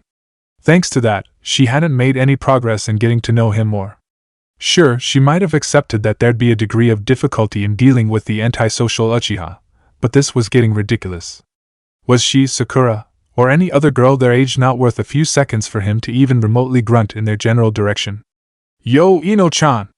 Her brief moment of despondency was shattered by that cheerful and familiar voice accompanied by the chime of the flower shop's door opening. As if it was a switch, that voice changed her mood completely as she perked up and smiled brilliantly at one Uzumaki Naruto entering the store with a raised hand, displaying his wonderful foxy grin that always seemed to light up her day so easily lately. Naruto! She hopped on top of the sales counter and leapt high into the air in a graceful flip toward her fellow blonde. She might not have trained as much as her other friends, but she was proud to call herself naturally nimble and acrobatic. Naruto wasn't fazed by this maneuver as he laughed lightly and opened his arms to catch her bridal carry style. He then swung her around once from the momentum as they laughed. She quickly wrapped her arms around his neck. I miss you! Why do you have to go on these training trips? She exclaimed, tightening her arms in slight irritation as he let her down and encircled his arms around her waist. You know why. I need to get strong, he murmured, enjoying having Ino in his arms even though he knew it was just her friendly and touchy-feely nature. After a long moment of squeezing each other, Ino had to step back, not noticing the slight pang of emptiness from the lack of his arms around her. You were plenty strong even before this summer, you know. Why do you need more training? I've found out after training with my two sensei this summer that I still have a long way to go. One of them could easily destroy the whole village if he wanted to. Ino's eyes widened at hearing of such terrifying strength. But he's loyal to Konohagakure, right? He wouldn't use that power against us then. He won't dash. She sighed in relief. But that doesn't mean he's the only one that powerful out there. There are many others, and some of them would love nothing more than to see this village burn. I know I have the potential to be strong, so it's my responsibility to train hard so I can protect this village and all of my friends in the future. Naruto spoke with an assured tone. Ino had to smile, and she knew at that moment he would be an amazing shinobi. So are you here to see me?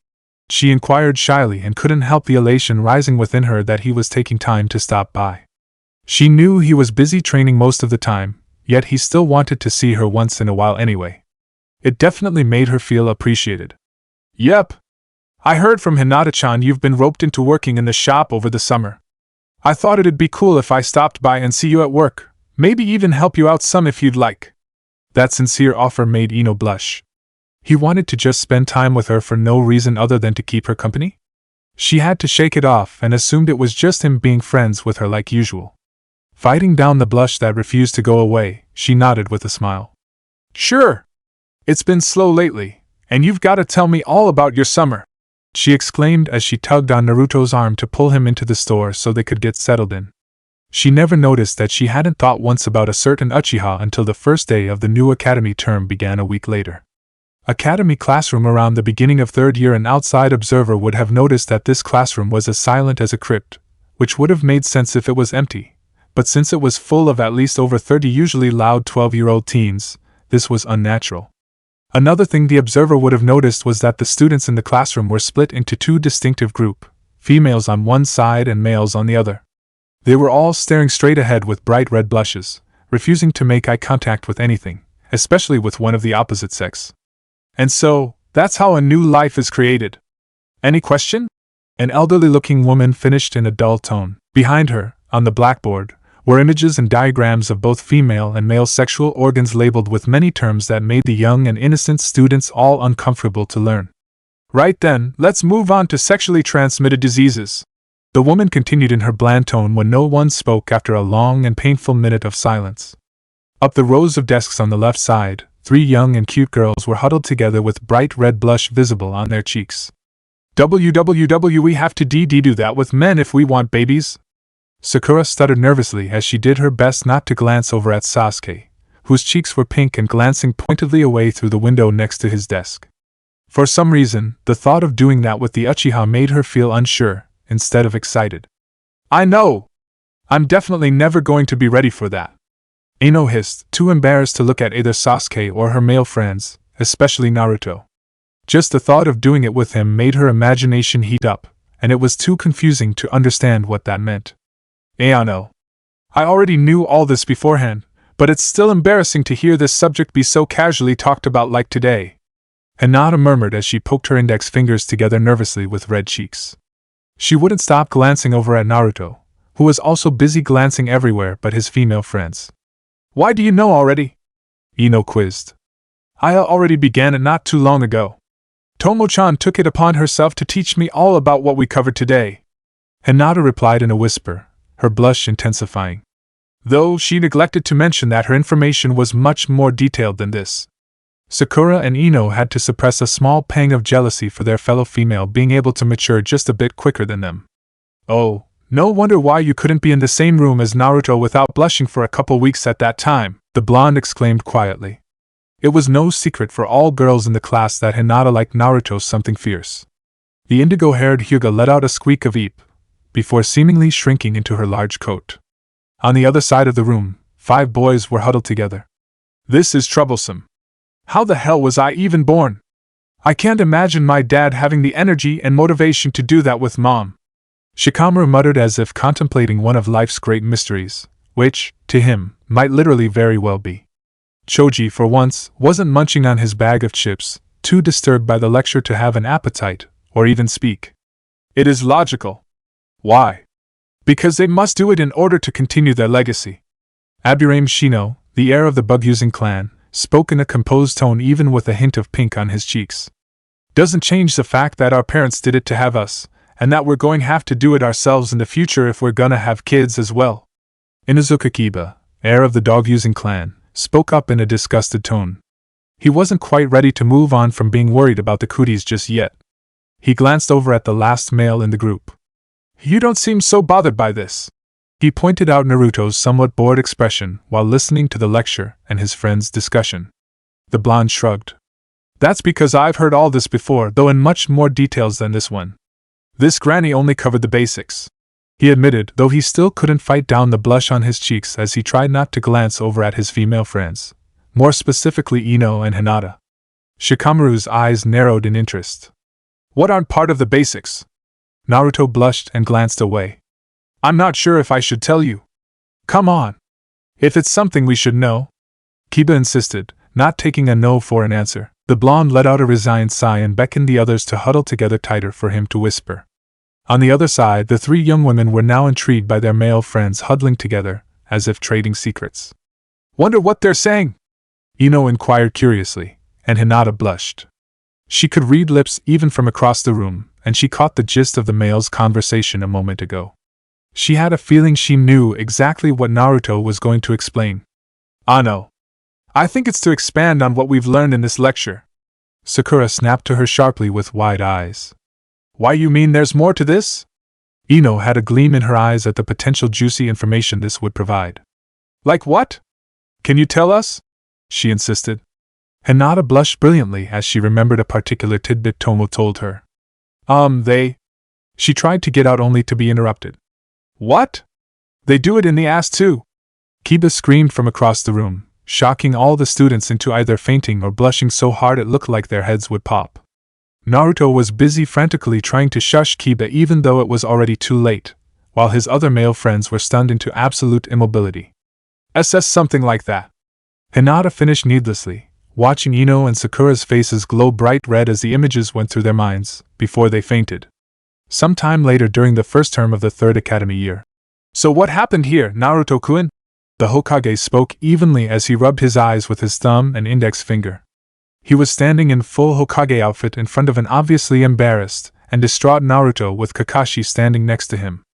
The silver-haired Jounin was quietly surveying the chaotic scene still going on behind the blonde with an amused smirk hidden behind his face mask. They were standing outside next to a badly damaged section of the Shinobi Academy.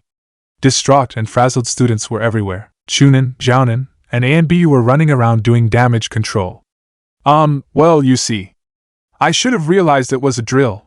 Now that I think about it, there'd be no way enemy Nin could have gotten this far into Konoha to invade the academy without us at least being warned in advance. Naruto shifted his eyes everywhere without meeting Kakashi's and Hiruzen's gazes as he spoke. Go on. What did you do when you realized it was an invasion? The third encouraged gently and Naruto let out a sigh. I immediately got the drop on the guy that entered our room threatening to kill someone. He didn't even see it coming. As if on a cue, a Chunin dressed in a basic enemy ninja outfit was carried by the trio on a stretcher, moaning in pain about a broken arm and ankle. Then, after making sure that guy was disabled, I immediately attacked another one about to enter another room nearby in the hallway. Another stretcher went by, a veteran genin on it minding his ribs gingerly while cursing a certain blonde kid loudly. Finally, I pounced on the third guy who was coming out of another room with a hostage in his arm. A stretcher passed by once again, this time with a chunin showing signs of a severe concussion. After that, I immediately came face to face with 3 guys with kunai in their hands. Before I even realized it, I was going through hand seals for my Daitapa Jutsu. That's how this wall behind me blew out. Naruto finished quietly while pointing a thumb over his shoulder at the scene as people searched through the rubble for the 3 per nin caught in his technique. While you technically did everything right as if this was an actual invasion, I have to admit your reaction was a bit extreme for an academy student. Is there a reason for that? Ero-senin and Kakashi-sensei drilled into my head that no reaction to a sudden and unfavorable situation is too big. Better to be safe than sorry if I performed an underwhelming counterattack. I'm really sorry about this, Hokage-sama. I'll be more careful next time and try to think before acting, Naruto guiltily said as he bowed his head. Hiruzen glanced at Kakashi, who shifted at being pointed out as being half responsible for the young blonde's mindset. Thank you? There won't be any punishment from this. It's my fault I approved this drill without sufficient preparation beforehand. You may go join your classmates until you're dismissed, the third commanded gently. Naruto bowed again and walked off toward a group of frazzled students. Their hair was a mess from him using the Daitapa Jutsu indoors, especially Hinata's, and they had stunned looks from hearing that their 12-year-old classmate decimated 6 active shinobi in minutes. Kakashi and the Hokage watched and smiled as Naruto's friends jumped on him with loud questions. They were a little concerned when they noticed Uchiha Sasuke was standing some distance away from the group, glaring jealously at Naruto. So, Kakashi drawled out. Don't say it or you'll regret it, the Hokage ordered firmly. It's got to be said, Hokage-sama. I knew this would happen the moment you brought this proposal up at the last Jounin meeting. How was I supposed to know he would react like that? It was supposed to raise the students' awareness that not everything is safe and sound where it should be, like here at the academy. I'd say it worked. You just need to account for the Naruto factor. Thankfully the students did not see everything clearly in the chaos, so all most of them knew was that he simply used a jutsu an academy student shouldn't know, and they still do not know the full extent of his abilities. Hopefully this'll blow over. Oh, I made a pun, Kakashi lazily exclaimed with a chuckle at the Hokage's eye roll. Though I'm concerned about that Uchiha's behavior toward Naruto as of late, and I think it'll intensify again after today. Not much we can do that about while they're still civilians.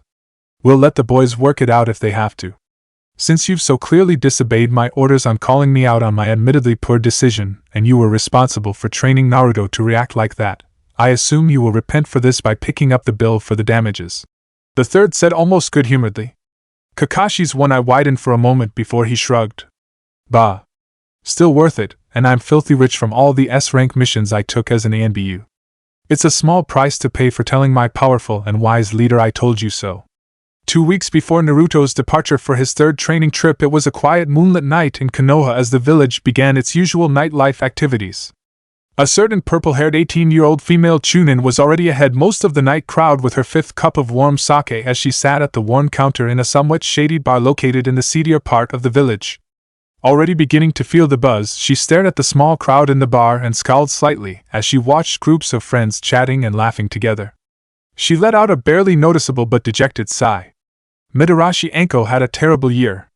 If she thought her life would improve with time when people hopefully found newer things to worry about rather than focus on Orochimaru's betrayal 5 years ago, she was dead wrong. Just as many people still remember that traitor now as they did the day he left the village, and she was the unfortunate scapegoat. She constantly had people curse her, spit in her face, and tried to sabotage and undermine her efforts on any job she did. Plus, they thought she should be a whore and on her knees to please every man in the village right this minute. She was glad to be done with the Chunin patrols earlier in the year, while she didn't have to worry about being stuck with the same people on a team for long periods of time like she had to when she was a genin. She was reminded that many more people had little faith in her and automatically disliked her as soon as her name was heard. Her spirit was somewhat uplifted when she began working in torture and intelligence department. She considered her boss and trainer, Marino Ibiki, to be a close acquaintance now. It was ironic that she was actually treated like a regular person by the one man who would have had every legitimate reason to suspect her of any traitorous behavior, since that was his job. Anko scoffed at that thought. Her social isolation was so bad she actually had to be suspicious that someone other than her surrogate older sister, Yugao, and best friend, Kurinai, treated her decently. She briefly remembered the blonde kid she last saw a year ago and smiled at how nice he was to her, even when she played at trying to kill him for accidentally ruining her dango. Her smile dropped a little as she reminded herself that he did not know about her past, and that was why he was still nice to her. Imagining that blonde's mistrusting face actually hurt her more than she expected, since meeting him always seemed to brighten her mood each time. She hoped that if there was still a next time she met him, he would still be ignorant about her past so she could see the bright smile and sparkling blue eyes again. Ordering another drink, she noticed a group of 3 unsavory male chunin sitting in a corner booth nearby. She had to suppress her disgusted shivering as she practically felt their eyes roaming over every single inch of her body. She saw one of the men leer at her as if he was planning to make her his tonight. Once again, she cursed her good looks. If she was going to be a scapegoat for that snake bastard's betrayal, she should have at least been ugly and inconspicuous so she could slip under the radar more easily. "Hey snake bitch, how much to give me and my friends a good time?" The same man who gave her the leer earlier suddenly appeared at her side, his sick smile plastered across his face.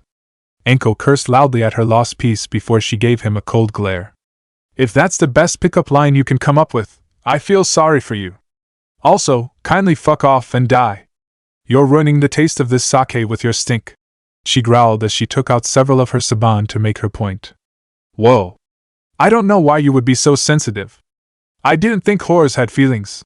The man leered again before laughing uproariously as if he just told a hilarious joke. Having no patience, Anko twirled in her seat to press the points of her saban to the suddenly frowning man's neck. "Listen here, you worthless worm. Even if I was desperate enough to fuck around as so many of you seem to believe, I can and will find much better than you or any of your friends. Even if you're standing all the way over in Kumo, I'd still want you even farther away before I begin feeling clean again. Now leave me alone and let me drink in peace before I actually push these saban to your neck and leave you permanently paralyzed, and believe me when I say this, I have absolutely no problem with doing that." Anko spoke evenly in a quiet voice so as not to attract unneeded attention, her glare promising she'd go through with her threat. The man, now angry, silently backed off and gave her one more glare before slowly moving back to his friends. Anko sighed and turned back to her sake. Her mood, which had been briefly brightened by remembering that blonde's smile and eyes, took a turn for the worst again. "Phew. She sure put you down hard."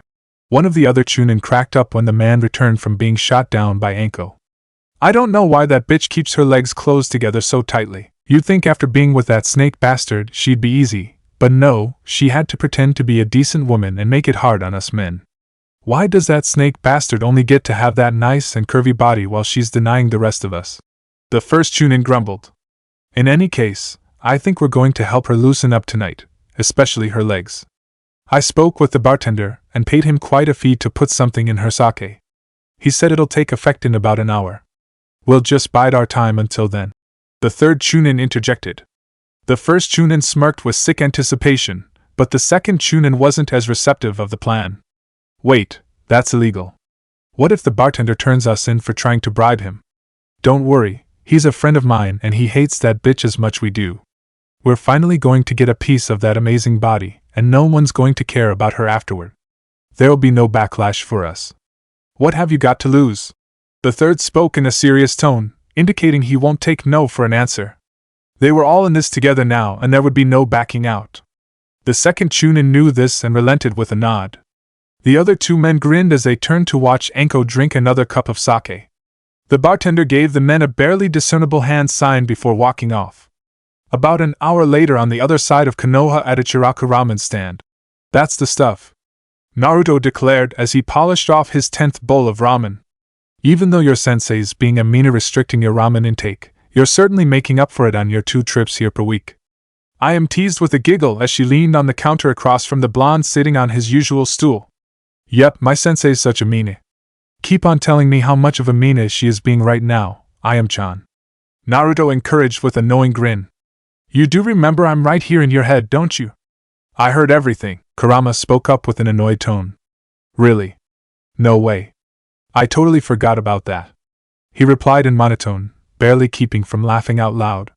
I think you just earned yourself a bijudama up your ass tonight when you come into our mindscape. The fox sounded serious about it too. Naruto just inwardly shrugged.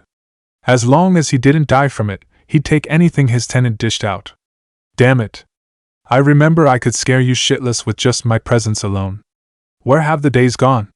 Naruto ignored the fox's grumbling and paid for his meal, then said his goodbye to Iam, who was now closing up. He slowly made his way back, enjoying the moon and the silence on these empty streets. It wasn't long before he suddenly stopped cold in his tracks. He felt a strange presence in the air, and he could feel his body wanting to go find the source of this odd presence, as if it was tugging at him. Kurama, something's wrong. I can feel something in the air. I can't explain what it is, but it's familiar to me. He winced upon hearing a roar of excitement from the giant fox in his head, and then felt her pace back and forth on all fours, her long tails thrashing around excitedly. That's my chakra, and what's more, it has the Een essence since I can feel my own chakra's physical properties. I have no idea how my chakra from before I was sealed into you is still around, but we're not going to pass this up. You must get it now, because I can feel something tainting it, and we need to collect it before this gets worse. Naruto hopped up to the rooftops and immediately began sprinting in the direction of whatever he was feeling. I hate to rain down on your excitement, but even I can tell there isn't much of your chakra wherever it is. It might not do anything. It's still worth a try. Just remember my chakra is very potent, even in small quantities. Just get there and we'll figure out how we can obtain it. Back with Anko a few minutes earlier, how could I be so stupid? I got too cocky and I'm now paying for it. Anko berated herself as she held on to a brick wall bordering the street she was walking on between the bar and her apartment. She knew the men were trying to drug her and even prepared her body for immunity to whatever they may have slipped to her. Why throw away some perfectly good sake? It wasn't the first time unsavory men tried this on her. She always enjoyed seeing their looks of confusion and rage when their plans didn't work. What she didn't expect was for this drug to be even more potent than the average run-of-the-mill rape drug. While she would recover from this soon thanks to her higher immunity than an average human, it still left her weak for now, and that was all these men needed. Panting, she turned and glared hatefully at the three men hovering around her like wolves waiting for their prey to show a moment of weakness. To make the matter worse, her curse mark was flaring up, nearly paralyzing her body with blinding pain. If it was just a drug, she'd be able to fight the men off easily enough, but combined with the curse seal acting up, she was more helpless than a newborn baby. Why did the curse mark have to act up for the first time in years, and tonight of all time? What's wrong, snake bitch? Need our help getting you home? Or maybe you'd like to come with us to one of our places instead? The first Chunin spoke with a disgusting leer. The other two Chunin stayed back, out of the kunoichi's range. Anko growled and took out her saban to throw a few handfuls at the men. They were aimed badly and thrown with little power, so the three Chunin had no trouble dodging them before moving in closer to surround her. Just calm down and enjoy yourself. It'll be over quickly and you can get back to your life. I don't see why you have to make it difficult for us to enjoy what we deserve. You might even find this a turn on. The first Chunin spoke as if he knew what Anko needed. Before she could try to throw one more handful of saban, the man's face flashed with rage before dashing in to bury a fist deep in her stomach. She grunted in pain and collapsed to all fours, vomiting whatever was left in her stomach with the pain from her curse mark intensifying. Stop trying to make things difficult for us. You were that snake bastard's bitch, so you're lower than trash. You don't even deserve to lick the high heels of the Red District's whores. You should be happy we're actually giving you this much attention. Anko laughed spitefully through the pain. She knew she couldn't fight them off anymore. She decided on the next best thing, get them enraged so they'd accidentally knock her out. Fuck you. Do whatever you want. Just know Orochimaru ruined the rest of men for me. You will never ever hear me moan out anything, especially with your tiny dicks, that not even your Red District whores will give a single lick for all the money you have on you. Anko lied through her teeth. She hated having to use her traitorous sensei's name in such a way, but it seemed to be what pissed them off the most. She hoped to Kami she'd be unconscious long enough to last through being forced to give up her first time to such disgusting men. The insult almost worked as it enraged the third Chunin into kicking her hard in the stomach. The pain was nearly enough to knock her out, but she needed a couple more. Unfortunately for her, the first Chunin caught on to what she was trying and held his comrade back. Smirking, The first Chunin bent down to his knees and grabbed Anko's chin forcefully to make her look level with his eyes. Her eyes were burning with hate and murder. I see what you were trying to do. Unfortunately for you, I want to make sure you remember everything. I still don't see why you're still fighting so hard. It's not like this is your first time. Anko cursed herself because she flinched a tiny bit at that statement. The Chunin caught this and went wide-eyed. Wait. You mean to tell me you've never fucked anyone before? Oh, that's rich. We got lucky tonight, guys. This is a bona fide virgin, the man announced to the men, who showed their appreciation for the luck by grinning wider. I guess we'll have to be the ones with the honor of ruining the rest of the men for you then. Maybe if you're lucky and pay us next time, we'll actually do it again. But tonight's going to be free for you, the leader said gleefully as he nodded at the men to help him pick her up and carry her into a secluded alleyway nearby. She couldn't even try to bite anyone as the pain from her curse mark increased enough to immobilize her completely. The only thing she could hope for is that the pain continued to pick up and it'd kill her from shock before they began anything. She could feel them already beginning to grope at her, and she shivered in disgust. She swore again to herself that she would never forgive that snake bastard for betraying everyone and leaving her to take his place. She made many plans on how to kill the men doing this to her afterward, and then she'd hunt that man down or die trying. They dropped her unceremoniously up against the wall far enough into the alley that no one from the street could see them, and they unzipped her Chunin flak jacket and peeled it off. One man slowly cut her tight t-shirt open with a kunai, exposing her purple lace bra barely holding her large breasts in. The men grinned with sick pleasure as they began to reach for the fleshy mounds. Anko could do nothing but allow tears to form at the corners of her closed eyes. Why did this have to happen to her? She didn't deserve any of this. As she began trying to tune out everything in hope of suppressing this horrible experience, when the disgusting hands were mere inches from her, her eyes jolted wide open when she heard something unexpected. What the hell do you think you're doing to one of my friends, you bastards? A young male voice called out from the street, which stopped the men cold in their track. They raised their heads as one and looked at the alley's entrance to see a lone blonde-haired boy glaring at them with icy blue eyes. Their shocked faces twisted into anger at being interrupted. Anko knew something was going on, but the pain from her curse mark was making it hard for her to concentrate on the new person's voice, and she couldn't see who this was from where she was sitting. The pain got to be too much, so she allowed herself to fall into unconsciousness, hoping to Cammy the new voice was friendly. Beat it, demon brat. We're giving this one a good time since she was practically begging for it. One of the Chunins sneered at the blonde. Really? Doesn't look that way to me. It looks to me like you're about to rape her because that's the only way you're going to get any action. I mean, look at your faces. Not even your mothers would love them. The men became enraged. If there was one thing they hated more than snake bitches, it was this demon brat. They would not allow his insults to go unheeded as they all ran as one down the alley at the lone boy, intending to take him out for good. This seemed like a good idea at that time. Now I have 3 angry Chunin bearing down on me. 3 angry and drunk Chunin. You can do this.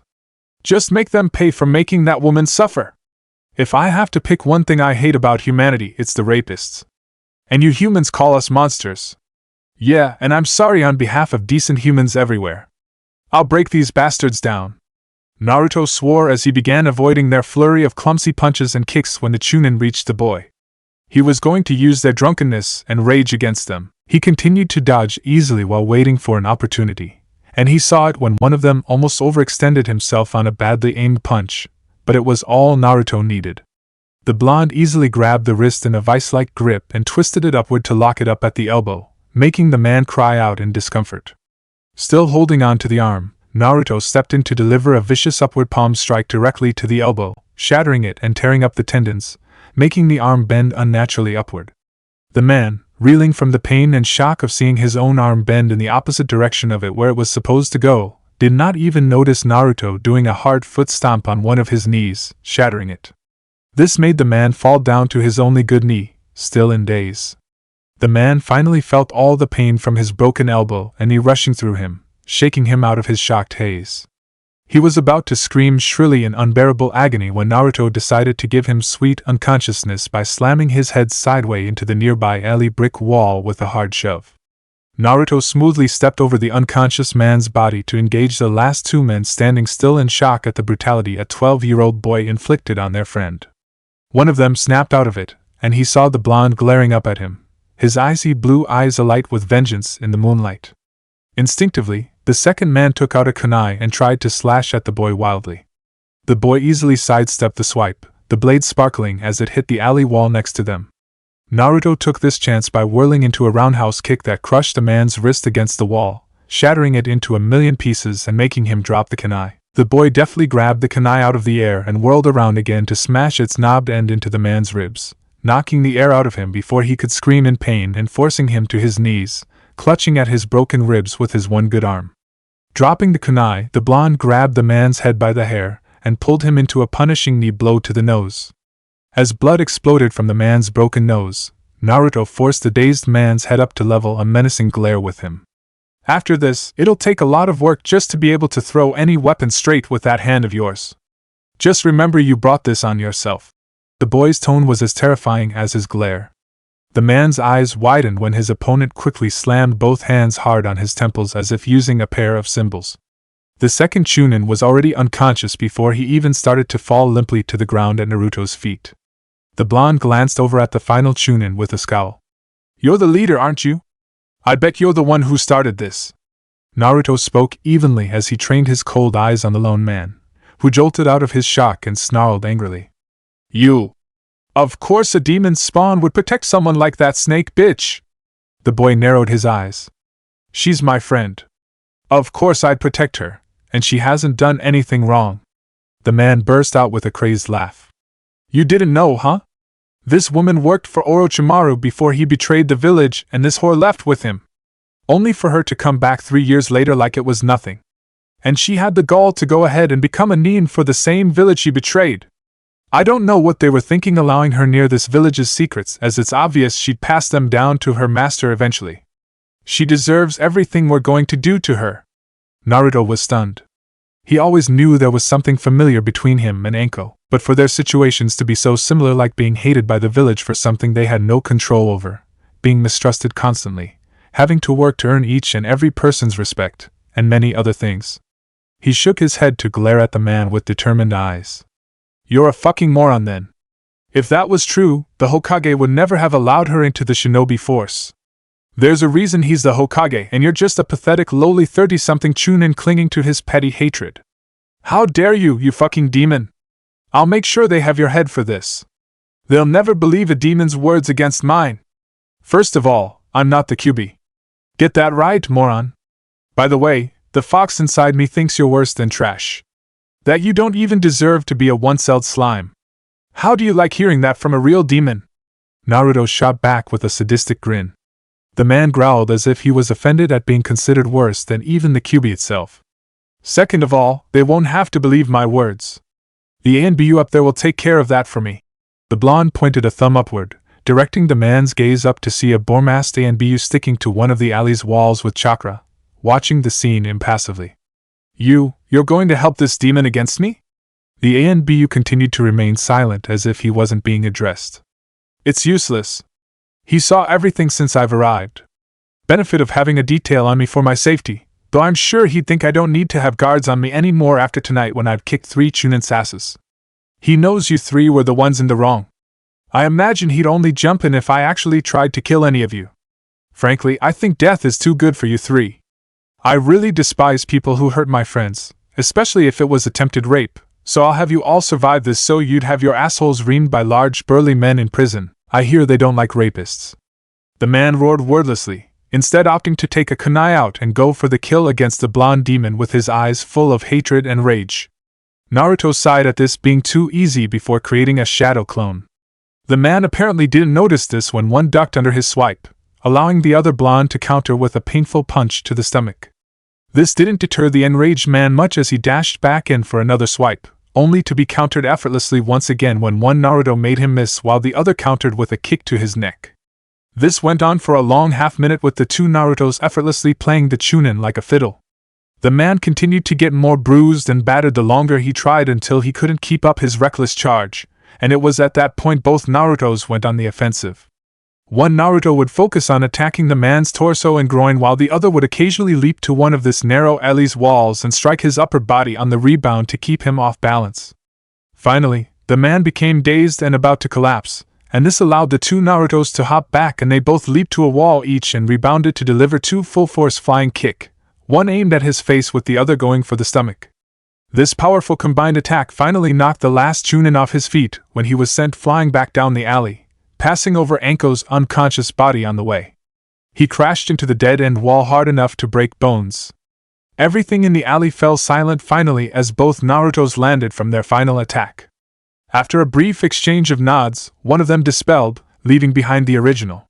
He then began walking to the dead end, making sure Anko was alright and breathing evenly as he passed her, groaning in pain and shock as the Chunin slowly tried to force himself up into a sitting position. Even with many broken bones, he felt the boy step up to him and stand still at his splayed feet. Deciding he'd at least give the demon a defiant glare, he looked up only to nearly piss his pants in fright. Standing over the man, Naruto was casting a pitch-black silhouette with the bright moon behind him. His spiky hair made him look like he had a pair of demon's horns, but what terrified the man the most was the boy's eyes. They weren't blue like before. Instead, they were glowing sinister crimson.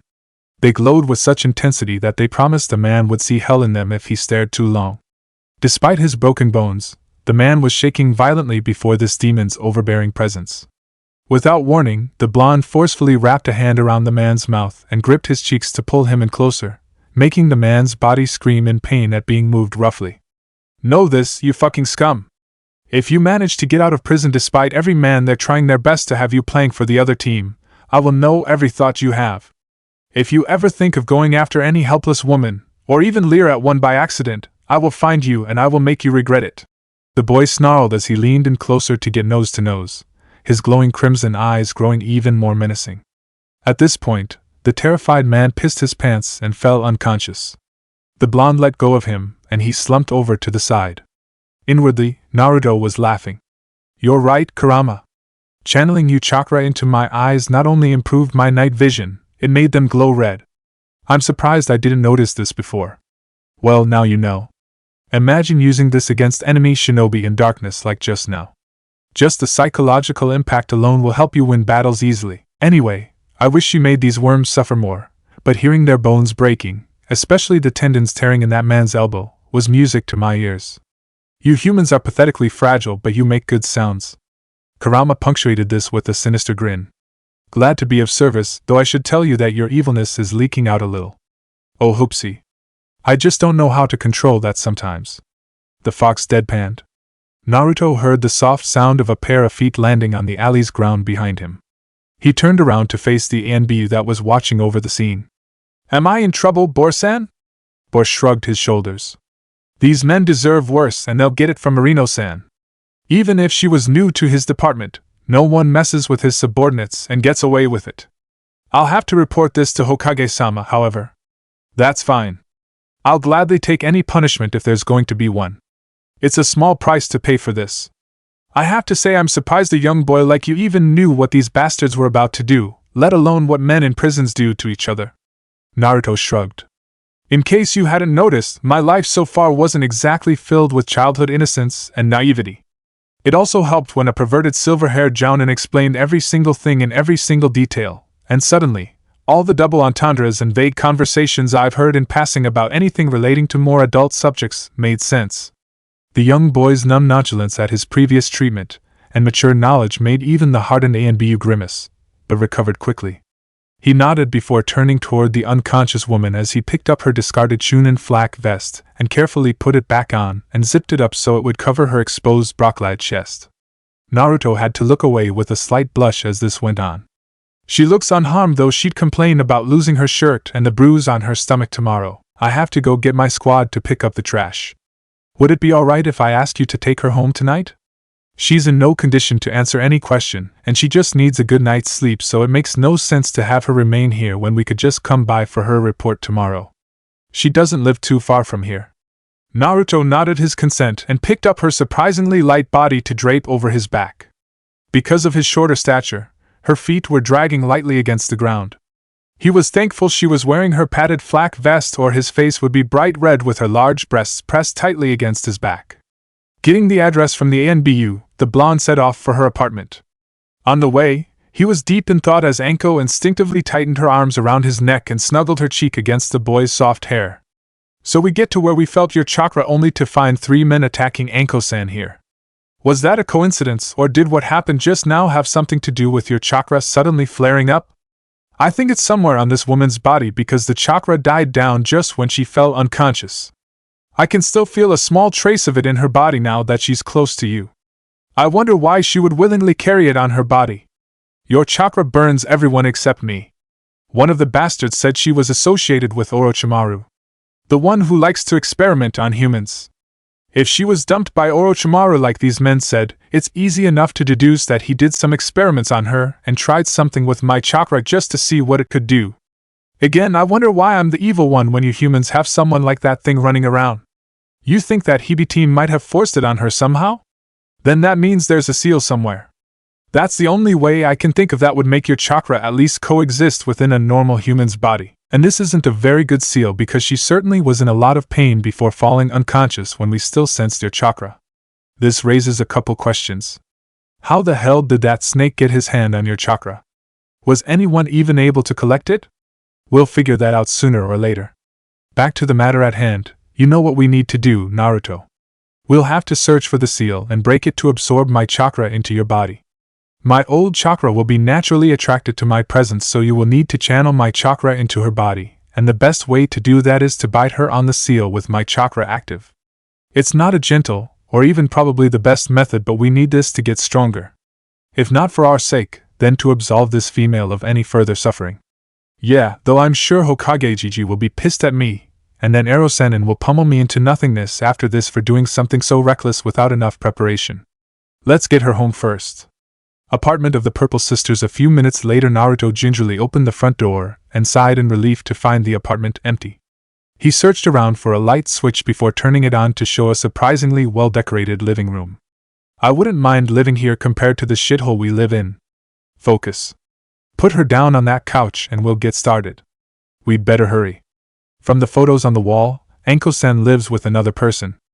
I'd hate to have to explain why I was doing various things to Anko-san if she walks in on us.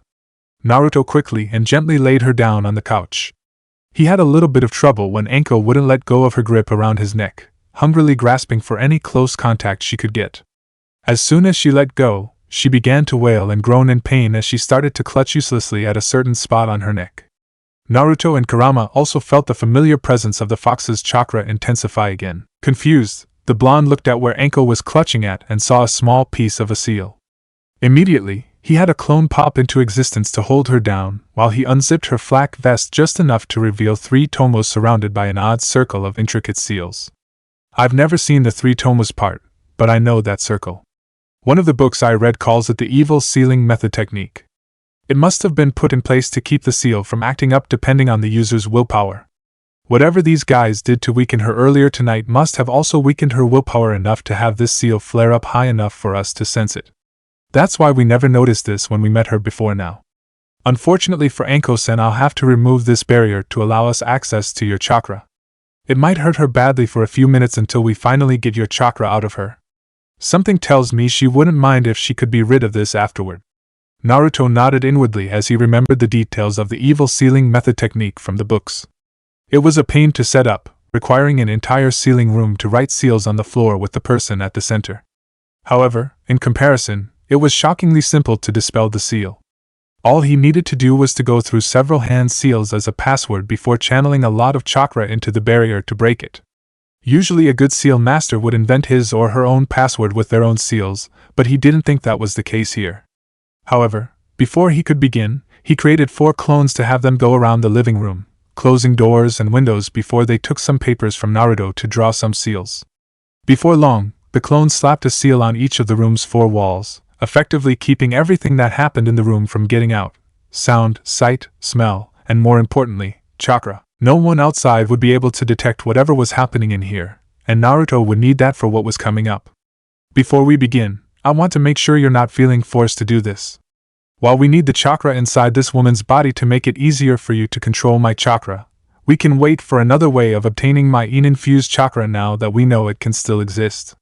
There's also a small chance we may not succeed in retrieving the chakra and make things worse for this woman. I feel like we're invading Anko-san's privacy doing this, and she may hate me after this, but I just can't stand to see her suffering like this. Naruto thought as he watched Anko continue to whimper and cry out as if she was having a horrible nightmare. He hadn't realized he was holding one of her hands to try to comfort her. He then furrowed his brows in determination after a minute of consideration. I'm willing to take the chance, and I think we need to do this. I don't care if we don't get the chakra. As long as she can be free of this, I'd be happy no matter how she'd react after this. Kurama nodded in understanding before she got back to business. Naruto. Remove that flak vest. It's going to get in the way. What? She's practically naked under that. After tonight, the last thing she needs is another guy to see her like this. Forget about modesty. This is more important to both us and her. I'm sure she'll forgive you afterward if this works. Grumbling, Naruto relented and peeled the jacket off with the help of his clones. All Narutos were now sporting red cheeks at seeing Anko in her beautiful purple lace bra. After getting over their initial awkwardness, Naruto had two of his clones keep her propped up as he stood behind her, preparing to remove the barrier. Slowly clapping his hands together in seals, he molded the chakra necessary and slapped a palm to Anko's mark. Naruto could feel something underneath his hand disappear, and he removed it to reveal just the 3 tomos this time. Immediately, Anko screamed to the high heaven in unbearable pain and involuntarily thrashed around so much she accidentally dispelled the 2 clones holding her up. Naruto could see the 3 tomos expanding outward and began to turn into sinister-looking marks that were slowly spreading down her back. Naruto, do it now! Channel some of my chakra into your mouth and bite down on the mark hard. Not having any time to think, Naruto immediately grabbed the thrashing Anko from behind to keep her in place and pulled her head to the side with a hand tightly gripping her purple hair, exposing her neck. As his teeth grew into fangs upon channeling Kurama's chakra into his mouth, he bit down hard on Anko's neck where the mark was. The woman immediately stopped her thrashing and opened her eyes and mouth wide with a gasp, then she sat stock still. Tasting a little bit of her blood going into his mouth, Naruto could feel Kurama's chakra quickly shoot into the seal. He could feel it destroy whatever was tainting the fox's old chakra before he then began to absorb the chakra with both yang and yin essences into his own body. This all happened in a span of few seconds, but it felt like days to him. As soon as he felt the last of the fox's chakra leave Anko's body, he quickly took his mouth off her neck. He saw the 3 tomos begin to break apart, and then it disappeared from her skin. Anko's eyes closed as she let out a relieved moan and fell back limply against Naruto, still unconscious, now completely still and breathing evenly. He wasn't sure she was even actually awake for the whole thing, despite her eyes having been open at one point. He had to allow another blush when Anko instinctively turned around in his arms looking for comfort, and wrapped her arms tightly around his neck, pressing her bountiful breasts against his chest and nuzzling her nose in the nape of his neck. Stuttering, he had to order the 2 remaining, and giggling, clones to carefully pry her off him. Smiling at his success despite the recklessness, he and the clones laid the purple-haired Chunin on the sofa and found a blanket nearby to drape over her, preserving her modesty. Now, quickly get out of here and get home. That was the easy part. You just took on my pure and unfiltered chakra with both yin and yang essences. My chakra has always been somewhat filtered by the seal before it went into your body, and it will hurt like hell when the chakra you just absorbed straight into your own body begin to merge with your chakra system. You'll wish you died, but you won't be able to. Naruto had to grimace at that. However, after this, your body should now be adapted to the new yin essence if it all works out. Hopefully when you channel some of my chakra through your body it'll automatically trigger an actual transformation. Even I don't know what kind of changes that'll affect, so it's an uncharted territory for us both from here on. Now that I know my old chakra can still exist, it's imperative we look for more of it. The more yin essence you take in, the better the effect this will have on your transformations. That's my theory anyway. Naruto nodded before he began to feel a twinge of pain in his chest. Sighing, he ordered his 2 remaining clones to help him take down the seals. Just as they were about to leave the apartment half a minute later, Naruto turned at the doorway to gaze at Anko one more time. He smiled when he saw how she was sleeping peacefully but whimpering slightly for the physical contact she had from earlier. Before he could turn around to leave, he suddenly collapsed at the doorway, his entire body shaking in growing agony spreading out from his chest. "Boss! What's wrong?" one of the clones cried as they went to his side. "Get me home! I need to get there before this gets worse, or I leave myself open for anything in the meantime," Naruto ordered through gritted teeth. Nodding to each other, both clones picked up Naruto by his arms and they all disappeared in a shunshin. Naruto's apartment. Upon arriving, the clones dropped Naruto to the floor as his entire body thrashed around as if was on fire. The white-hot fire of hell, too. Put seals up! The original force threw between Pain pants. The clones quickly obeyed, and within seconds, his entire living room was encased in a privacy barrier. At that point, the clones dispelled and he allowed himself to scream like there was no tomorrow, his chakra leaking from all over his body. All Kurama could do was offer soothing words for his fading consciousness. Next morning, Naruto shifted his body, sprawled out on the living room floor, as he forced his heavy eyelids open, only to grunt in annoyance when the morning sunlight shone into his eyes from a window nearby. Oh, fuck me. That was not pleasant, he grumbled as he tried to stretch, only to flinch from pain all over his body. Naruto, you're okay. I was a little worried there for a minute. Kurama's voice suddenly spoke up. I still feel like crap, but looks like I survived my first shot of your chakra. I even feel a bit different too. Really? Where? I wasn't expecting the effects to be that immediate. I'm not sure. I just know I feel a bit sharper and more clear in the head. Naruto murmured in his head as he draped an arm over his head to block out sunlight from the window, absent-mindedly enjoying the feeling of soft fur on his forehead with his eyes closed. Wait a minute. Soft fur? He quickly moved his arm to look at it in full view, and his mind loudly grinded to a halt in numb shock as he stared intensely at it. More specifically, his forearm. His arm was normal up to that point, and then it was suddenly covered in crimson fur all the way down to his fingertips, now sharpened into long and deadly claws. Bringing his hand up in front of his face to flex it, showing incredibly defined muscles even underneath all the fur, there was only one thought for both Naruto and Kurama inside him. Holy shit!